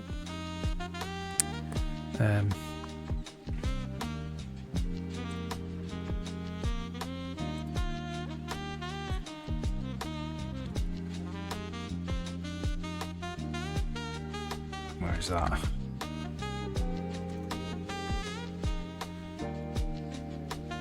Q.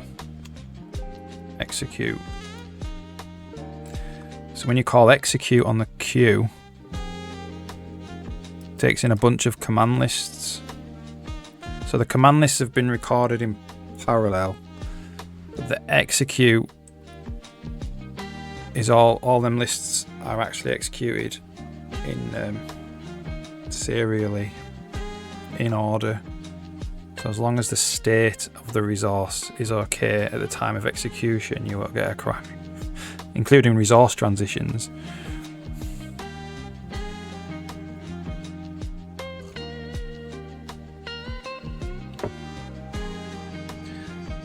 Didn't using stale data.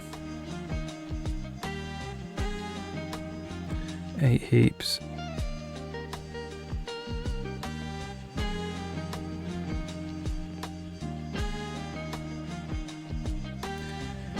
Eight heaps, each representing a different resource state. Then it will look into the correct heap for that particular resource state.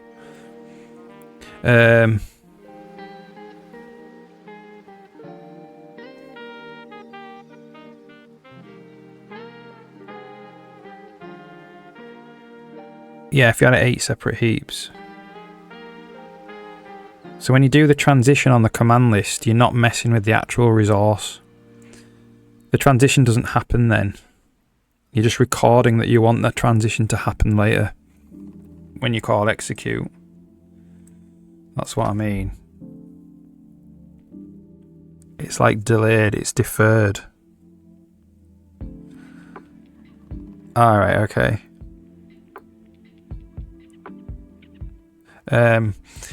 The upload heap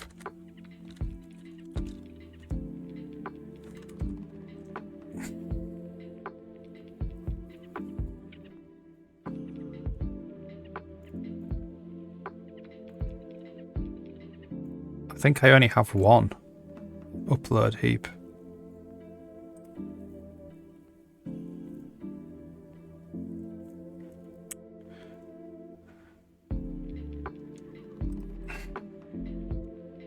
And it can only be accessed from the main thread. So I think the way this works is you've got 2 separate threads wanting to upload textures. Before you spin them threads up, you have needed to have allocated that memory off the heap first. I think that's how it works. So you do like allocate, spin the threads up, and then they just copy into the heap. I think that's how it works.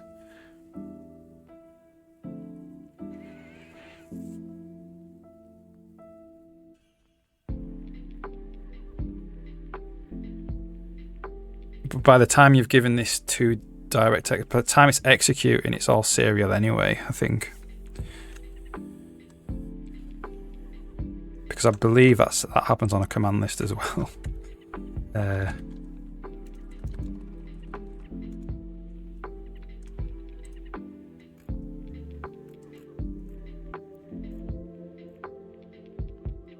So there we go. Set pixels. Get the upload heap.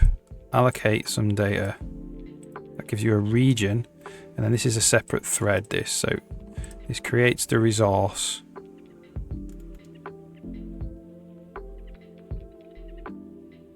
How does it copy it? region. Called region copy data.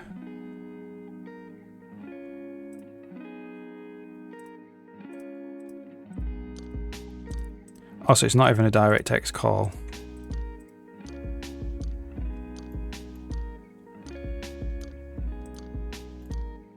And then it goes to the copy queue, copy texture, upload texture. So that happens on a command list as well. So anything that happens on a command list is deferred. So the copy texture region doesn't actually happen there. It happens when you call execute on the queue.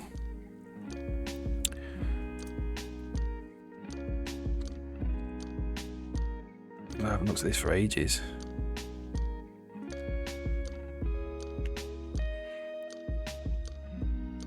Yeah, one heap. One heap.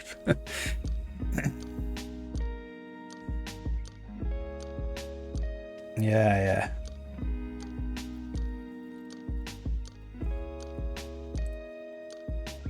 It's a good refresher for me because I'm about to jump back into DirectX because I'm just going to do some graphic stuff after I've done this editor stuff.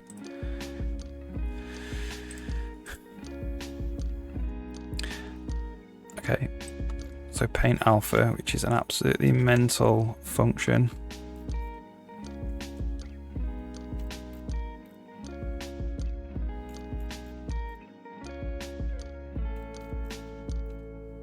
That actually makes the alpha mask.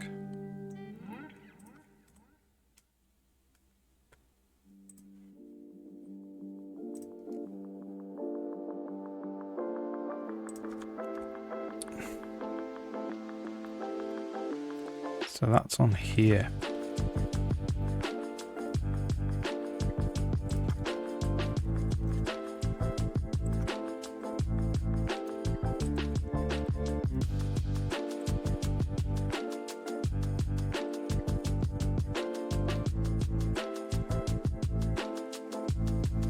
And that's actually could just be the paintbrush.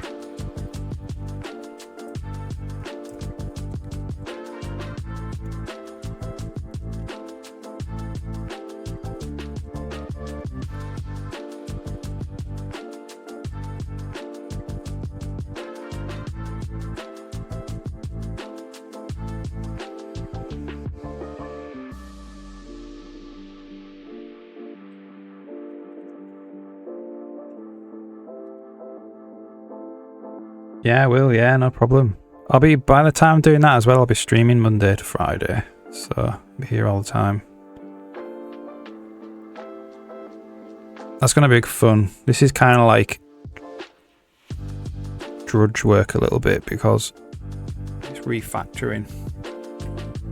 It will be will be very worthwhile when it's done though.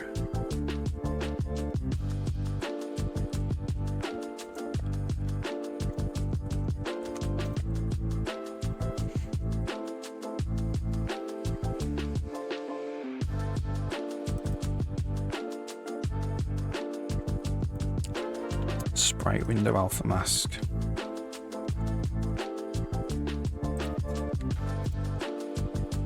So we've got bounds, which is a rect 2i there.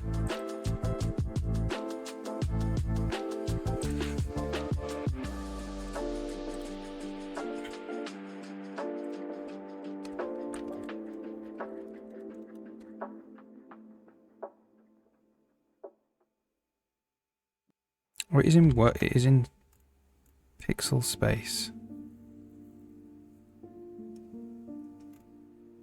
I definitely, we might not need to save that then. We'll see.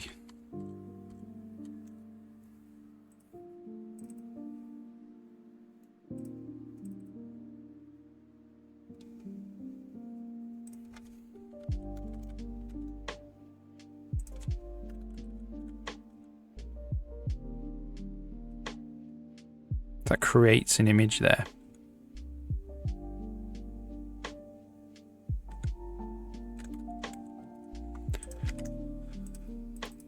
That's not what we really want to do.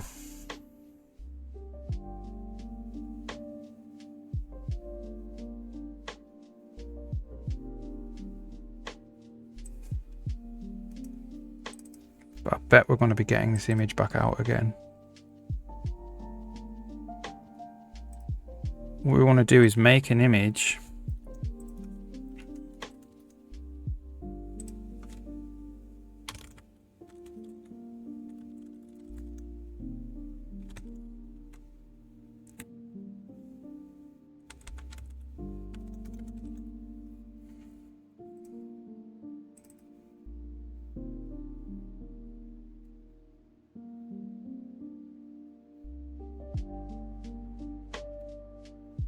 Tile size multiplied by pixels per world unit.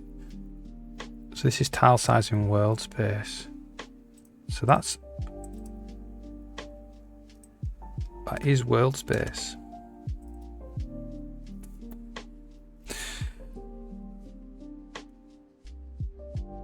And then we do img.clear.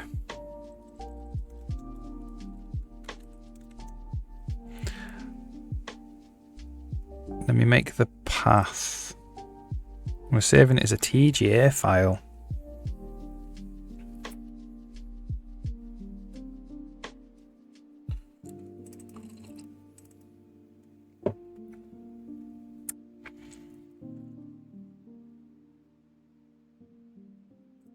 Okay, so what's path then?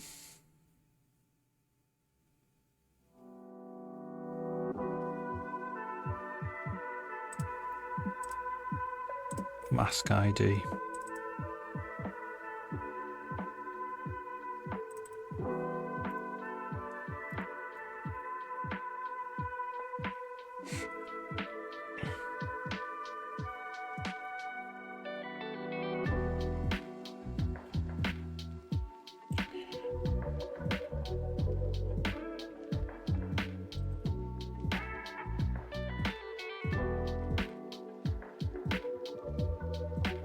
Bush location I've got there.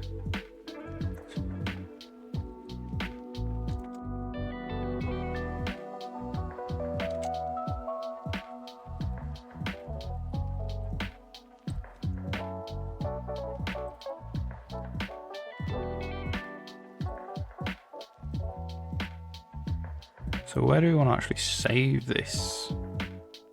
Probably in compiled.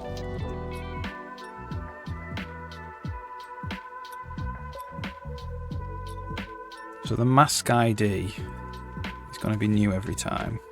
So that's totally fine.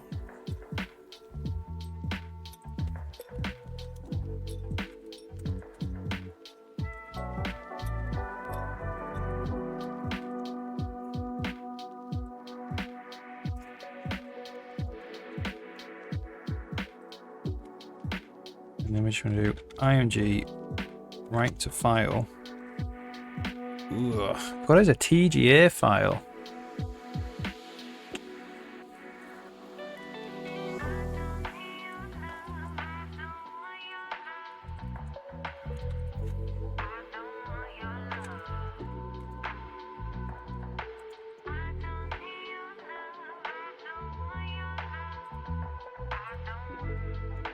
We'll leave it as a TGA file for now.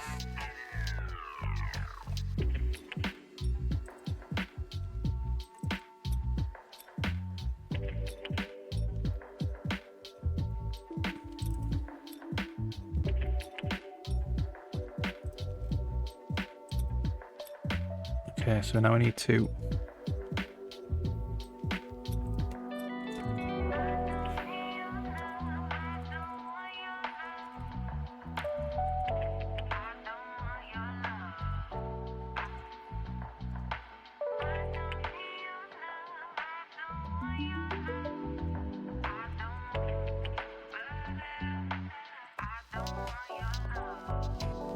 in set pixel.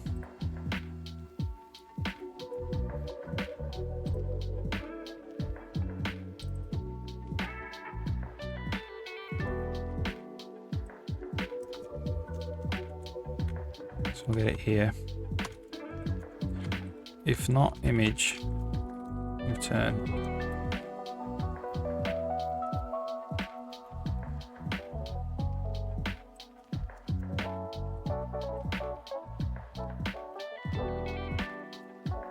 And then we're saying if is dirty,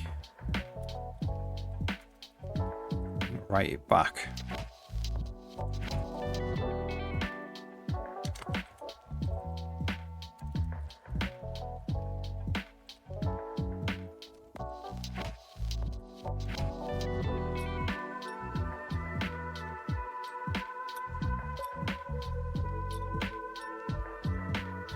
And that in theory should remove the texture, but maybe not.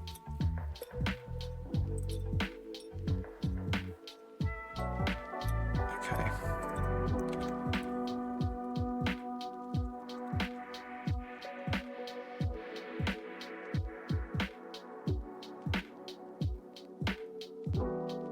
Round to sprite location.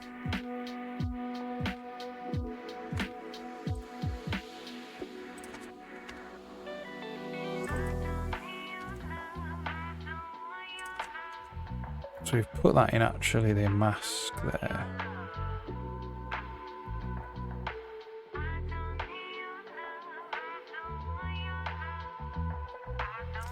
I think.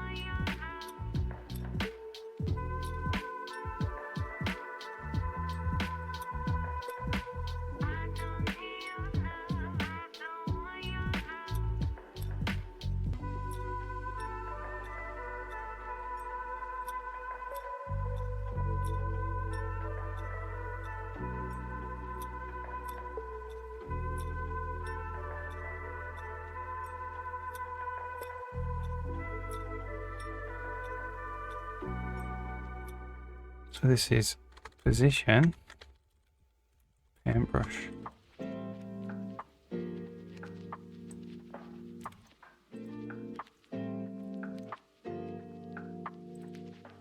What is position? Paintbrush position.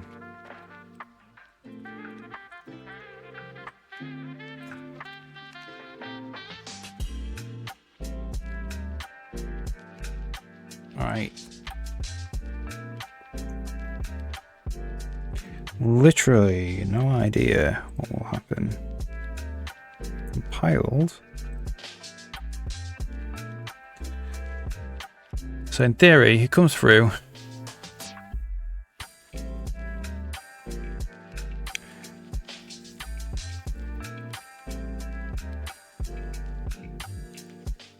If there's no index, meaning there's no mask for that position. Okay, so that means masks.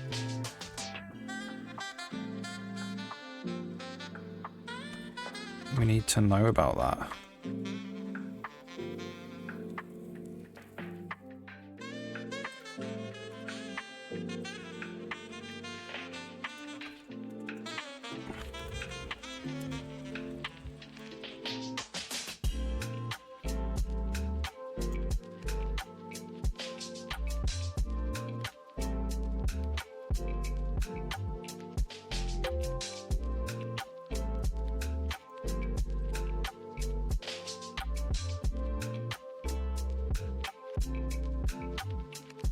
We make one.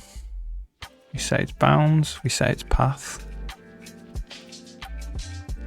Tile size is this.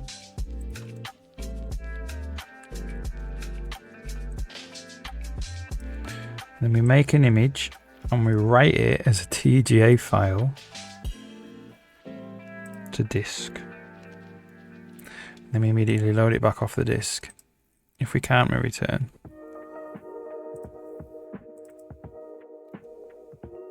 There's lots of tile size. Yeah, it makes sense to actually the tile size to be in the data, I think, because there's lots of them. So all we're going to do is put it there.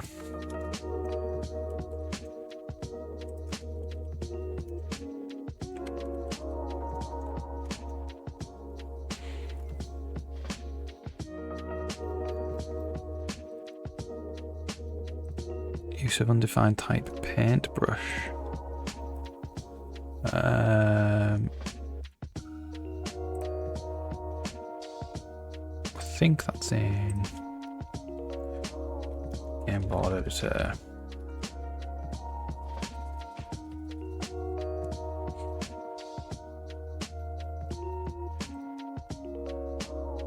Location, it's position.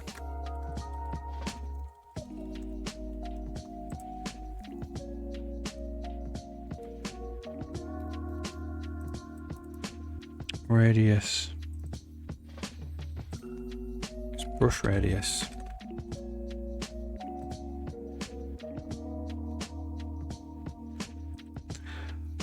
Alpha mask. Get bounds.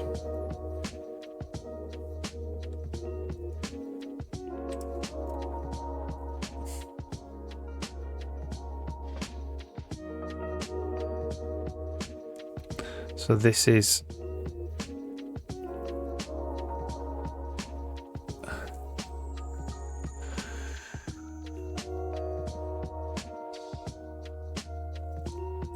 what is this?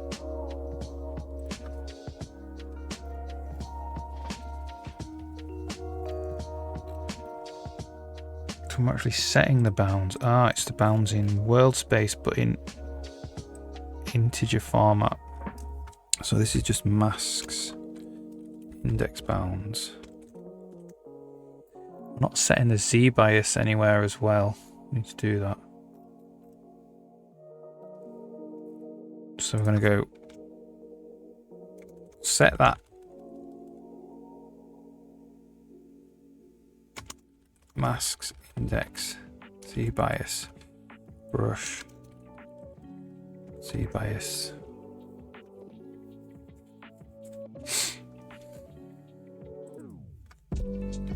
Image.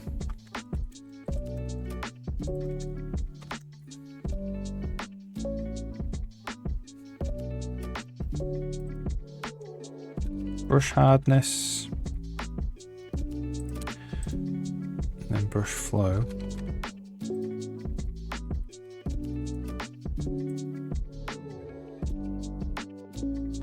Don't know about residency. Don't know actually if we need to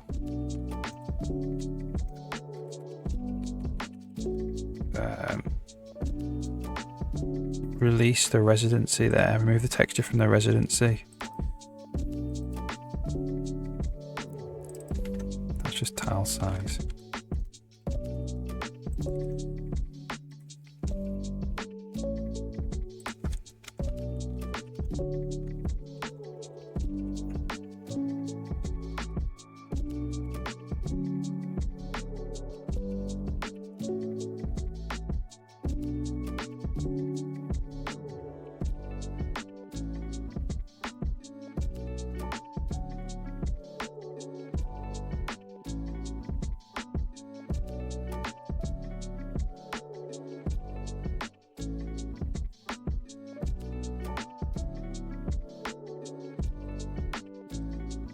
Don't know.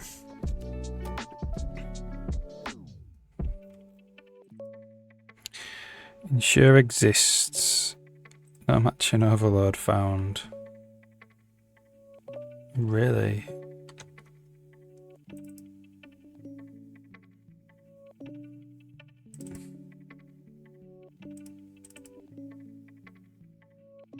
Oh.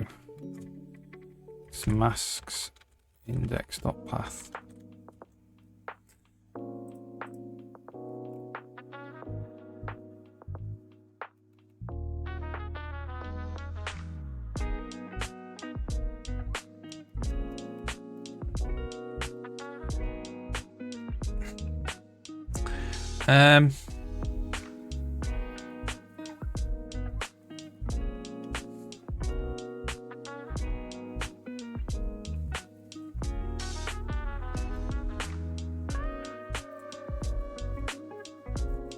So it'll dump them all in that folder.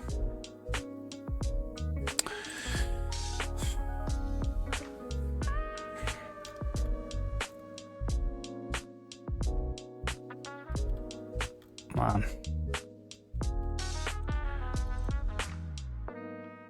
So we kind of need a way to visualize this.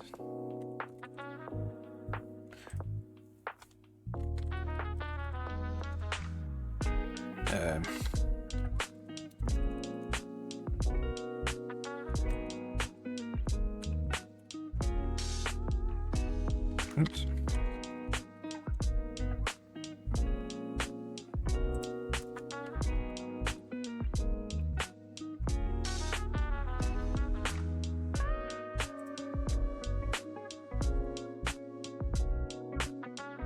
So I think what we're going to do is we're going to go for auto D data masks. For auto mask in data.mask. If auto img equals cc get image mask path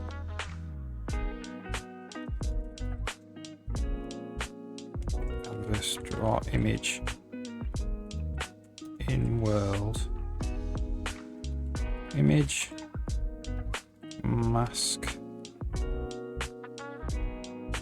bounds.xy.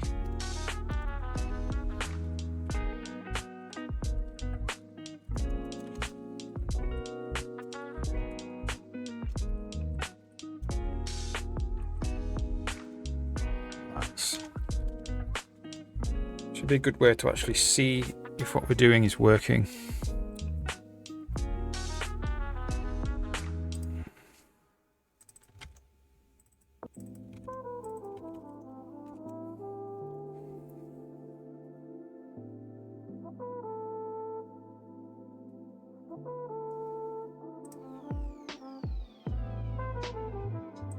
So we'll just put a breakpoint there for a second.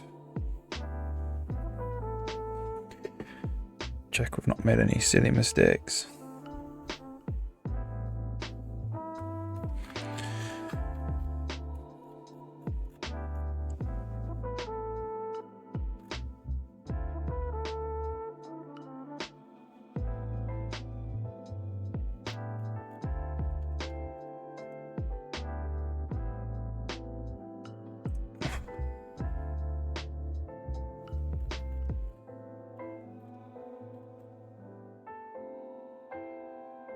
My only concern with this is we're only doing it on the brush ID, which means if we ever stamp a brush rather than paint it of the same ID, it's going to mess things up. So we might actually want to record whether this is painted or not.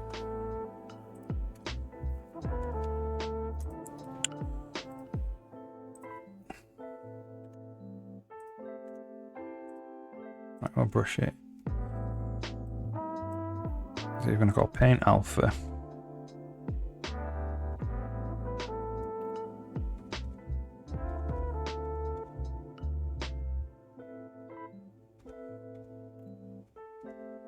So you wouldn't get it there. Oh yeah, it's because the content cache doesn't accept TGAs. Oh, there's, what is it? The asset editor types. We need to say that images can be TGA.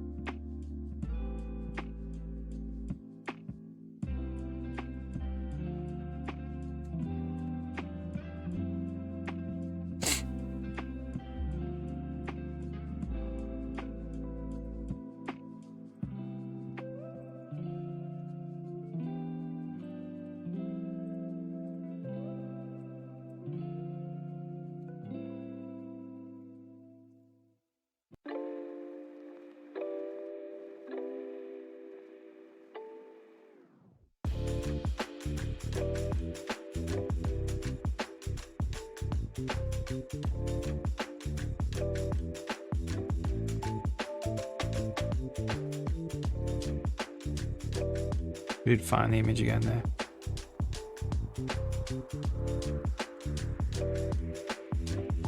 Okay.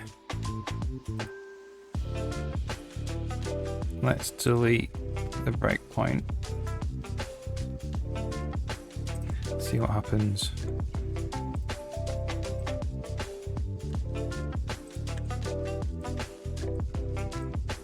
Crash immediately.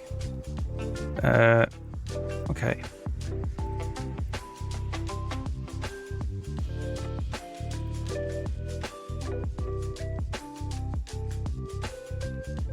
Look, this is coming in as negative.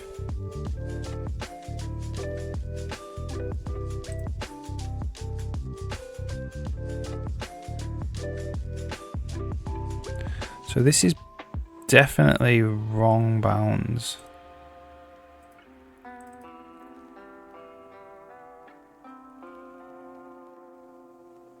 This is world, this is...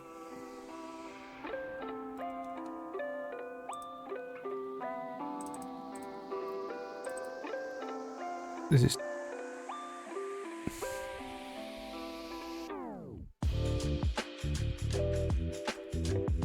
So tile bounds world.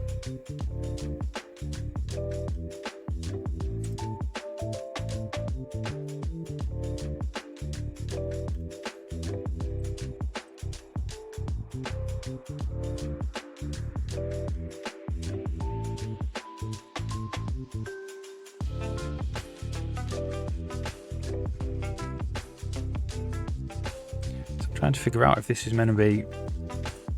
This looks like world position to me.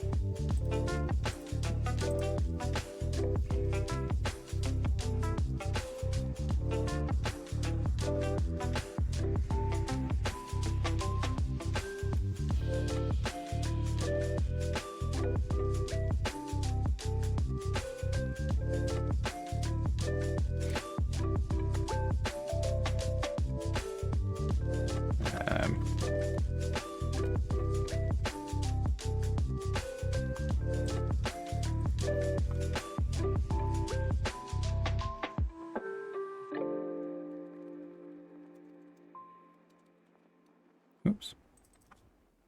It's here.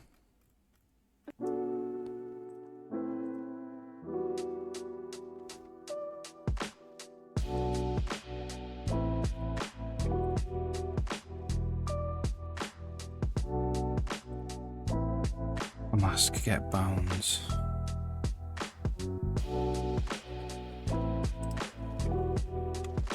Oh, it's the image bounds. That's the problem. Whoops. That's not what I wanted to do.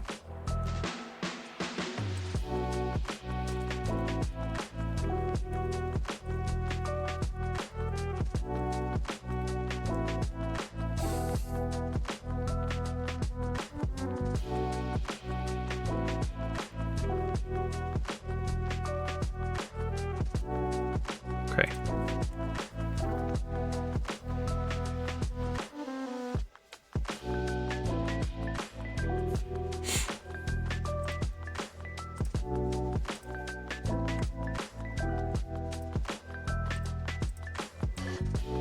There we go.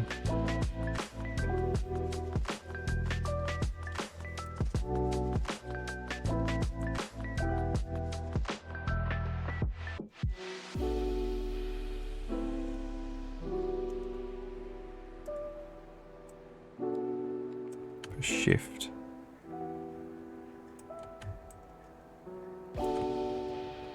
What is the one that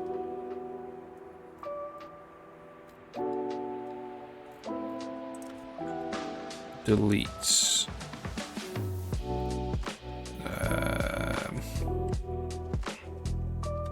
the flow direction?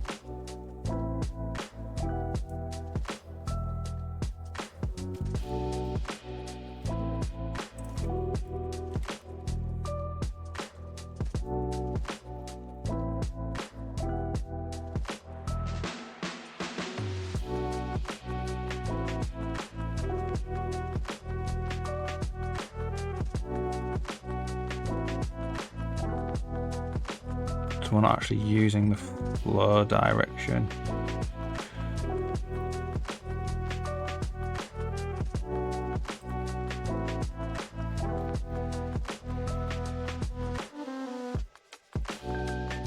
So I think this needs the flow as well.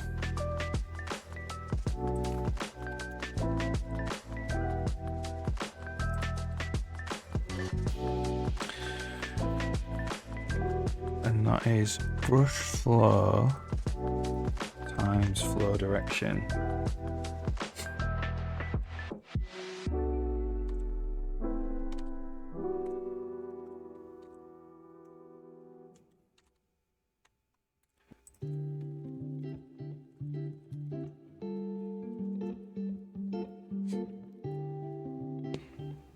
I should be able to delete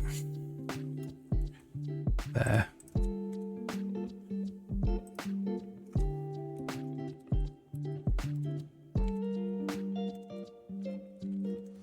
Well, if I press the shift key, I think it is shift key. Press the shift key, it reverses the flow direction, which means I can take stuff off as well.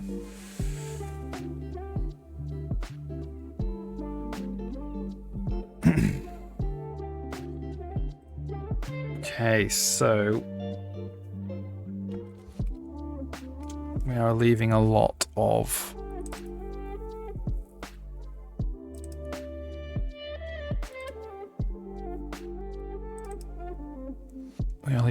files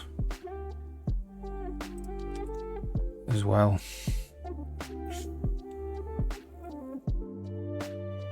Need to work out how to delete those. Do we? Yeah, maybe. Like if for some reason we don't save the...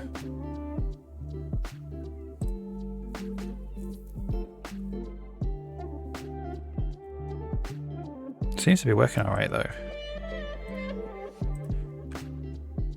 Yeah, so like...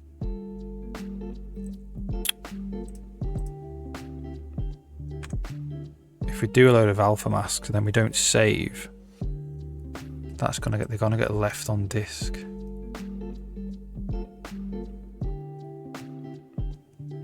if I press shift now, there we go, we can delete them.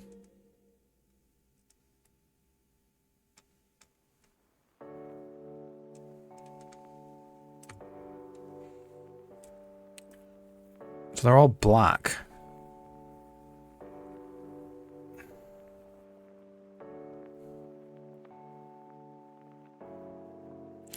So what I want to know is how we get rid of them.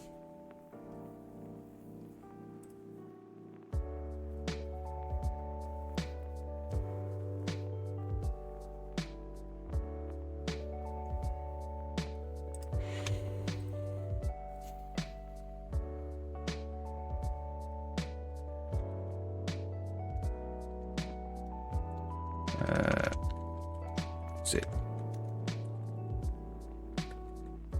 paint content?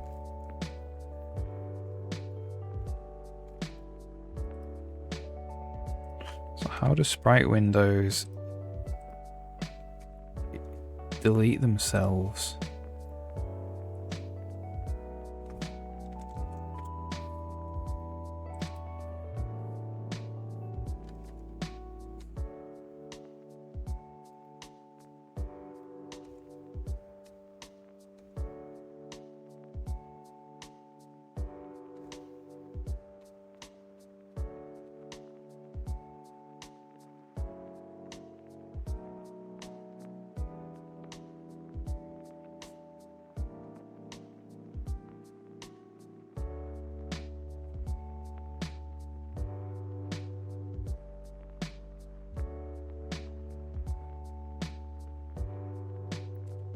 Sure.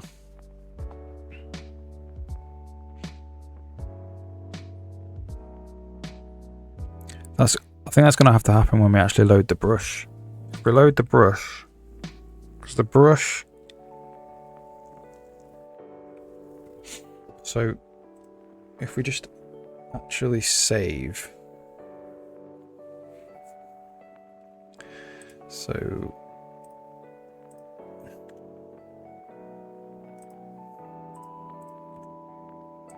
do this and then save. We'll look at the prefab.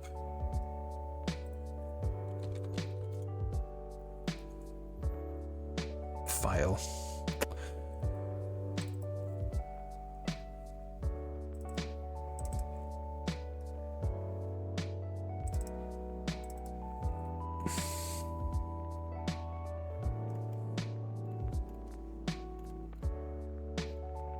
Here it is. It goes sprite window content data.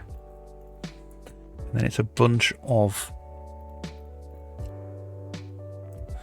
And then of course the prefab gets loaded as a brush eventually.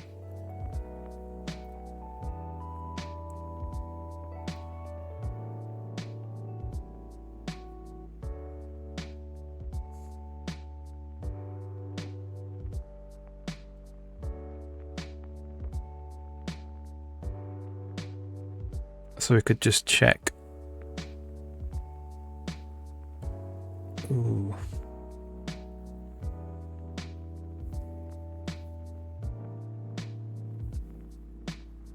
So what we might want to actually do is separate them by another folder, so we can say that these are all the brushes. These are all the alpha masks in this prefab.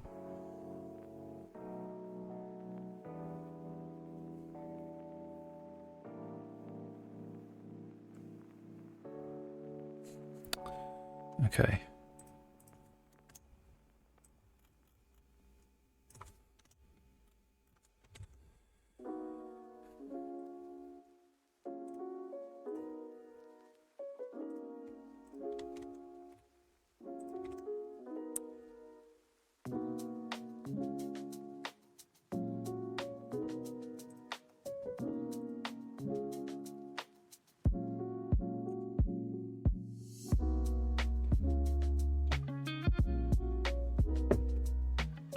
It's here really. Like we need to know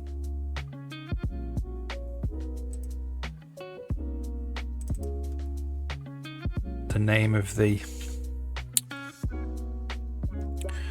or at least the ID of the thing that we're painting alpha on top of, which I think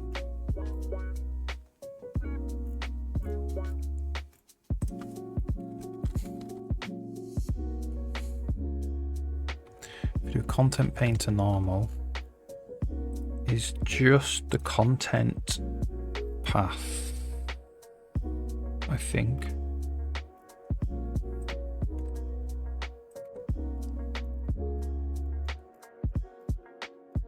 Path on disk or content ID.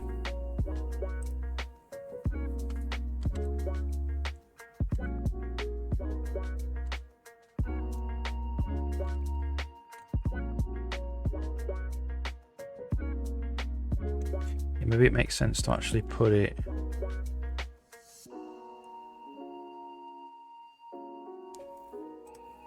so rather than putting it in compiled,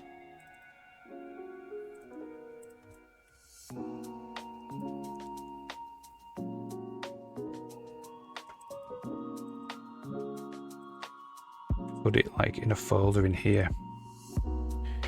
Yeah.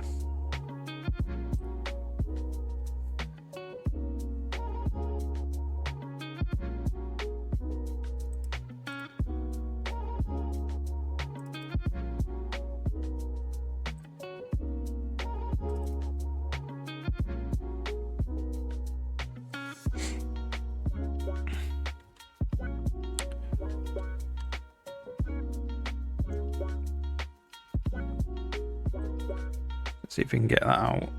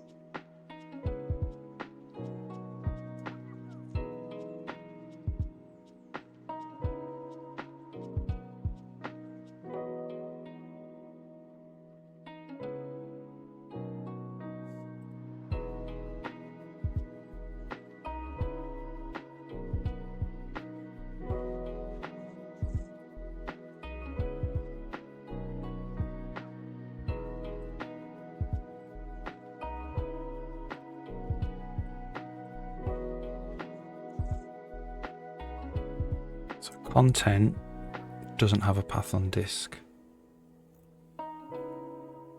Game board. Here we go. The game board does. Game board contents path.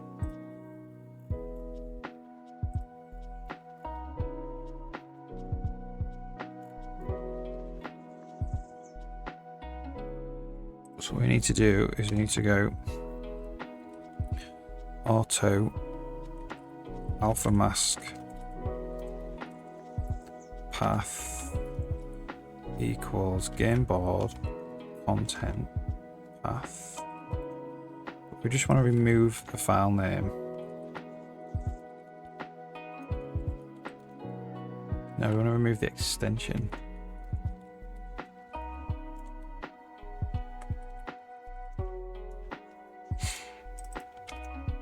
And then this needs to take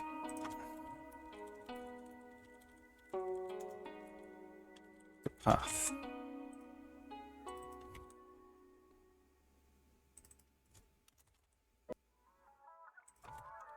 Like that. Now I'll paint it to that directory.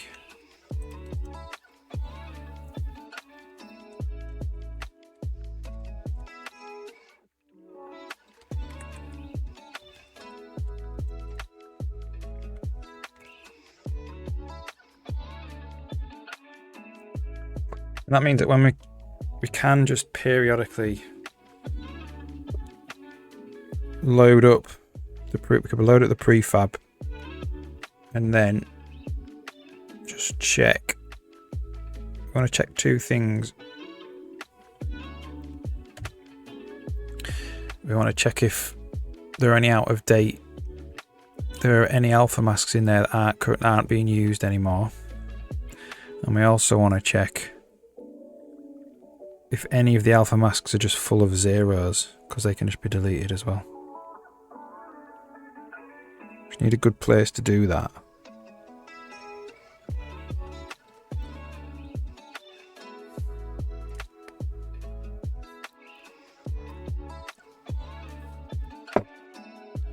Still live, yet. Finish in 25 minutes.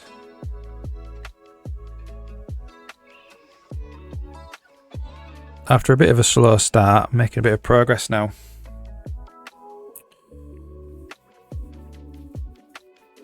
I'm just rewriting how you paint things onto the level, which was really old code, so I had not really any idea of what was going on.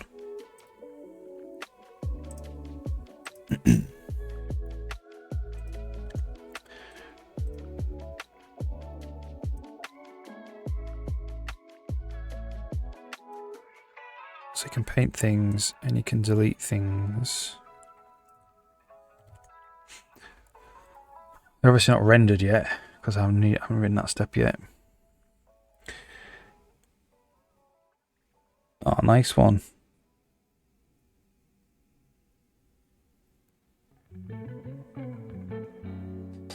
Some break and continue. Brilliant, man. Sounds good.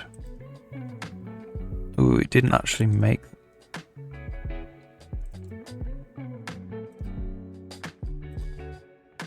Where did it put it?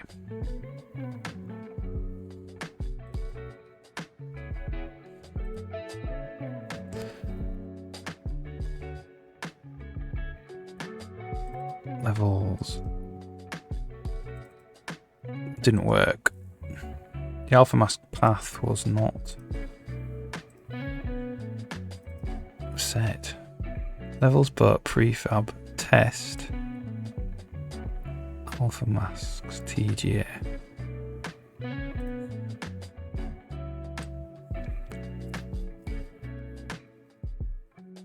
That's weird because it didn't actually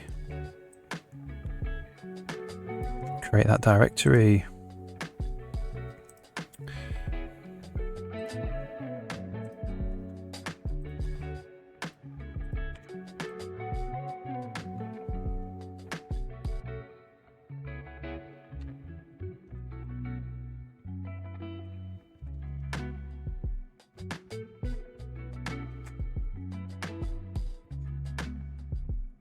You alright?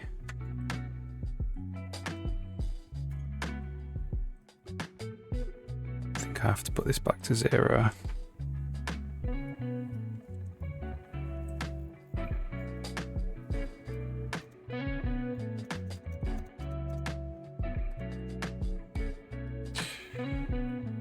You had a nested while true loop, and then an inner loop had a break, but the outer didn't. Oh, right, okay. It won't work on that, so. Okay. Yeah, cool, cool.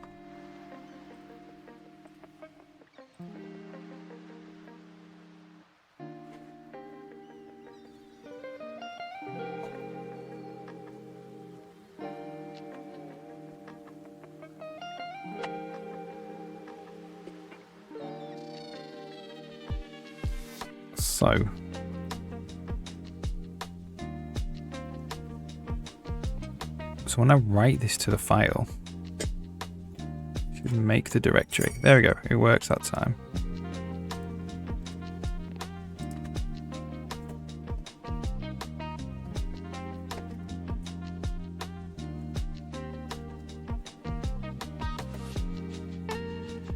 Save that. So now saving it deletes him. Yeah, that'd be nice. Thank you. Cheers. It's the saving it that deletes it. What's going on there then? That must be old code.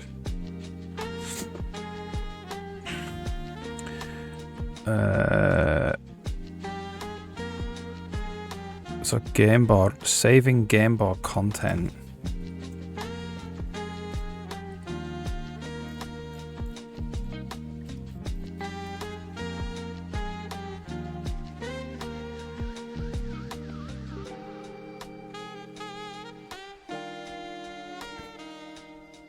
There's a lot of stuff in here. Eventually, hopefully all of these will just be able to get replaced by the brushes.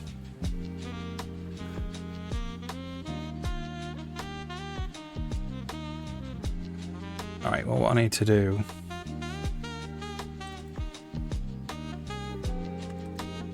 is see when files get deleted.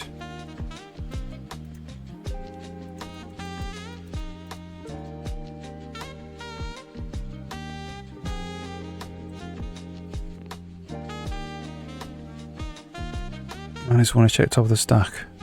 Ah. Yeah, wrong man.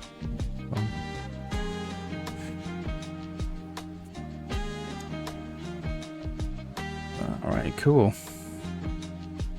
Cool.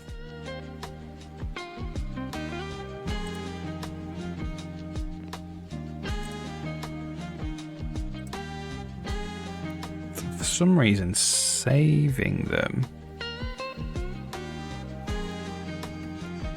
is deleting it. Deleting all these alpha. So I press save, so they're there. And then when I press save, they go away. So what's going on there?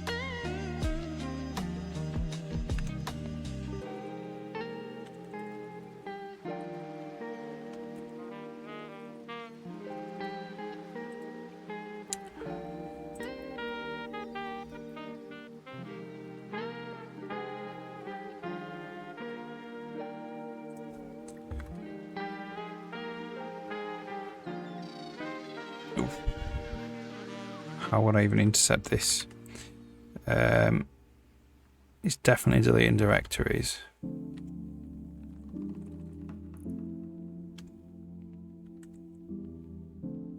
Delete even if not empty. Ooh, that's not even there. That's not even used anywhere. So delete is used. Right. Okay.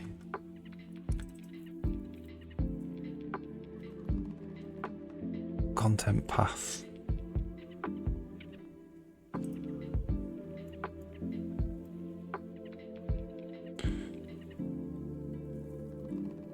So we'll go in current board path. we're deleting all of the files. We're literally just deleting everything in it for some reason before we write it.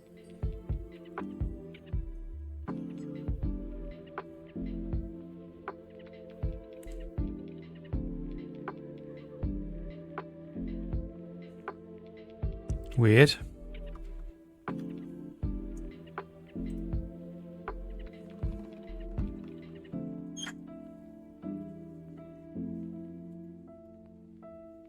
Oh, thank you.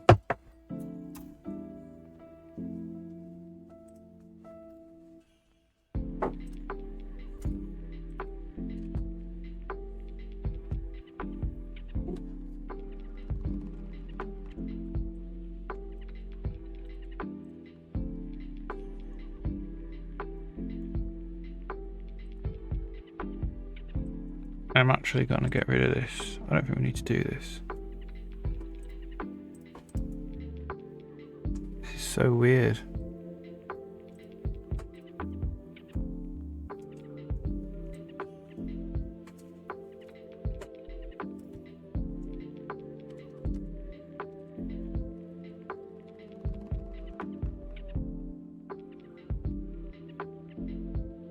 Must have been doing that for some reason.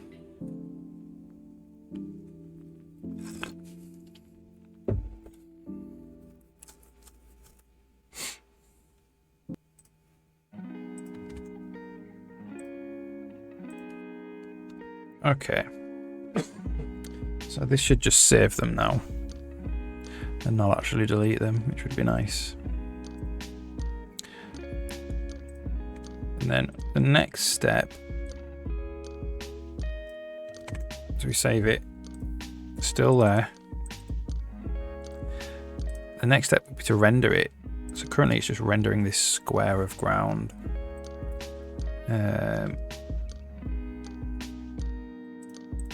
So what did we call this?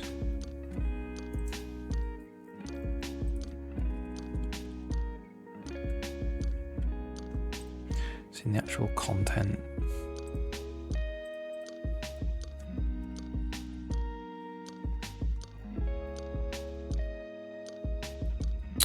Sprite sheet tile renderer for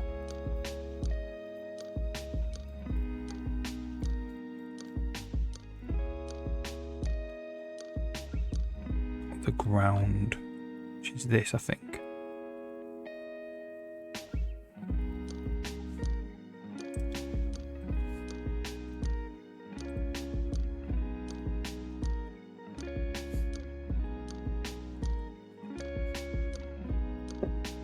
So the brush, it's got sprite sheet tile content normal.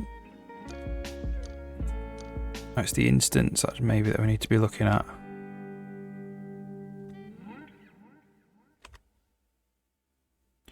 There we go. So we have our masks. So we need to be looking at the instance data. Checking that the instance data, if the instance data is sprite window content data.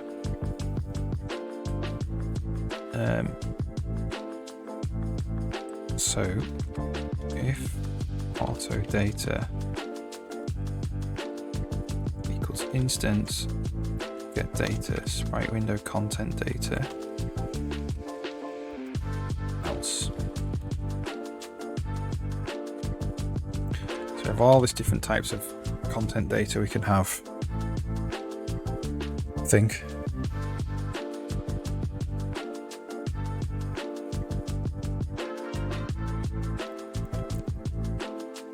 No, just got the masks. So for auto mask in data masks, we need to actually draw this mask. Canvas, draw window, draw texture window in world, draw image window in world.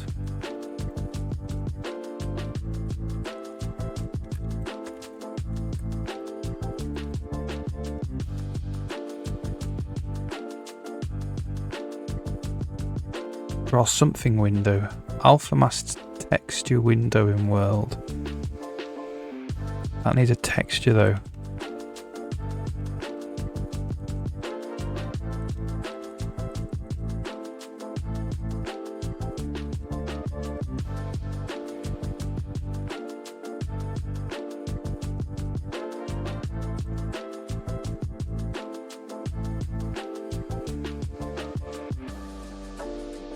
Does this work then?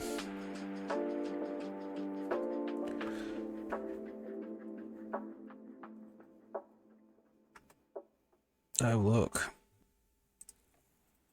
we're converting it to a texture.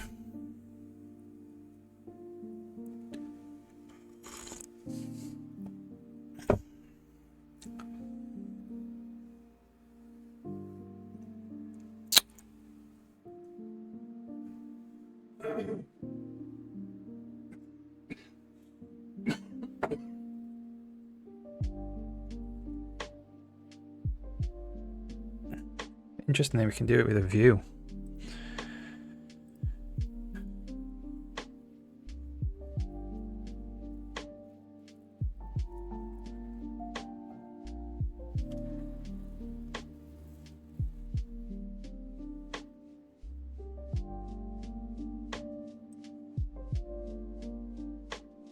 Well, we'll just copy this.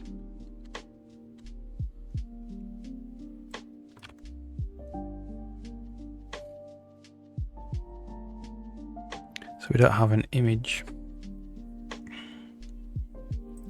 So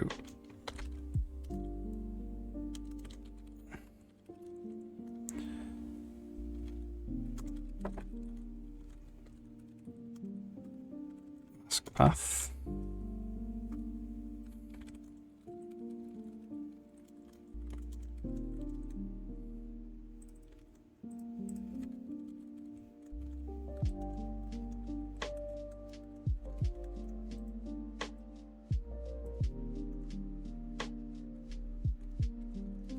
Format.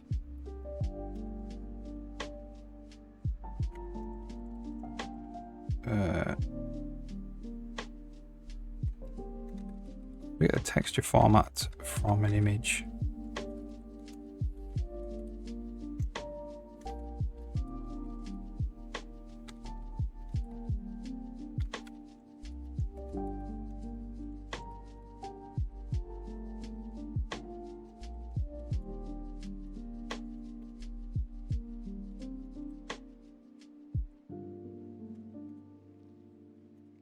That's it.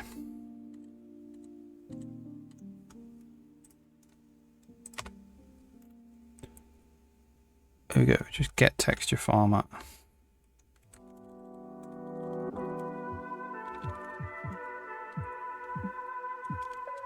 From an image.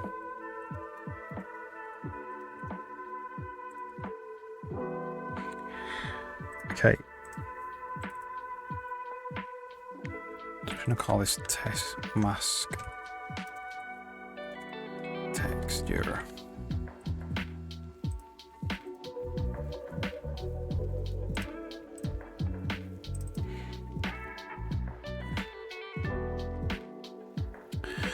This is mask the bias. Okay, does that actually work then? Oh. Oh, look. Image. So I think because this is a view, this is not actually copying over the data, which is good. Content cache, find texture.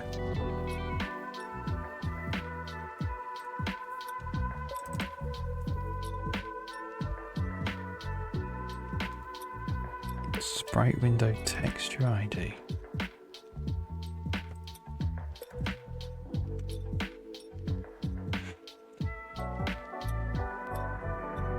Oh, this is the actual source image.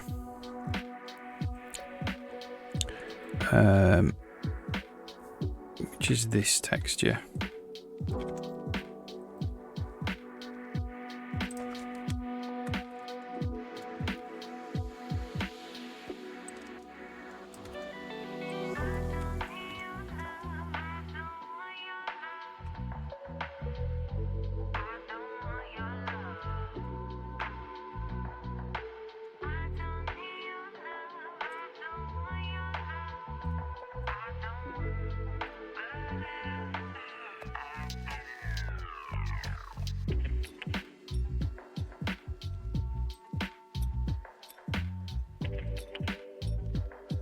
See what that looks like then.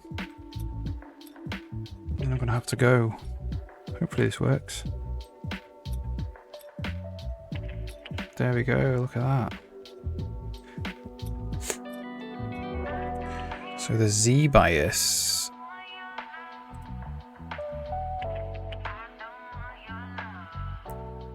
is like, it is kind of correct. It is, well, it is correct. It's just that we didn't draw with the proper Z bias. So if we, so the Z bias now is on every single mask.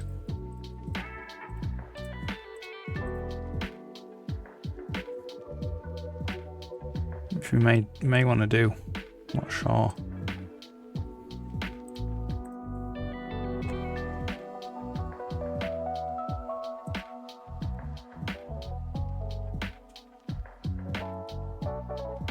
So we set the Z bias to like minus 10,000.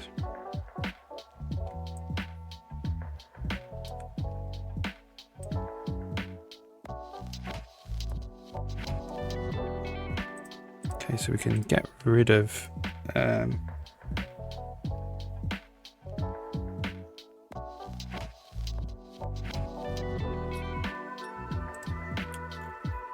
visualizing paint alpha, wherever it was.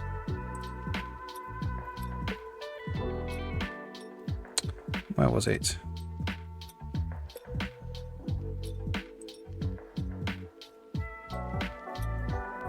Here.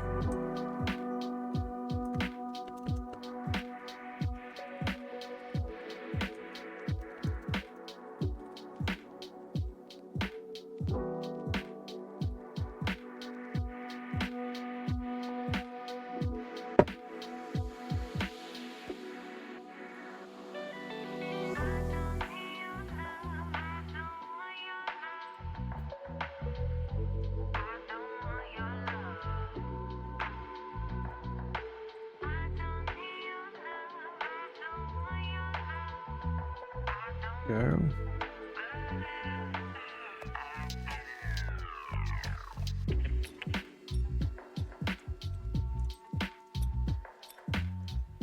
Ooh, under a redo still crushes it.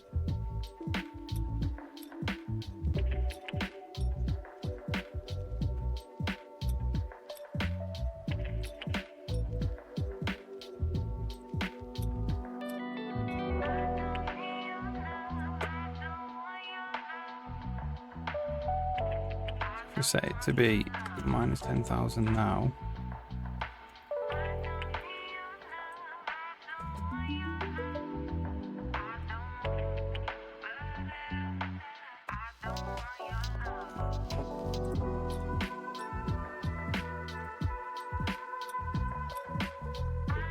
So we do have this problem there of it actually drawing that square. Figure out what's going on there.